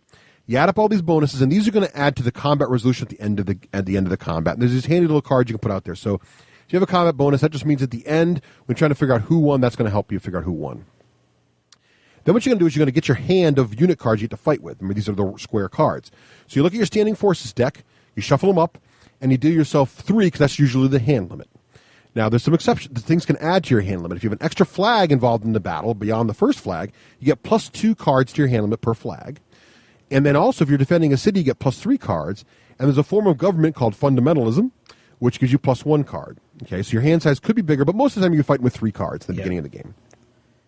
By the way, if you're playing against a barbarian village, the player to your left gets dealt 1 of each card of each type. So we just got 3 basic cards. Cavalry, archery, and infantry. And now it's time to fight.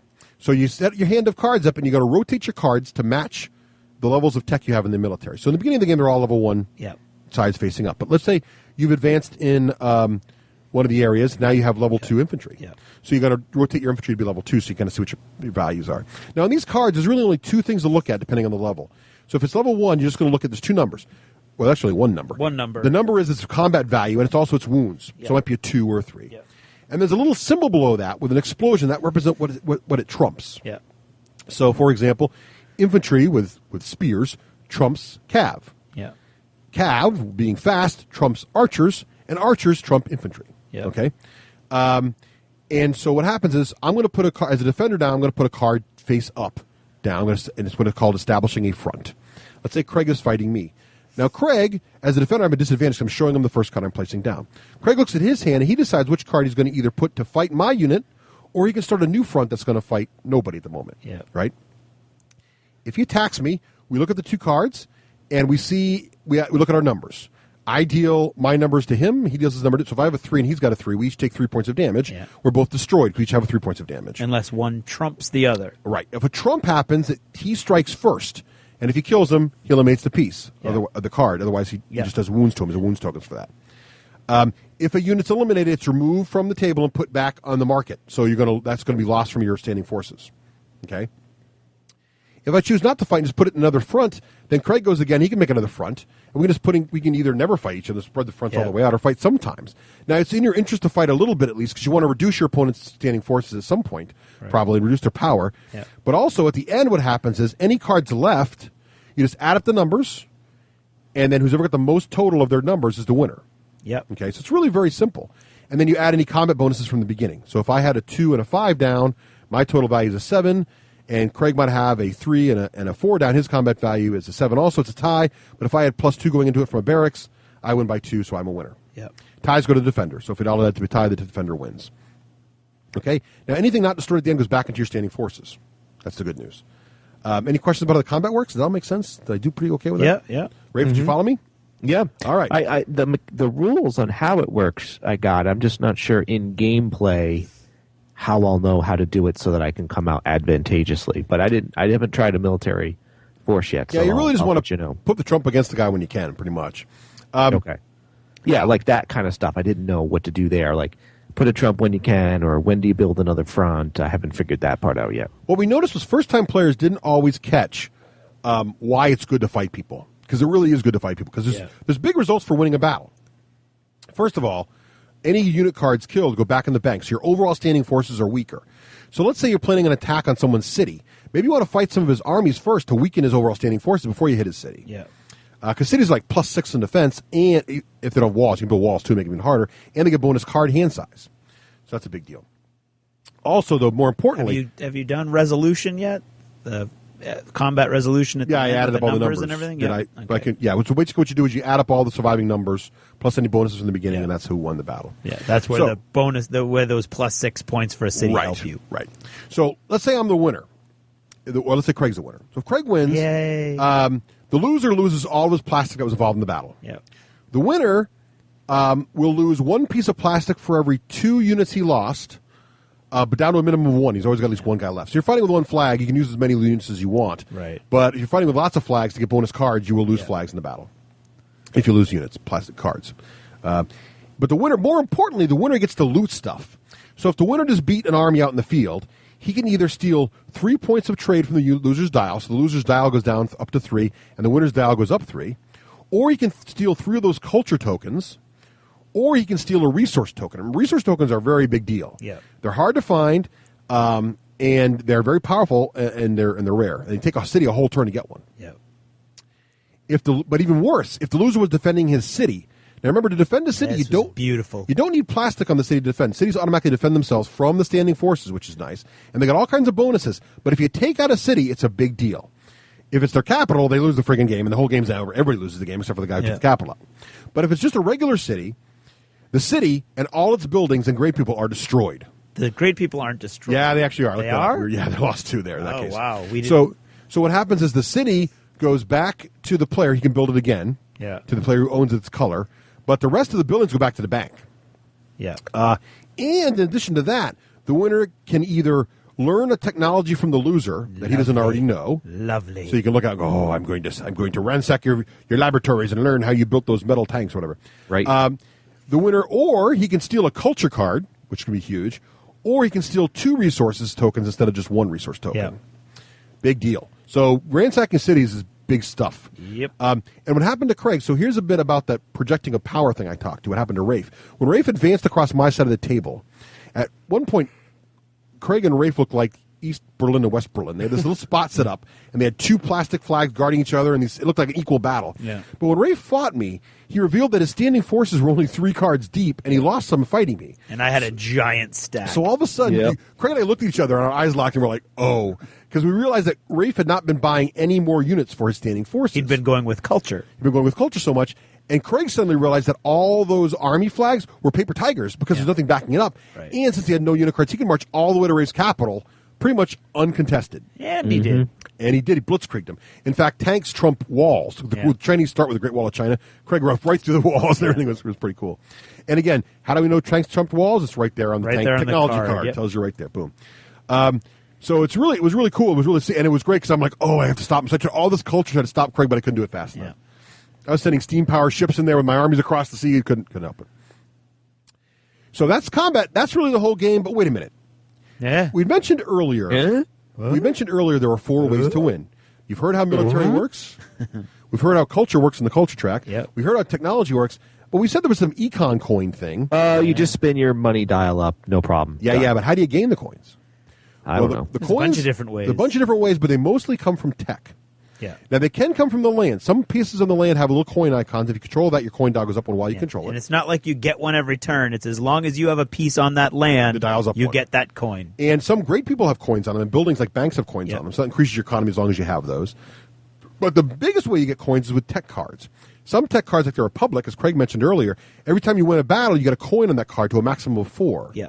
So if you research the right techs, they require you to spend resources or other things to get more coins, and eventually you get a lot of coins that way. Yeah. And that builds your economy up. And the big thing about economy strong is that when you research tech, it doesn't go down that much. So with a strong economy, you can actually cost you basically nothing to research level 1 tech, or even higher. Right. Yeah. It gets very, very powerful.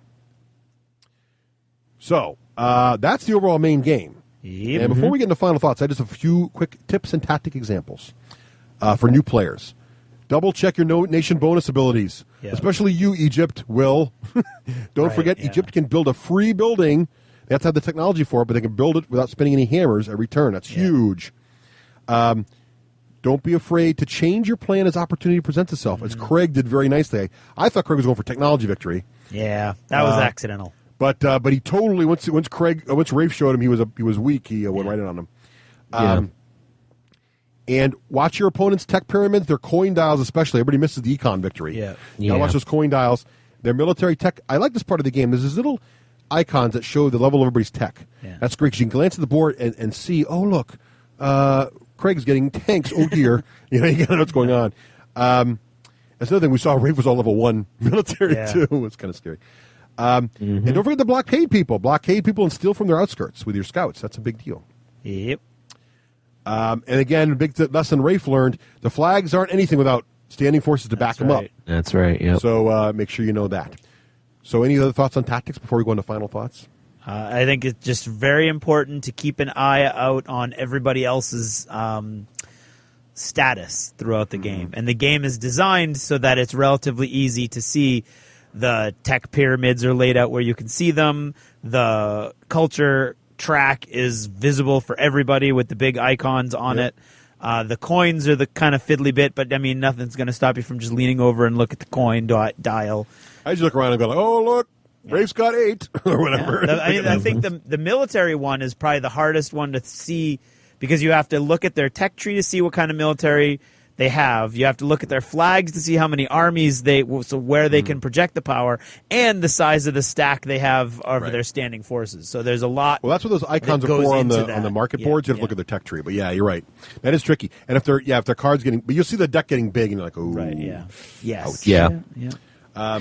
The other tip I have, it's not a tactic, but the tip is to look at your tech trees when other people are doing stuff. Yeah, that avoids downtime. The game does not have much downtime, I think, because while other people are doing something, you can look at your tech tree and get ready. Yeah. But even if there's not really much downtime. Every phase is short and simple, which I like a lot. Yep. So, Craig, before we give our thoughts and our rating, yes, in the style of a high advisor to the leader of a great nation, please advise our listeners on how the D6 generation pending rating system works. All right. Ladies and gentlemen, thank you for attending. Basically, my lords and ladies, what? Are you the press conference? I have no idea. Oh, yeah. Okay. Okay, look. Right. Here's... Advisor. Top of the morning to you. Where are we going? I don't know. It's too late. All right. What do you want from me? This is the first time in how many episodes I've stayed up for the whole show. Work with me. Give me something. There's a freaking bone here. All right, now. Wow. Okay. Gentlemen, you will be looking at the documents you have in front of you, my lords, to see that you make the correct choices.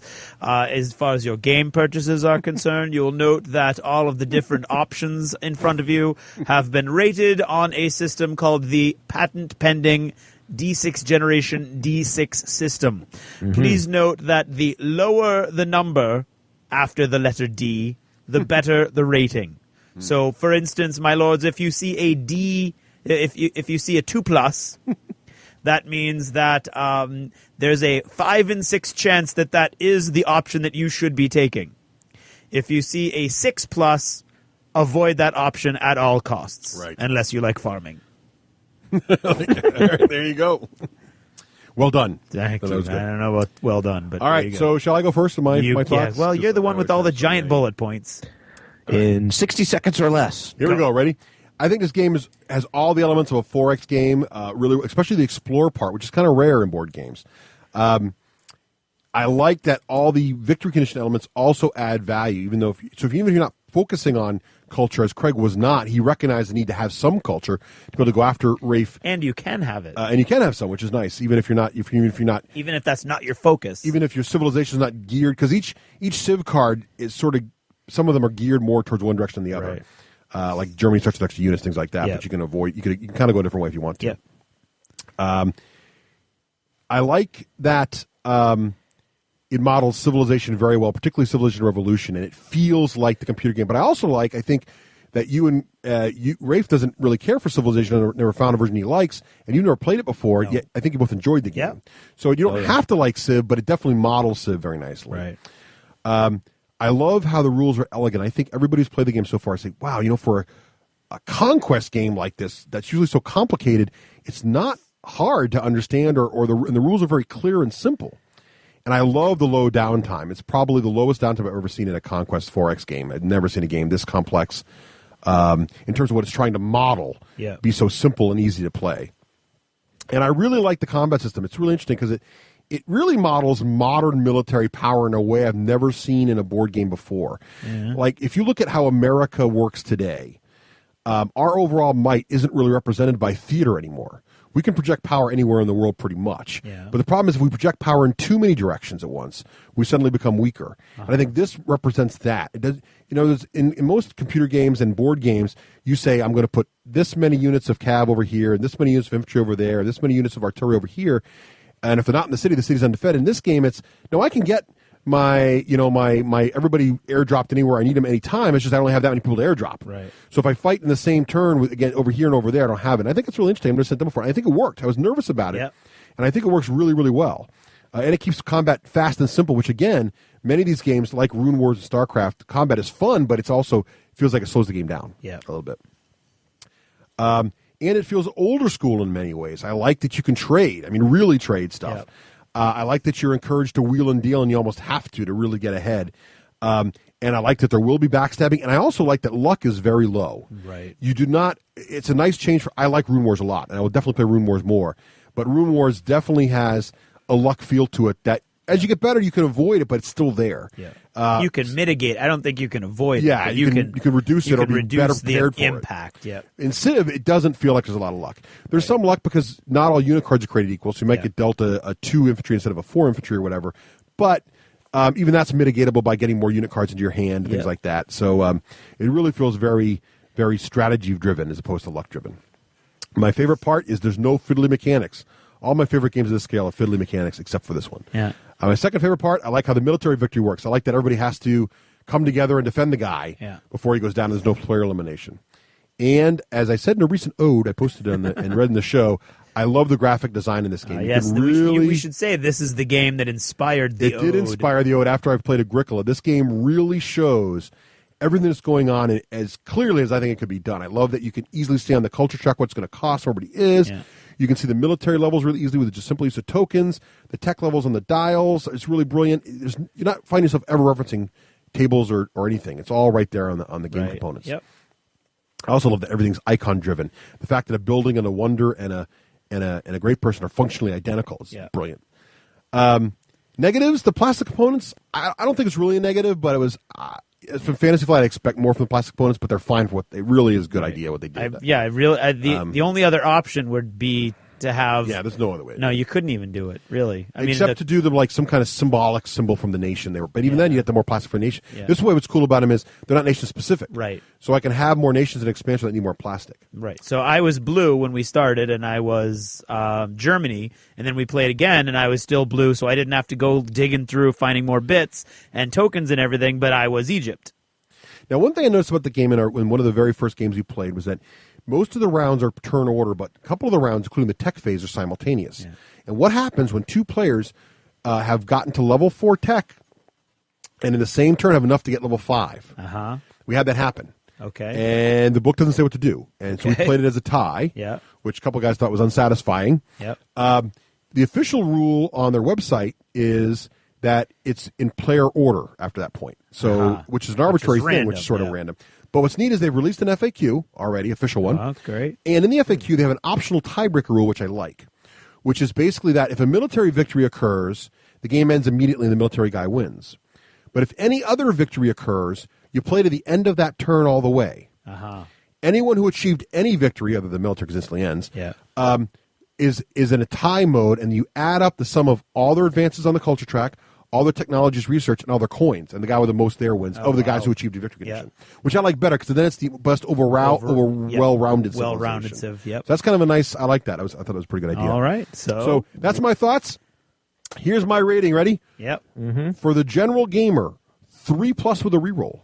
Wow. And I will modify that. Yeah. For anybody who likes 4X games or Conquest games, I will add +1, so it's 2+ the reroll. Wow. And anyone who doesn't like confrontation in their games, I will add a -1 in backstab. Gotcha. So it's only 4+ reroll. All righty. But there's still a reroll in there in all of those because this game is that good. Wow. I think even non-Conquest gamers might like this because the rules are so nice and clean. Okay. Rafe, you want to go next or shall I? You go next. Okay. Mine's are short, but good. Okay. They are good. My first thought, as we said earlier, was the abstract nature of the game, which isn't really a negative. It's just something that stops me from kind of like immersing myself in the theme, which Rafe said he was able to do right off the bat. And I think that in order for this game to do everything it sets out to do, it has to be abstract. Also, you're not seeing a map of the world. You're seeing pretty much a random map that's going to be rebuilt, which is an awesome part of the game because it's going to be different every time. Replayability is going to be boosted by that. But again, it's more of an abstract. Mm-hmm. There's no ocean between the Egyptians and the Americans. That's true of the computer game, too. It's very abstract that way also. It's not a real-world map. Right. But you're right. That is a turn-off for some people. Right. And it's not a turn-off to me, but it's another thing that gets between me and just immersing myself in the theme. So it's very much a game that I'm playing rather than a thing that I'm experiencing. The combat to me felt a little awkward. And I felt like even though it worked, and I got the military victory, I felt like it was frustrating to know that even this flag won but took two casualties. Now my whole army was reduced, and it's that projection of power that Russ was talking about that works in the game. It's frustrating when you're like, but I won, and I don't, or it is unusual when you're going against a barbarian village, for instance, and you lose 2 of your cards. That's a huge loss. It's a huge loss. Poor because Josh lost 4 battles against a barbarian village, even until like later. He's like hitting them with like catapults. They still lose. Just got bad pulls. Yeah, it's just and that's just luck of the draw. A little bit, but if you build your barracks and stuff up, you can make it almost right. Exactly. Yeah. I mean, you can again. The one thing that I love about this game is that if there's anything about this game that bothers you, you can mitigate it by there's a counter to everything that might happen to you. Right. My initial fear was that it was going to be kind of a cookie cutter experience, and okay, I pulled Egyptians, so I'm going to do X, Y, and Z, and I'm going to try to do this as quickly as I can. And Russ quickly put my fears to ease with that, and after playing the game, I can see he was correct that a lot of things are going to bear on just because you're the Egyptians doesn't mean you're going to go for X victory condition. It's going to depend on the resources that are near you, the wonder that you pick right off the bat because you get 1 free wonder, and what the people around you are doing. So there are multiple ways, not only because I think in a lot of these games where there are multiple victory conditions, for instance, Chaos in the Old World, right. I think Chaos in the Old World, although there are multiple victory conditions, there are optimum. Each faction is geared towards in one way, and I don't feel that in Civilization. There's some of them are, but not. It's not. But they're geared that way, but that's not the only way you can you can go. Like the Germans, that's what I like about it. We've seen the Germans exactly economically a couple times. Right, exactly, and I really, really, really think that's awesome. I think it's an elegant rule system. I love the fact that luck is not such a huge factor. I love that. Like Rune Wars is neat and you're playing it, but then all of a sudden somebody's in the middle of the board and they happen to randomly, their hero flips over that token and game's over. That's my Dragonstone and now we're done. There isn't any of that in this game. I hate in Rune Wars. I think I've got myself in a pretty good I'm disappointed in Rune Wars. Sorry, because I don't hate Rune Wars, but I am disappointed in Rune Wars when I've built up a really elaborate military defense, and then I have this card randomly that I was able to pull 3 turns ago because of what my hero did, and my entire army flies over the mountain. Right. Yep. Well, right. Now I'm done. But in this game, if I see somebody coming towards me and there's an ocean there, but I look, they're tech trees, they're getting to the point where they're going to be able to cross water, so I'm going to have to do something about that. And so I really like the rules transparency, as we say. I think is high in this game. Yeah. And it's very elegant. And I, who am not a big fan of, I guess, 4X games,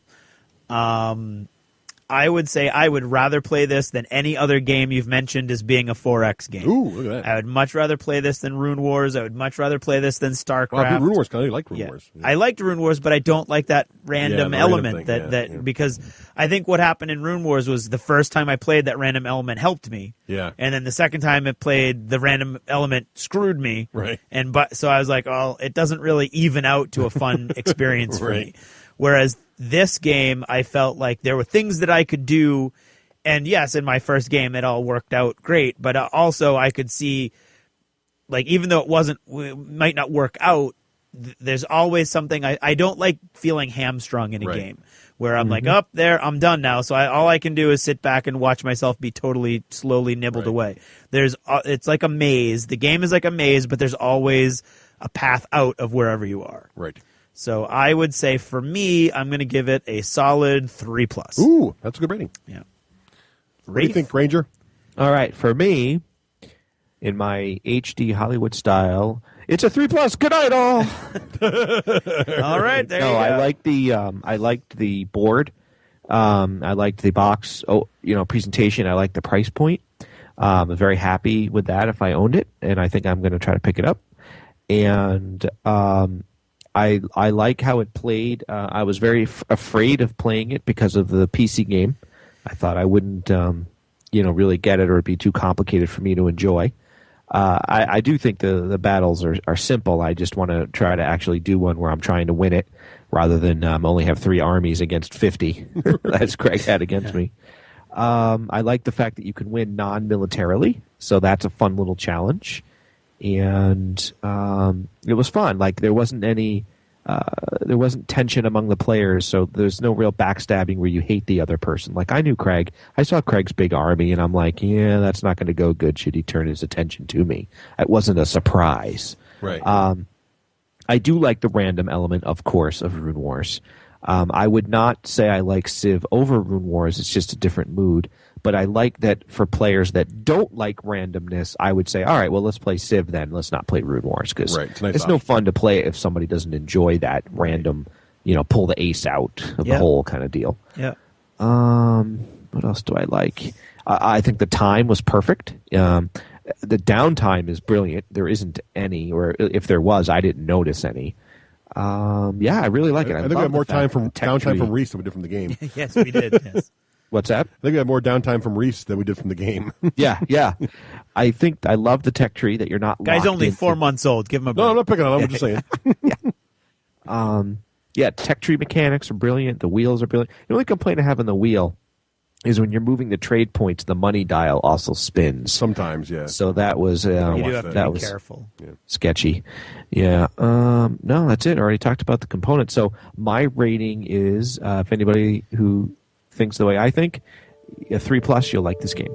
Cool. There you go. All righty. That's Civilization. That is Civilization. Follow them.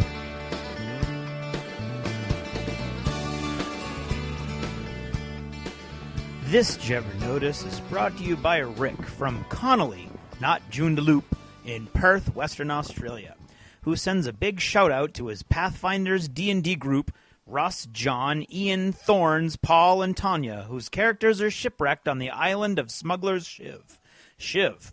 Don't forget to check out the blog of the adventure on the Tale of the Fateful Trip website for extra clues, cutscenes, a journal of the adventure, as well as occasional competitions to earn your character a bit of extra XP. Sounds cool, Rick. Did you ever notice how sometimes it's so hard to schedule game and hobby time? Well, I certainly have recently. In fact, many of you have written to commiserate with me in my lack of gaming and hobbying in our Achievements in Gaming segment, and others have written in fear as they too look forwards to having a baby of their own soon. Many of you have just been curious as to how I've been doing what hobbying I've been doing, or what exactly has been stopping my usually prolific painting, at the very least. Well, I figured I'd take some time this episode to tell you how my last 4.5 months have gone, and how that's impacted my hobbying. This is for those of you who are looking to expand their families soon, or those that are curious as to what I've been up to, or those who would like to enjoy my complications as they sit back in the easy chair of experience and sip from their steaming cups of been there, done that. Anyone else can feel free to fast forward to whatever little Easter egg Russ has placed at the end of the show. What? You didn't know each show had a little Easter egg at the end after all the legal gobbledygook? Well, sure hope there's some one after this episode, or color me embarrassed. So, fatherhood. Well, many of you have written in support, commiseration, and or curiosity, so let's get right to the beginning. 4.5 months ago. Fatherhood and its effects on an inveterate gamer and model.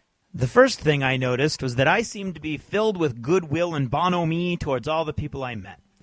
I was giving everyone the benefit of the doubt in any circumstance, and went through life assuming the people around me were experiencing the same change of heart. Don't worry, in my experience, the bulk of this effect doesn't last long. In fact, when two lowlives rudely almost bowled me over in the hospital hallway, spewing laughably salty language on their way out after seeing their kid and its baby mama for an obligatory 5 minutes before they got back to their crew, well, that took a big chunk out of the bonhomie right there, I can tell you. The first big error I remember Karen and I making was in thinking that because Reese was asleep about 75% of the time, that he was going to be one of those rarities of rarities, the quiet and peaceful baby that you can always go out in public with. And we did. We went out to restaurants several times, shopping all the time, and actually bragged about how well Reese was behaving. And by behaving, we meant sleeping through every meal. Again, that phase doesn't last long, so enjoy it while you can. getting any sort of gaming or hobbying done, even though the baby is sleeping a lot, is extremely hard, mainly because to make up for all that obliging sleeping the baby is doing during the day, often they are not doing it at night. And of course, remember, every baby is different, and so all of this advice and observation is pretty much but useless to anyone out there listening. But I digress. Once things start to settle down a little bit after the first month or so, people's experiences start to diverge rather sharply. Some folks get to stay home with their baby a lot, like a teacher who has a baby during the summer. But often the dad has already gone back to work, and the mom is starting to get ready, and daycare looms ahead of you.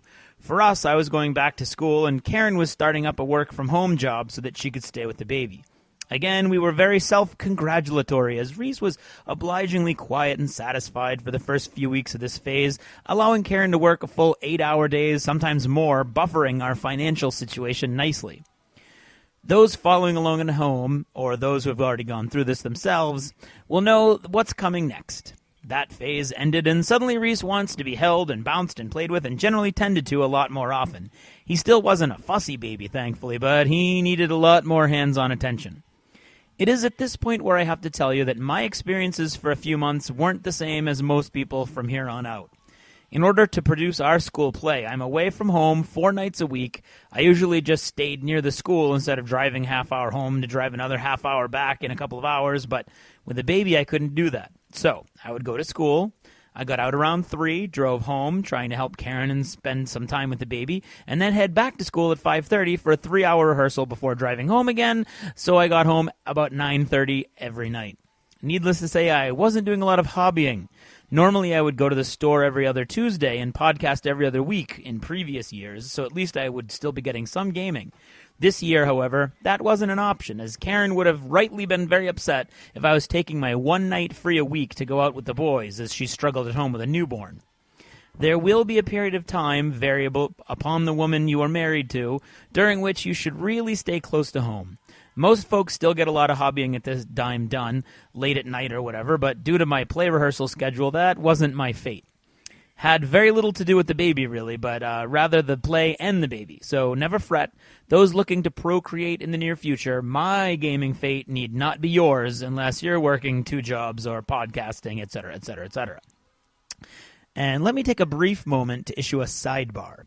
Everyone warns you that life will never be the same and everything's going to change, and some friends will tell you you're never going to game again or paint again or hunt again or what have you. And depending on who you married or fathered a child upon or whatever, that might be the case. For most folks, though, there's that light at the end of the tunnel, and the tunnel is of random length. The big, huge but here, of course, is the female element. You see, as was forcibly pointed out to me on several occasions, and I've come around to seeing the point, although with the baby and the crazy schedule and whatnot, the changes we as the men are experiencing are minuscule when placed against the changes the women are dealing with, especially women who have given up their jobs or who have taken a new job to deal with the new situation. Literally everything about their lives has changed. You must be aware of that and keep it in mind at all times. In fact, it's at least as important to remember as all the stuff you're going to be force-fed from the baby books. Remember, the woman is going through traumatic, life-altering changes physically, emotionally, spiritually, and schedulally. Act accordingly in your hobbying and scheduling of games. It's got to be all about the baby and the mother for a little while, or life will be more difficult than it has to be. So, wow, looks like you're giving up a lot, huh? Well, never fear. There comes a time around 3.5 to 4 months, for us anyway, that things start to calm down. Reese now sleeps in his crib every night. He's down by 9 each night and sleeps through most nights. All of a sudden, I have time again. It happened that for us, this happy time coincided with the ending of our play. Wildly successful, thanks to those of you who inquired. And all of a sudden, I went from having no time, the last week and a half of our production sees me at the school for roughly 14 to 16 hours a day, for about 10 days without a break, pretty much. To having some time. In addition to regular bedtimes, Reese semi-regularly takes naps at about 3 and is often entertaining himself with one of the myriad toys and play sets we seem to have collected at the baby shower. This was made even better from a hobbying standpoint because Karen was lucky enough to be hired by a ridiculously fancy restaurant that was being opened locally by an eccentric young multimillionaire in need of a new hobby. $4 million later, and Karen's got a waitressing job where she's in danger of making more money than I do. Reese is still out of daycare, and now I'm Mr. Mom from 3 in the afternoon until about 11 or midnight, 4 or 5 nights a week. It's a lot more work, yes, but I get to spend a lot of time with the fella me lad, and with him taking a nap in the afternoon, that means that I can actually get a lot of hobbying done. I mean, 5 Crimson Skies planes in one day. And since recording the major segments of the podcast, I have primed and painted an Uncharted Seas Dwarven flagship, 2 Bellows-class war balloons, 4 heavy cruisers, 4 submarines, and 8 submarine bluff tokens, and 6 frigates, all in 2 days. And now I'm typing this as Reese coos to himself lying under a giant stuffed octopus. Well, when I wrote this, he was cooing under a giant stuffed octopus. Now he's sitting in the middle of a giant jungle disc making the little iguana sing red, yellow, and blue over and over and over again. You may be able to hear it in the background. Looking at my primed and ready dystopian wars fleet just waiting for its first coat of dry brushing. So, see, there is hope. It's been quite a journey, and we're only 4.5 months in. I'm anticipating, like I've hinted above, that no phase is going to last long, so who knows? I might go back to having no hobby time soon. I hope not, but I guess anything can happen. The key is, you never know. But as the Roman emperors were told during triumphs after great victories, the only thing certain in life is that this too shall pass. That's about all I've got for this episode. Thanks for listening, and good night.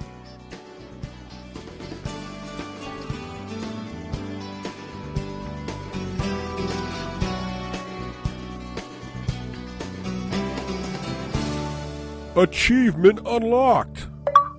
You've made it to the end of another D6 Generation episode, the podcast whose humor has universally been acclaimed as not too horrible. Please let us know what you thought of the show by either emailing us at info@the d6generation.com or by posting in our official D6G episode thread at the top of the DACA Discussions Forum on DACADACA.com. If for some inexplicable reason you actually enjoyed this show, you can help others find out about it by leaving positive reviews on iTunes.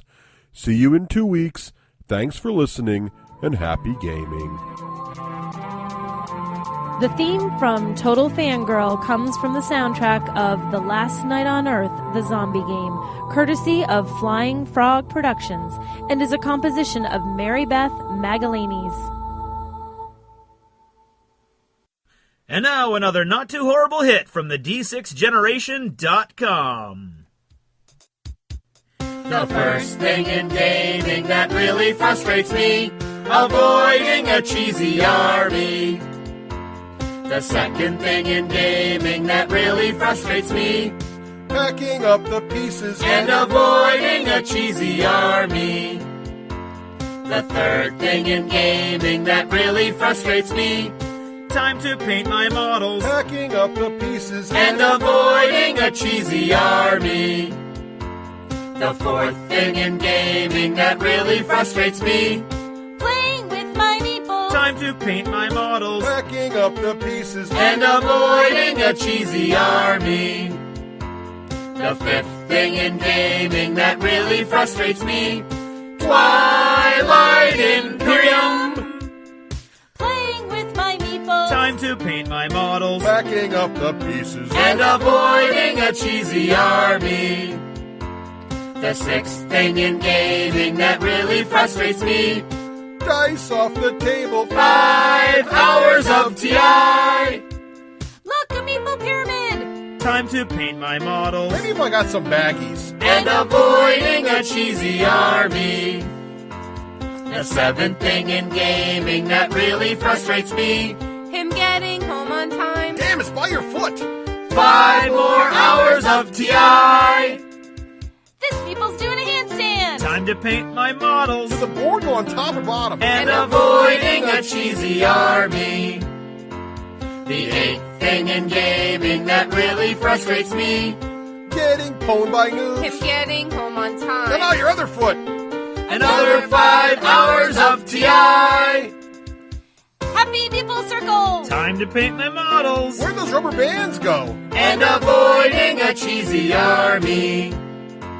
The ninth thing in gaming that really frustrates me, keep Keeping track of tokens. Getting pwned by noobs. Fine, 20 more minutes. Dice off the table. Still more hours of TI. Line up my little meeples. Time to paint my models. The box almost closes. And avoiding a cheesy army. The 10th thing in gaming that really frustrates me. Rulebook's window index. Keeping track of tokens. Is that kid really 10? You said 20 minutes ago. Dice off the table. Days and days of TI. Aw, now they're holding hands. Time to paint my models. Maybe a tackle box. And avoiding a cheesy army. The 11th thing in gaming that really frustrates me. Dice that betray me. Rulebook's with no index. Which ship did I destroy? He was older than he looks. I'm not waiting up again. Dice off the table. An eternity of TI. Meeple conga line. Time to paint my models. What about duct tape? And avoiding a cheesy army. The 12th thing in gaming that really frustrates me. Staying in my budget. Dice that betray me. Where are the psychology rules? I lost all my damage markers. There's still age and treachery. That's it, I'm going to bed. Dice off the table. Dying of old age while playing TI. Meeple massacre. What's the website for painted figs? Screw it, I'm just leaving the setup. And avoiding a cheesy army. Happy holidays from the D6 generation. Merry Christmas, Merry everybody, Christmas. and Happy holidays, Hanukkah. everybody. The preceding Not Too Horrible hit was brought to you by The D6Generation.com and their wives.